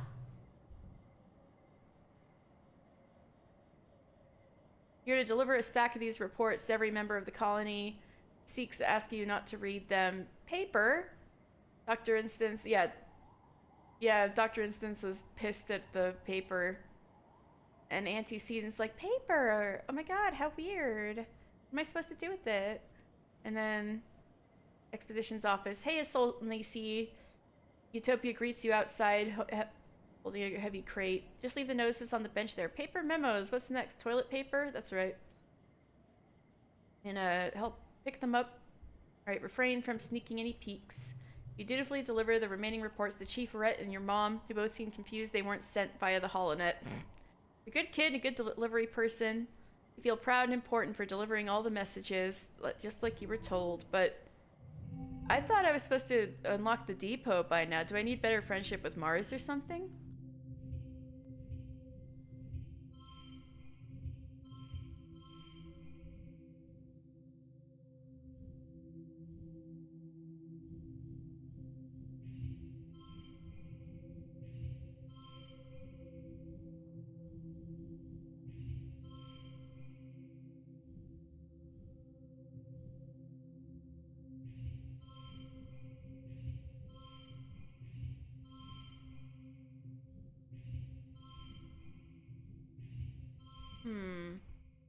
I don't think it's worth it to push through.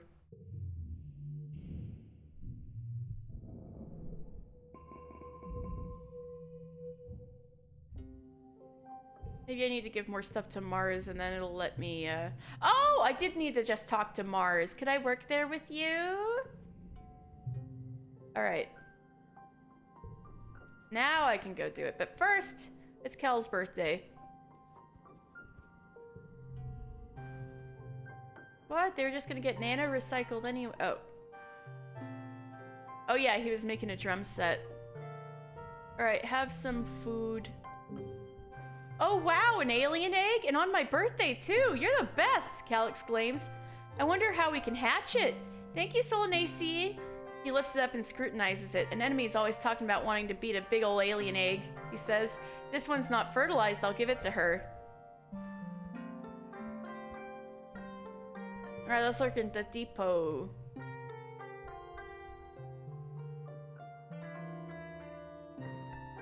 Mars has asked if you want to recruit some members for the Secret Fun Times Club. When you approach about this fun, exciting opportunity to make friends and be your own boss. Dis will be easy to recruit, you figure. His sister's already in the club after all, right? Wrong guess, no. Dis mumbles, flipping his hoodie over his head. I have better things to do than be in your stupid club. You insist, but he just shakes his head. You just want somebody to make fun of. Go away. Even though you don't manage to recruit him, you can tell Dis is secretly happy that you tried to include him. At least you think so. It's hard to tell, but you have a strong suspicion. So yeah, like always, Cal and an enemy come back in. An enemy can be vice president of kicking stuff. You know, for if we need extra security or like if we need to open a door and can't use our hands. Cal will be vice president of transportation. The hoverboard, yeah. Do you promise to always be cool kids and do fun stuff together and never tell any adults about the Secret Fun Times Club? They agree readily.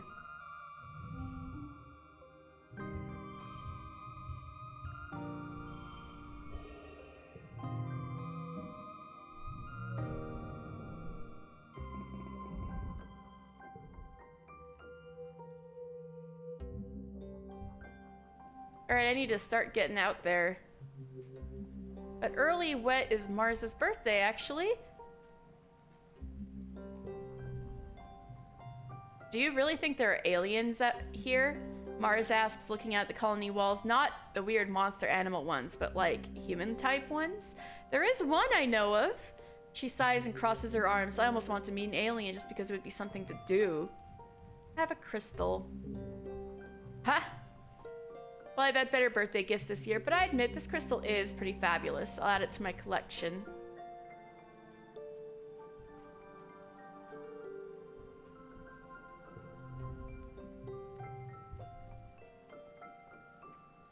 All right, let's get out. Or should I take advantage of this? No, but this way I'll get 2 chances to sneak out if I need to. You cautiously step through the colony gates. Chief Surveyor Utopia stops you with a hand on your forehead. Whoa there, scamp! It'd kill me if I let you out of the colony. Sorry, kiddo. You have to wait till you're old enough. I know it's hard. I'm gonna sneak out. Screw everybody.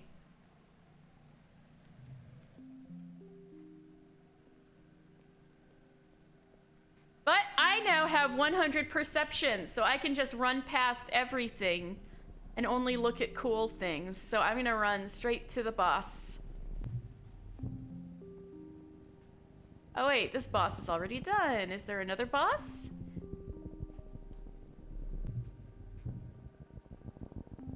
Look how I can just run straight through everything. Isn't this amazing? And I already have this at age 12. It's like ridiculous. Picking up all the collectibles. Whee!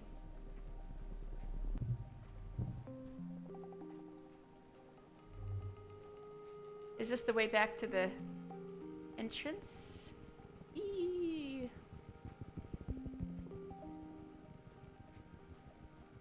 Alright, I'll keep going the path that way. So freeing, I can just run through everything. Amazing. Oopsies. Exploring. Did I really clear out all the boss? I guess I should have checked before. Alright, what's over here? The muck hide. Oh yeah, the hole. Yeah, let's get some medicinal roots. Sweet, some medicinal roots? You rip up a fistful of roots from the hole. Hope no plant was using these.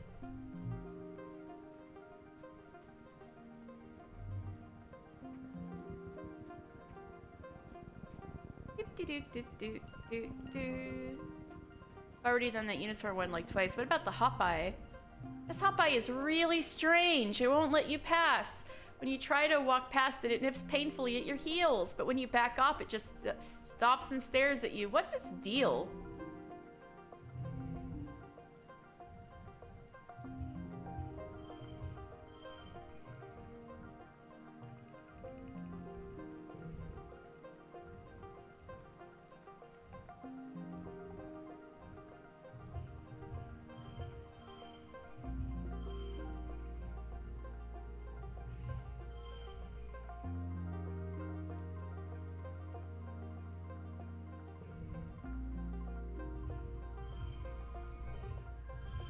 Let's go, super goal.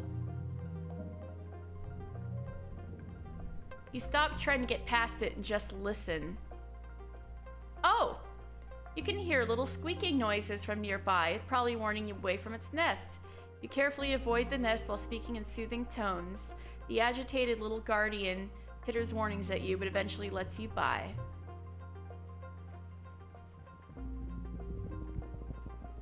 Which other ones look interesting?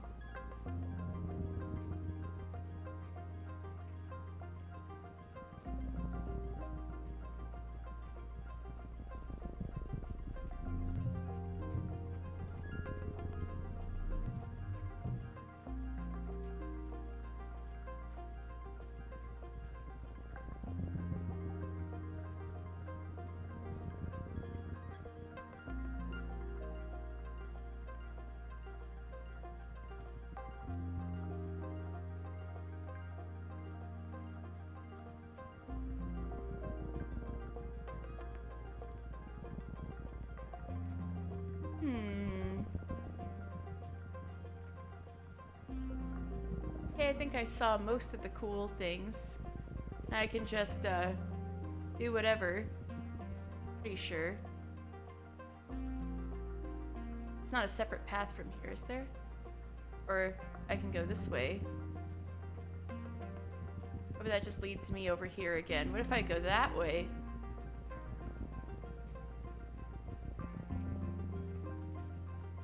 Yeah, it's just this. Yeah. Okay, I'll just, some random ones.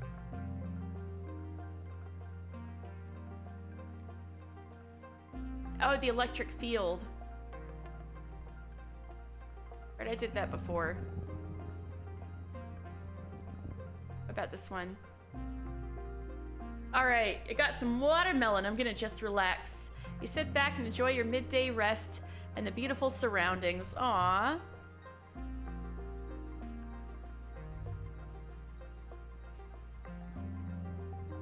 Got this one.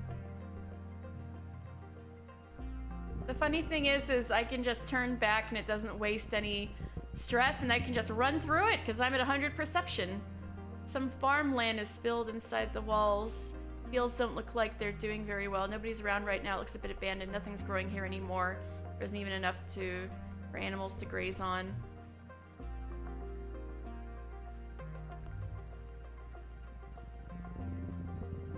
I've done the Unisaur before. I'm gonna eat some snacks while I watch. Take a break and pull some snacks from your pack. Venusaur's eyes and ears twitch back and forth, and it swivels its head to look directly at you. There's a tense moment where you're not sure if you're supposed to run or stay still. Eventually, the Venusaur turns tail and bounds out of the clearing. Aww.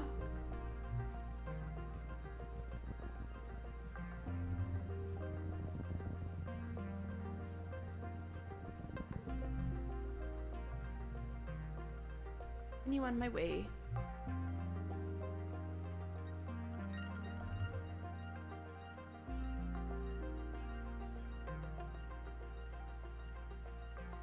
It's just kind of whatever.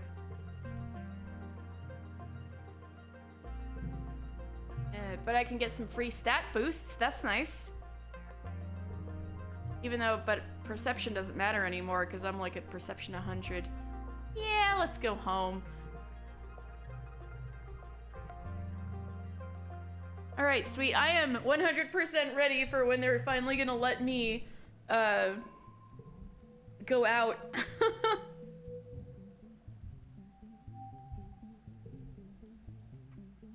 Go on expeditions. New perk. Bravery, level 1. Extra card draw. Let's go. Maybe I should help out on the farm.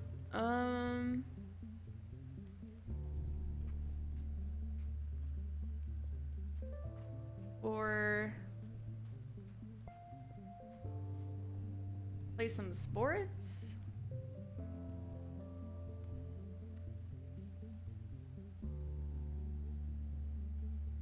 I feel like if I'm gonna be running around everywhere, I should know how to defend myself, so...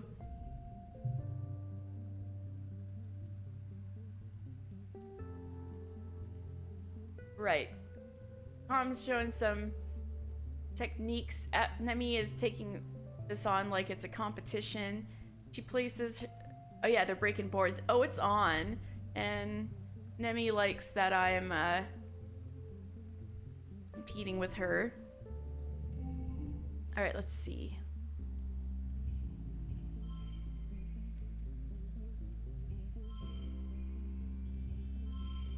Yeah.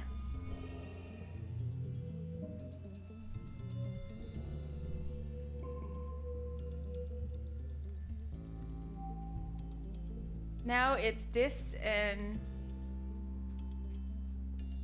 Tange's birthday. I don't do playing, Tange says, watching an enemy and some of the smaller children tear through the colony chasing after a sports ball. Why would I put effort into chasing around a dumb ball, getting sweaty and tired? For fun? She shudders. I'd rather spend my time doing something important. Alright, please take this medicinal root. It seems you've remembered my birthday. Thank you. And... this? Do you like flowers? Is it my birthday? Oh yeah, I have the white flower. Maybe I'll give that to him for his birthday next year. This is nice, thank you. All right. Mars.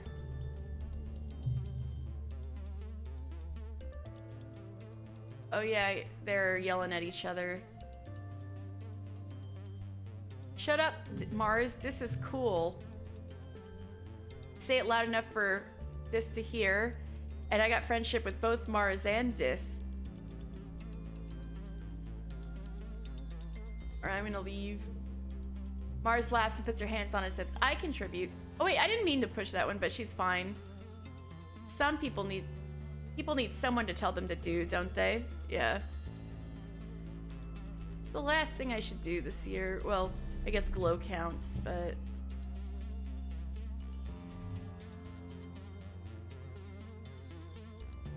What if I just check?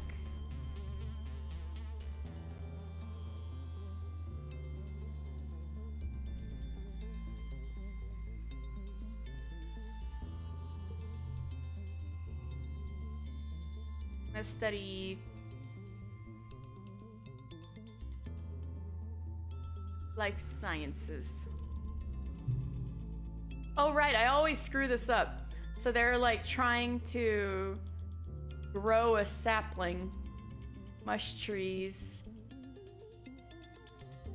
Under a bright grow light, all of the above were bad. Let's try run an electric current through it. What? Tange exclaims, Solanaceae, how does that have any basis in reality? She looks to Cal for support and he just shrugs, but he doesn't look convinced either. Neither understand why you'd want to electrocute a plant. You suspect that there are storms in the swamp, electrical storms, and maybe somehow that, well, maybe Solanaceae is right. Tange nods slowly. It could make sense, and if it is true, we'd be the first ones to discover it. This is enough to entice Tange into most things.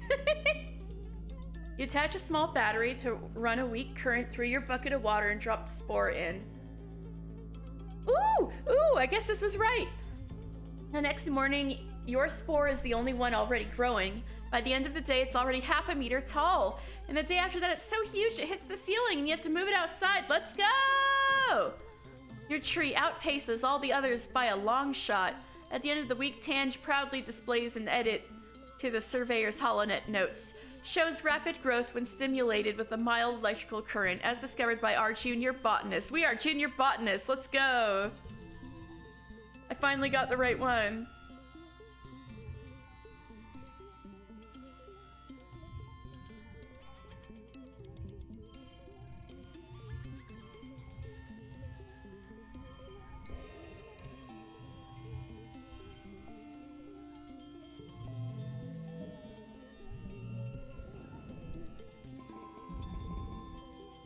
Alright, so now it's glow.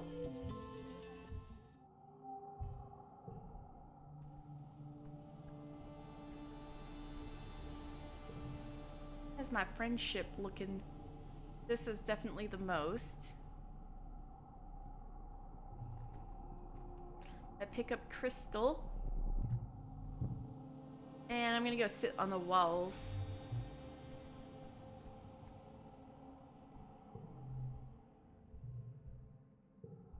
The view from the wall during glow is absolutely breathtaking. The wormhole seems to smother the sky like a swirling jewel-toned bowl pressing down on the gloom. Everything in the wilderness is lit up and seems to breathe in and out with the planet, like one living creature made of stars. It's beautiful. You could almost forget how dangerous it is.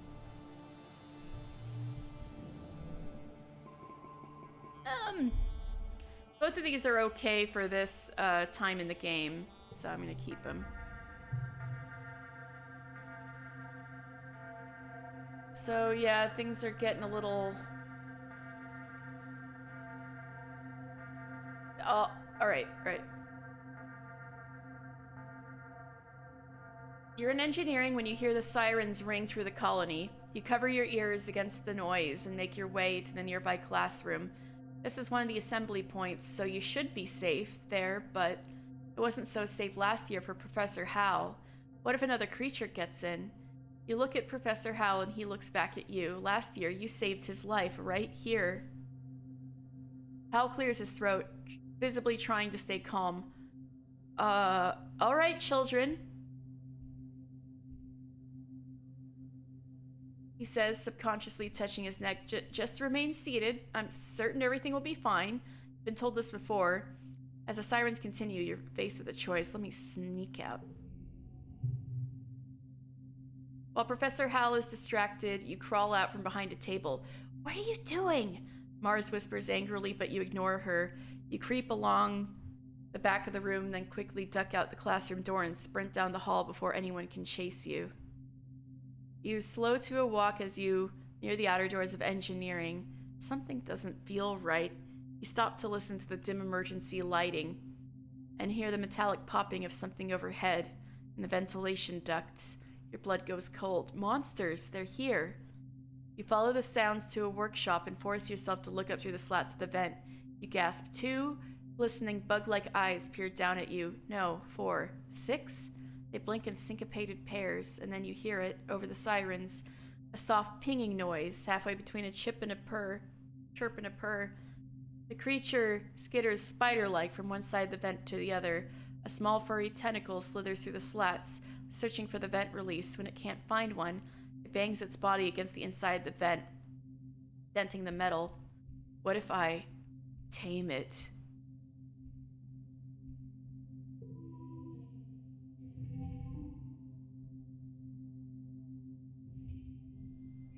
That would be badass.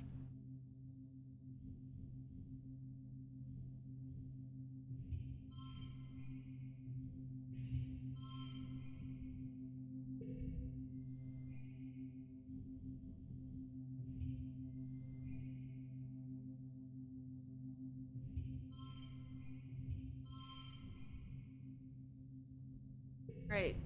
20. Can I get 20?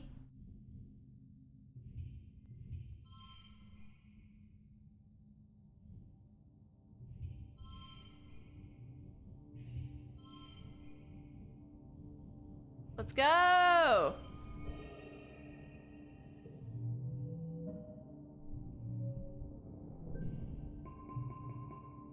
You win over it by reading its body language and slowly building trust.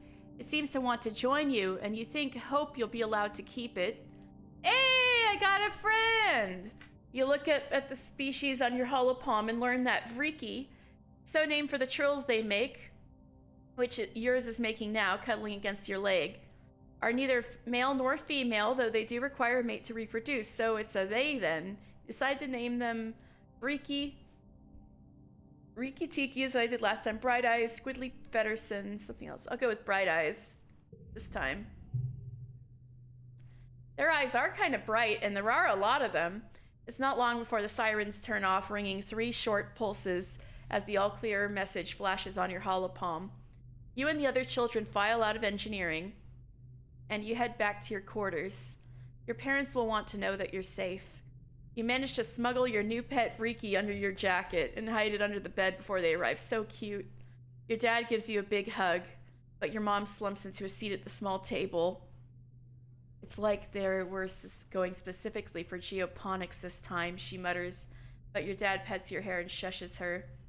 I'm sure it was just bad luck, Flulubel, he says, but your mom shakes her head and holds her hands in front of her mouth, staring out the porthole window at the fields.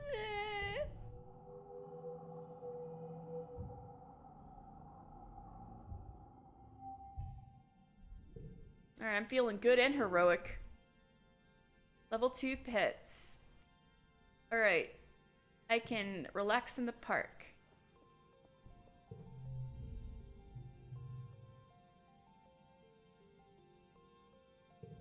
Yeah, this is about the acid snow.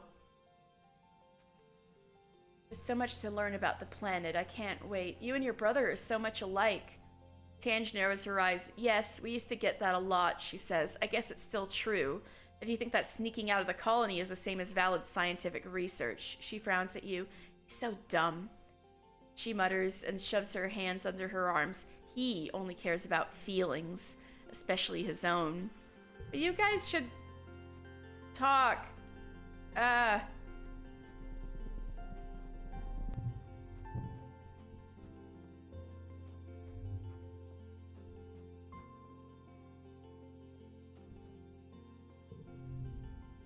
I don't want to be like everyone else, Dis says, scowling as he watches people move around the colony. I'm not like everyone else, I'm just different, I can tell. So what should I do first this year? Maybe I should, shovel some dirt? Oh yeah, Cal's gonna tell us about the park. You catch Cal at the gate to the gardens. He's carrying a big bucket of rocks. Hey, Solanace, he exclaims. He pauses to pat your pet on the head. And hello to you too, Bright Eyes. Oh, I'm supposed to tell you there's a new park near Geoponics now, Cal says. We can run around all we want and nobody will say we're trampling the fields. You should come play there sometime and bring Bright Eyes. They'll love it. All right, I'm gonna shovel dirt. Solanace, can I get your help with something in the barn? Cal asks. You excuse yourself from planting and follow Cal. Something's wrong with Socks, Cal says, closing the door behind you. She won't eat and she cries all the time. You look into Socks' crate. She's almost too big for it now, even curled up in a ball. She raises her head and peeps miserably at you, then curls even tighter, her bulbous antennae drooping. She looks paler, right? Cal says, coming up beside you, and she's always sleepy and cold. I don't know what to do. She won't eat leaves anymore or anything else I bring her. Potatoes, corn, wheat, beans. She just chews them and spits them out. He points to the lid of the box. She's been chewing on her box too, he says. I'm worried she's gonna chew her way out and escape while I'm not even here. Cal rubs Socks under her chin and she barely responds to his touch. You've been outside the walls, right, Solanace? Have you ever seen animals like Socks, full-grown ones? What do they eat? Well, I haven't been surveying yet, but I'll look next time I'm outside. Well, I will be surveying after my birthday, but I don't know that yet. All right. I'll look next time I'm surveying. Thank you, Solanace. Cal says, sighing as he closes the box. I'm really worried. Well, in all the other playthroughs, he's had to give her up, so let's see if we can.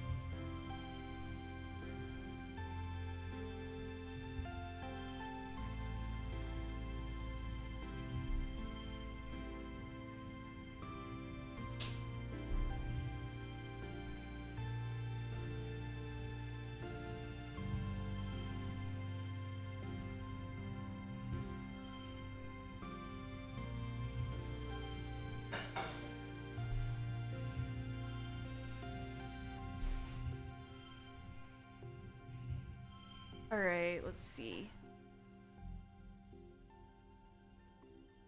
Just 10 stress, who cares?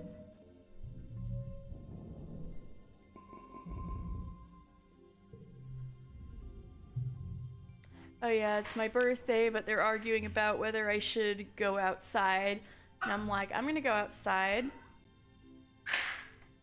Going off into the wilderness isn't a calculated risk, your dad replies. It's too dangerous. It's weird to hear your parents arguing. If they ever disagree, they sort it out quietly or go to mediation. This time they sound really upset. It's unsettling. Wait, that's not the one I meant to pick. It's okay. You don't need to... They glance at you. We need every person surveying for edible native plants. Because, Lulu, they're our child. I can take care of myself. You point out that you saved Tammy's dad while sneaking out, so clearly that's proof you can handle yourself. Your dad's shoulders sag as he shakes his head. You barely even know what it's like out there, kiddo, he mutters. Your mom's fierce expression softens. Hey, Solanace, sorry. It's your birthday today, and here we are arguing like a pair of assholes. Happy birthday! They both give you a hug.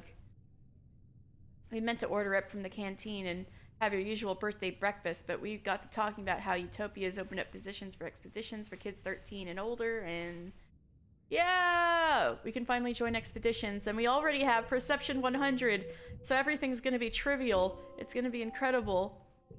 Amazing. I was really upset. Mom and I talked it out, and I get some kudos.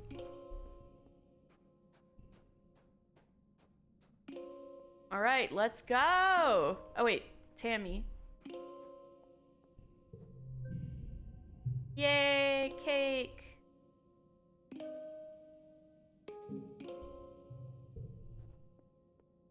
All right, let's go.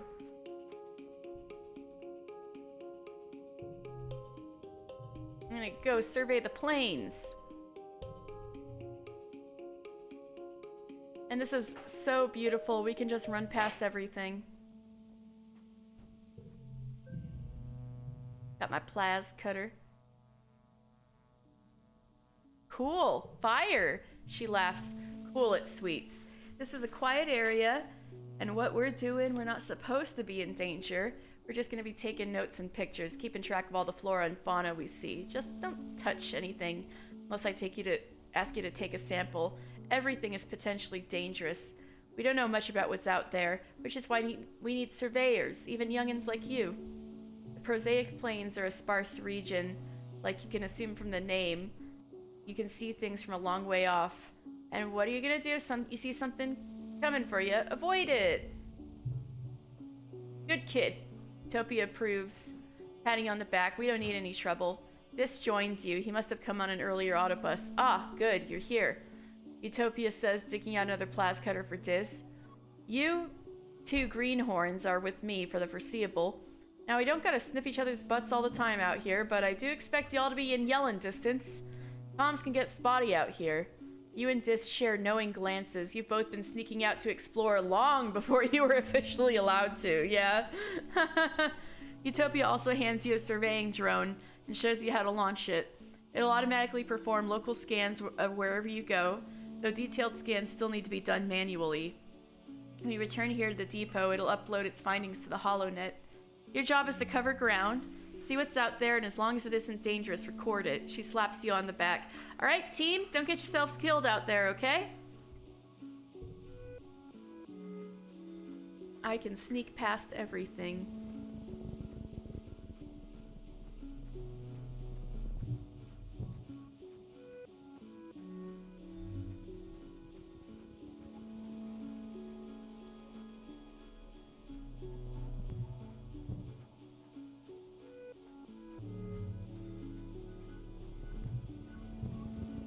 Look at this stuff. Oh my god. I can just run right through.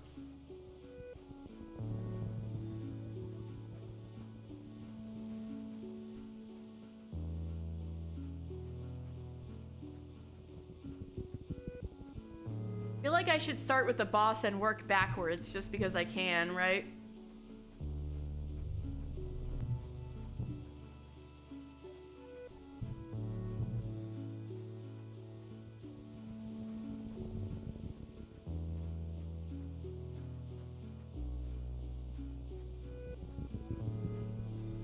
So many medicinal roots. Dis. Hey, Solanacy. Dis greets you cautiously as you pass on the narrow path. Hey, do you want me to show you something? Dis almost never makes overtures of friendship. Whatever it is must be pretty cool. Nod quietly and follow him. You follow him for nearly half an hour. A couple of times he stops to listen for something, then continues onward, tromping through the fields of broad-topped mush trees and swaying antler ferns. After a while, you just start to wonder if he's just lost. You're about to say something when he holds his hand up in silence and directs you to crawl under a huge mushroom. On the other side, you have a view down one of the perfectly round ponds. Taking up most of it is an enormous Xeno, its legs deep underwater. It's a balneo. Dis tells you they live in the swamps. You don't usually see them here. This one seems totally at home. It dips its long neck and even longer mouth into the pond, sucking up water from the bottom and spewing it out of a spout at the back of its head. A spray of beautiful turquoise water sparkles in the sun. Tiny, colorful, bird-like creatures dart around it, catching the tiny fish that come spraying out. What's it doing? I think it's eating the mud, Dis says. There's something really, really tiny in it.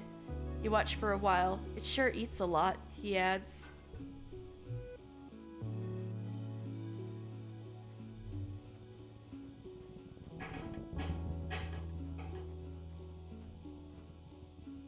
Alright, boss. Ooh! Ooh! This is how we save socks. Let's go. You spy a creature that reminds you of Cal's illicit pet socks. A dilly pillar, maybe? Except it's huge, really, really long, like as long as the stratospheric, enormous. Could it be the same? You aren't totally sure. You watch it using your holoculars. So far in the distance, it looks like a train crawling along one of the great cliffs alongside the resting ridges to the west. It crawls down to the cliff towards the Great Plains, not far from you. Run in and get close. The dilly pillar totally ignores you. Up close, it seems even bigger, definitely longer than even a spaceship. It moves slowly, and you take care not to accidentally get in its way. It sniffs around the base of the cliff for a long time. The cliff is made of sparkling iridescent rock, almost the same shimmer as the dilly pillar's scales. Pretty! As you're admiring it, the dilly pillar starts to eat the rocks. It's grinding them down effortlessly with its enormous molars. Ooh, no wonder Cal couldn't get it to eat anything. It doesn't even eat plants. When it leaves again, you fill your pockets with the strange glittery stones. Better bring these to Cal. Ooh, all right. So we're gonna save good old socks. All right, boss number 2. There's a deep, perfectly circular pond here, filled with clear crystalline water. Small translucent creatures like jellyfish bob around in it, rippling with iridescence. Dis is with you in a characteristically bad mood, despite the jaw-dropping beauty of your surroundings. He plops grumpily down the bluff to watch the water. I'm gonna go swimming. When you were young, you learned to swim through the air in 0G. Swimming in the water is different, but some of the principles are the same, so you get the hang of it quickly. It's invigorating. You stay near the shore and let the jellyfish tickle your feet. It's going great, oh shit, until a tentacle grabs your ankle and everything goes terribly wrong. Great! You flail your arms. Help me, you nullhead. No. Fighting the gentle pull of the tentacle, Dis watches from the shoreline. You think he's frozen in shock, but when you call for help, he only frowns in thought. Dis, help! Dis moves closer to the pool. Panic doesn't help, he mutters. Calm down. Just calm down, see? You stop flailing, and the tentacle stops pulling. See, it's not pulling you under, Dis says. It's just checking you out. After a while, the tentacle releases you and disappears into the depths. Dis helps you fish you out of the deceptively deep pool and helps wring out your clothes. Say nothing. Don't do that again, Dis says, sounding furious, actually. If you drowned in there, it would have been my fault. Don't do that ever again. You realize he's upset because he cares about you in his way. You mumble thank you and grab a towel to dry off. I'm gonna keep exploring. Oh, Dis saved me. And he was worried about me.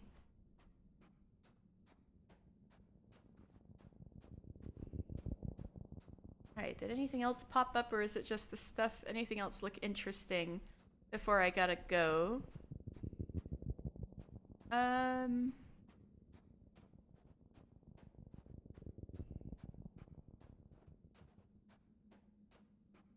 It's so funny that I can just run past everything already.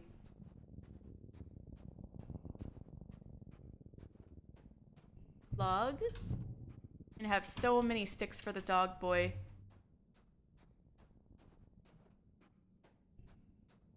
Maybe, this guy? Bushbubs fighting over territory. Neat, I hope it's bloody.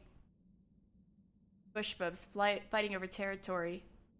I hope they won't hurt each other. They won't. do it by dancing. All right, +2 friendship. That's good. +3 animals. You watch the two creatures face off. Agile boulders. And then the smaller one wins the territory bout. You're too worn out and tired to continue. You have to go home now. Well, that was great. All right. I don't think I have to go out again until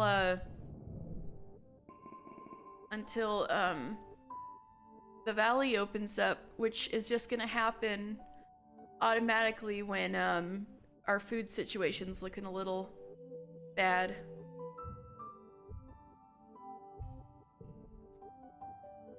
All right, that was cool. That was great. That was great. I'm gonna be able to do so much out exploring. Cal. You find Cal and excitedly drag him to the barn where he keeps his pet dilly pillar. I figured out what she eats. Rocks! You tell Cal about the dilly pillar you saw in the plains. She's really gonna get that big, Cal breathes. He looks as worried as you feel. Cal hesitantly places the rocks before her. She takes one in her delicate little forepaws, nibbles on it, and then shoves it in her mouth. She trills and runs around in a circle, waving her paws for more. It worked! Cal crows, giving you a big hug. Thank you, Solanace! You saved socks! I saved socks! Yay! I want Cal to just have a giant caterpillar outside the walls that's his buddy one of these days. He'll be too big to keep in here, but that doesn't mean they can't be friends. Alright, otherwise I pretty much gotta sit on the walls.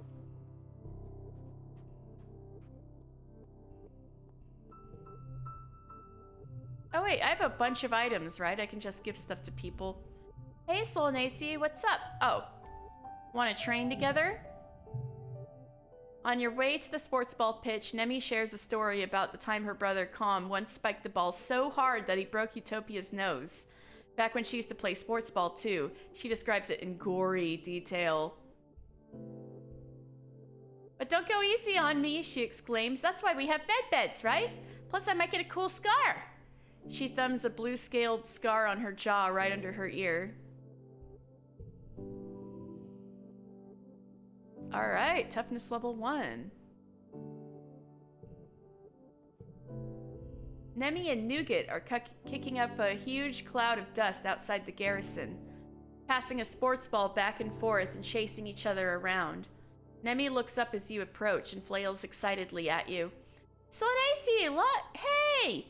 She says, jumping up and down. Look! She bounces the sports ball on her knees. Look at what Nougat and me are practicing. Nemi bounces the sports ball from one knee to the other a few times before launching it up into the air. She crouches, leaps up after it, and spikes it with her head towards Nougat with a yell. Ah! No, Nougat! The sports ball thuds into Nougat's chest, sending her sprawling to the dirt. For a second, you freeze, waiting for the crying to start. Instead, Nougat just shrieks and laughs, clutching the ball as Nemi jumps up and down and pumps her fist dramatically. 4 points for the ball not touching the ground after contact, Nemi crows. The crowd goes wild! The Garrison Galaxies win again! Woo! Nougat cups her hand over her mouth, imitating the roar of the crowd. Wah! Nougat's a hardcore little kid. Let's go. Wow, that's awesome. I know, right? Nemi beams. She stands up straighter and puts her hands on her hips. I'm gonna be just as good as my big bro someday, and Nougat will be too. She rubs the back of her hand across her nose, leaving a smear of dirt. Hey, you should come by the sports ball pitch sometime. I can show you some tricks. Nemi and Nougat look at you expectantly. Okay, I will.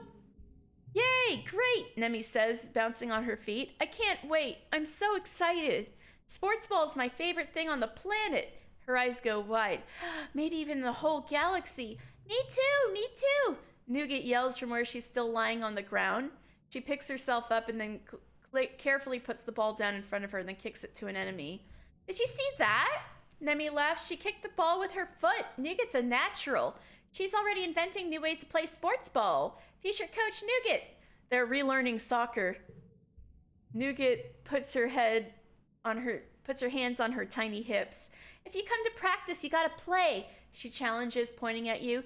Nemi says, I get to be the coach, so it's my rules. You and Nemi both burst out laughing. Nougat is such a little character. She sure is. I'm gonna relax on the walls. Most of the time, you're alone up here, except for the occasional passing guard. But sometimes you're joined by Dis.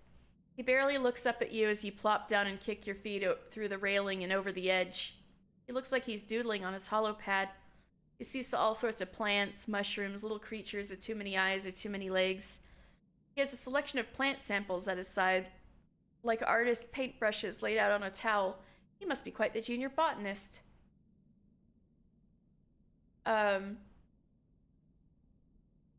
He's not drawing plants right now, though. He's actually drawing a person, and not anyone you recognize from the colony. They have long dark hair and a pointed face, and are covered from the neck to toe in floaty black robes. They look neat. You wonder if they're Dis's original character or something, like a super cool goth self-insert. I know who that is. He's drawing Sam. Looking good, bud? Dis shoots you a soft, shy smile. Thanks, he mumbles. I'm not very good at drawing him yet. I guess deducing, even though that's a cute picture.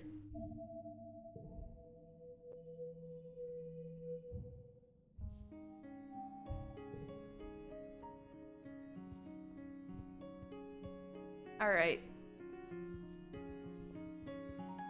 I am getting pretty darn hungry. I think this might be maybe a shorter stream for me today. I know this is like most people's normal length of streams, and I'm like, we'll have a short one today, only 5 hours. Oh. Well, I hope it's not too weird with, you know, all the text skipping and stuff. That doesn't, you know, mess up the flow or anything. But man, I can actually get through this so fast, especially that I have 100 perception this early. It's kind of nutty. But I think we're well on our way to Dis-romance. I mean, I'm only 13. And I've already got him at... Actually, I can look at the exact number, right?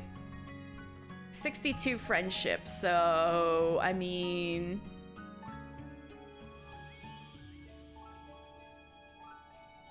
Pretty wild. And nobody's died yet. Look at this.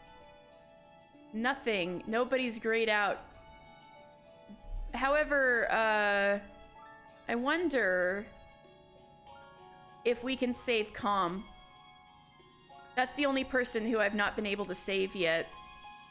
Anyway, let's look at my thing up here. You're 13 years old and your bird-like eyes miss nothing. You've got a knack for finding hidden things or staying hidden when you need to, and you know all sorts of things about animals. That's actually a lot. It's actually exactly what I was last time. I need to make sure I don't get the rancher ending twice. Maybe I should be boosting my my yellow scores.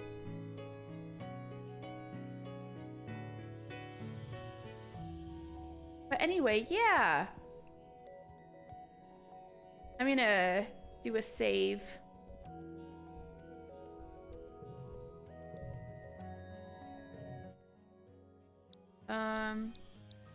I don't know. I'll say dis-save.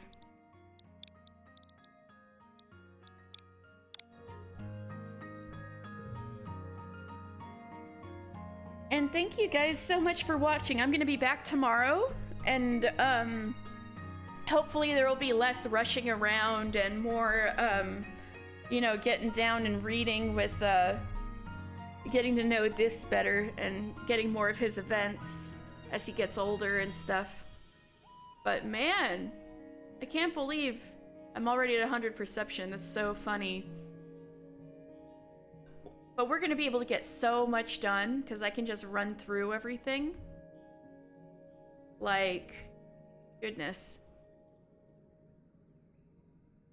So let's see. I think, ooh, Nono's playing Twilight Princess. Yeah, I'm thinking of who I should raid. Gravy's playing Dirge at Cerberus. A lot of interesting games right now. Oh, I forgot Games Done Quick's going on. Snacko is playing Morrowind.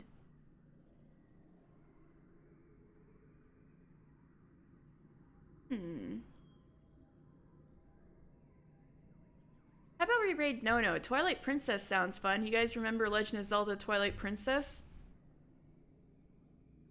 I never ended up beating it. I've actually never finished a Zelda game, but I think it'll be pretty nostalgic with Midna and stuff. All right, so we're gonna raid No-No's Carnival. All right, raid is going out. Thank you guys so much. Those of you who stuck around, I hope you enjoyed the stream, and we'll come back tomorrow. And we're gonna be playing more with Dis. All right, thank you guys so much. You guys all have a great evening or morning or whatever time of the day it is, wherever you are. Thank you so much. See you tomorrow. Bye.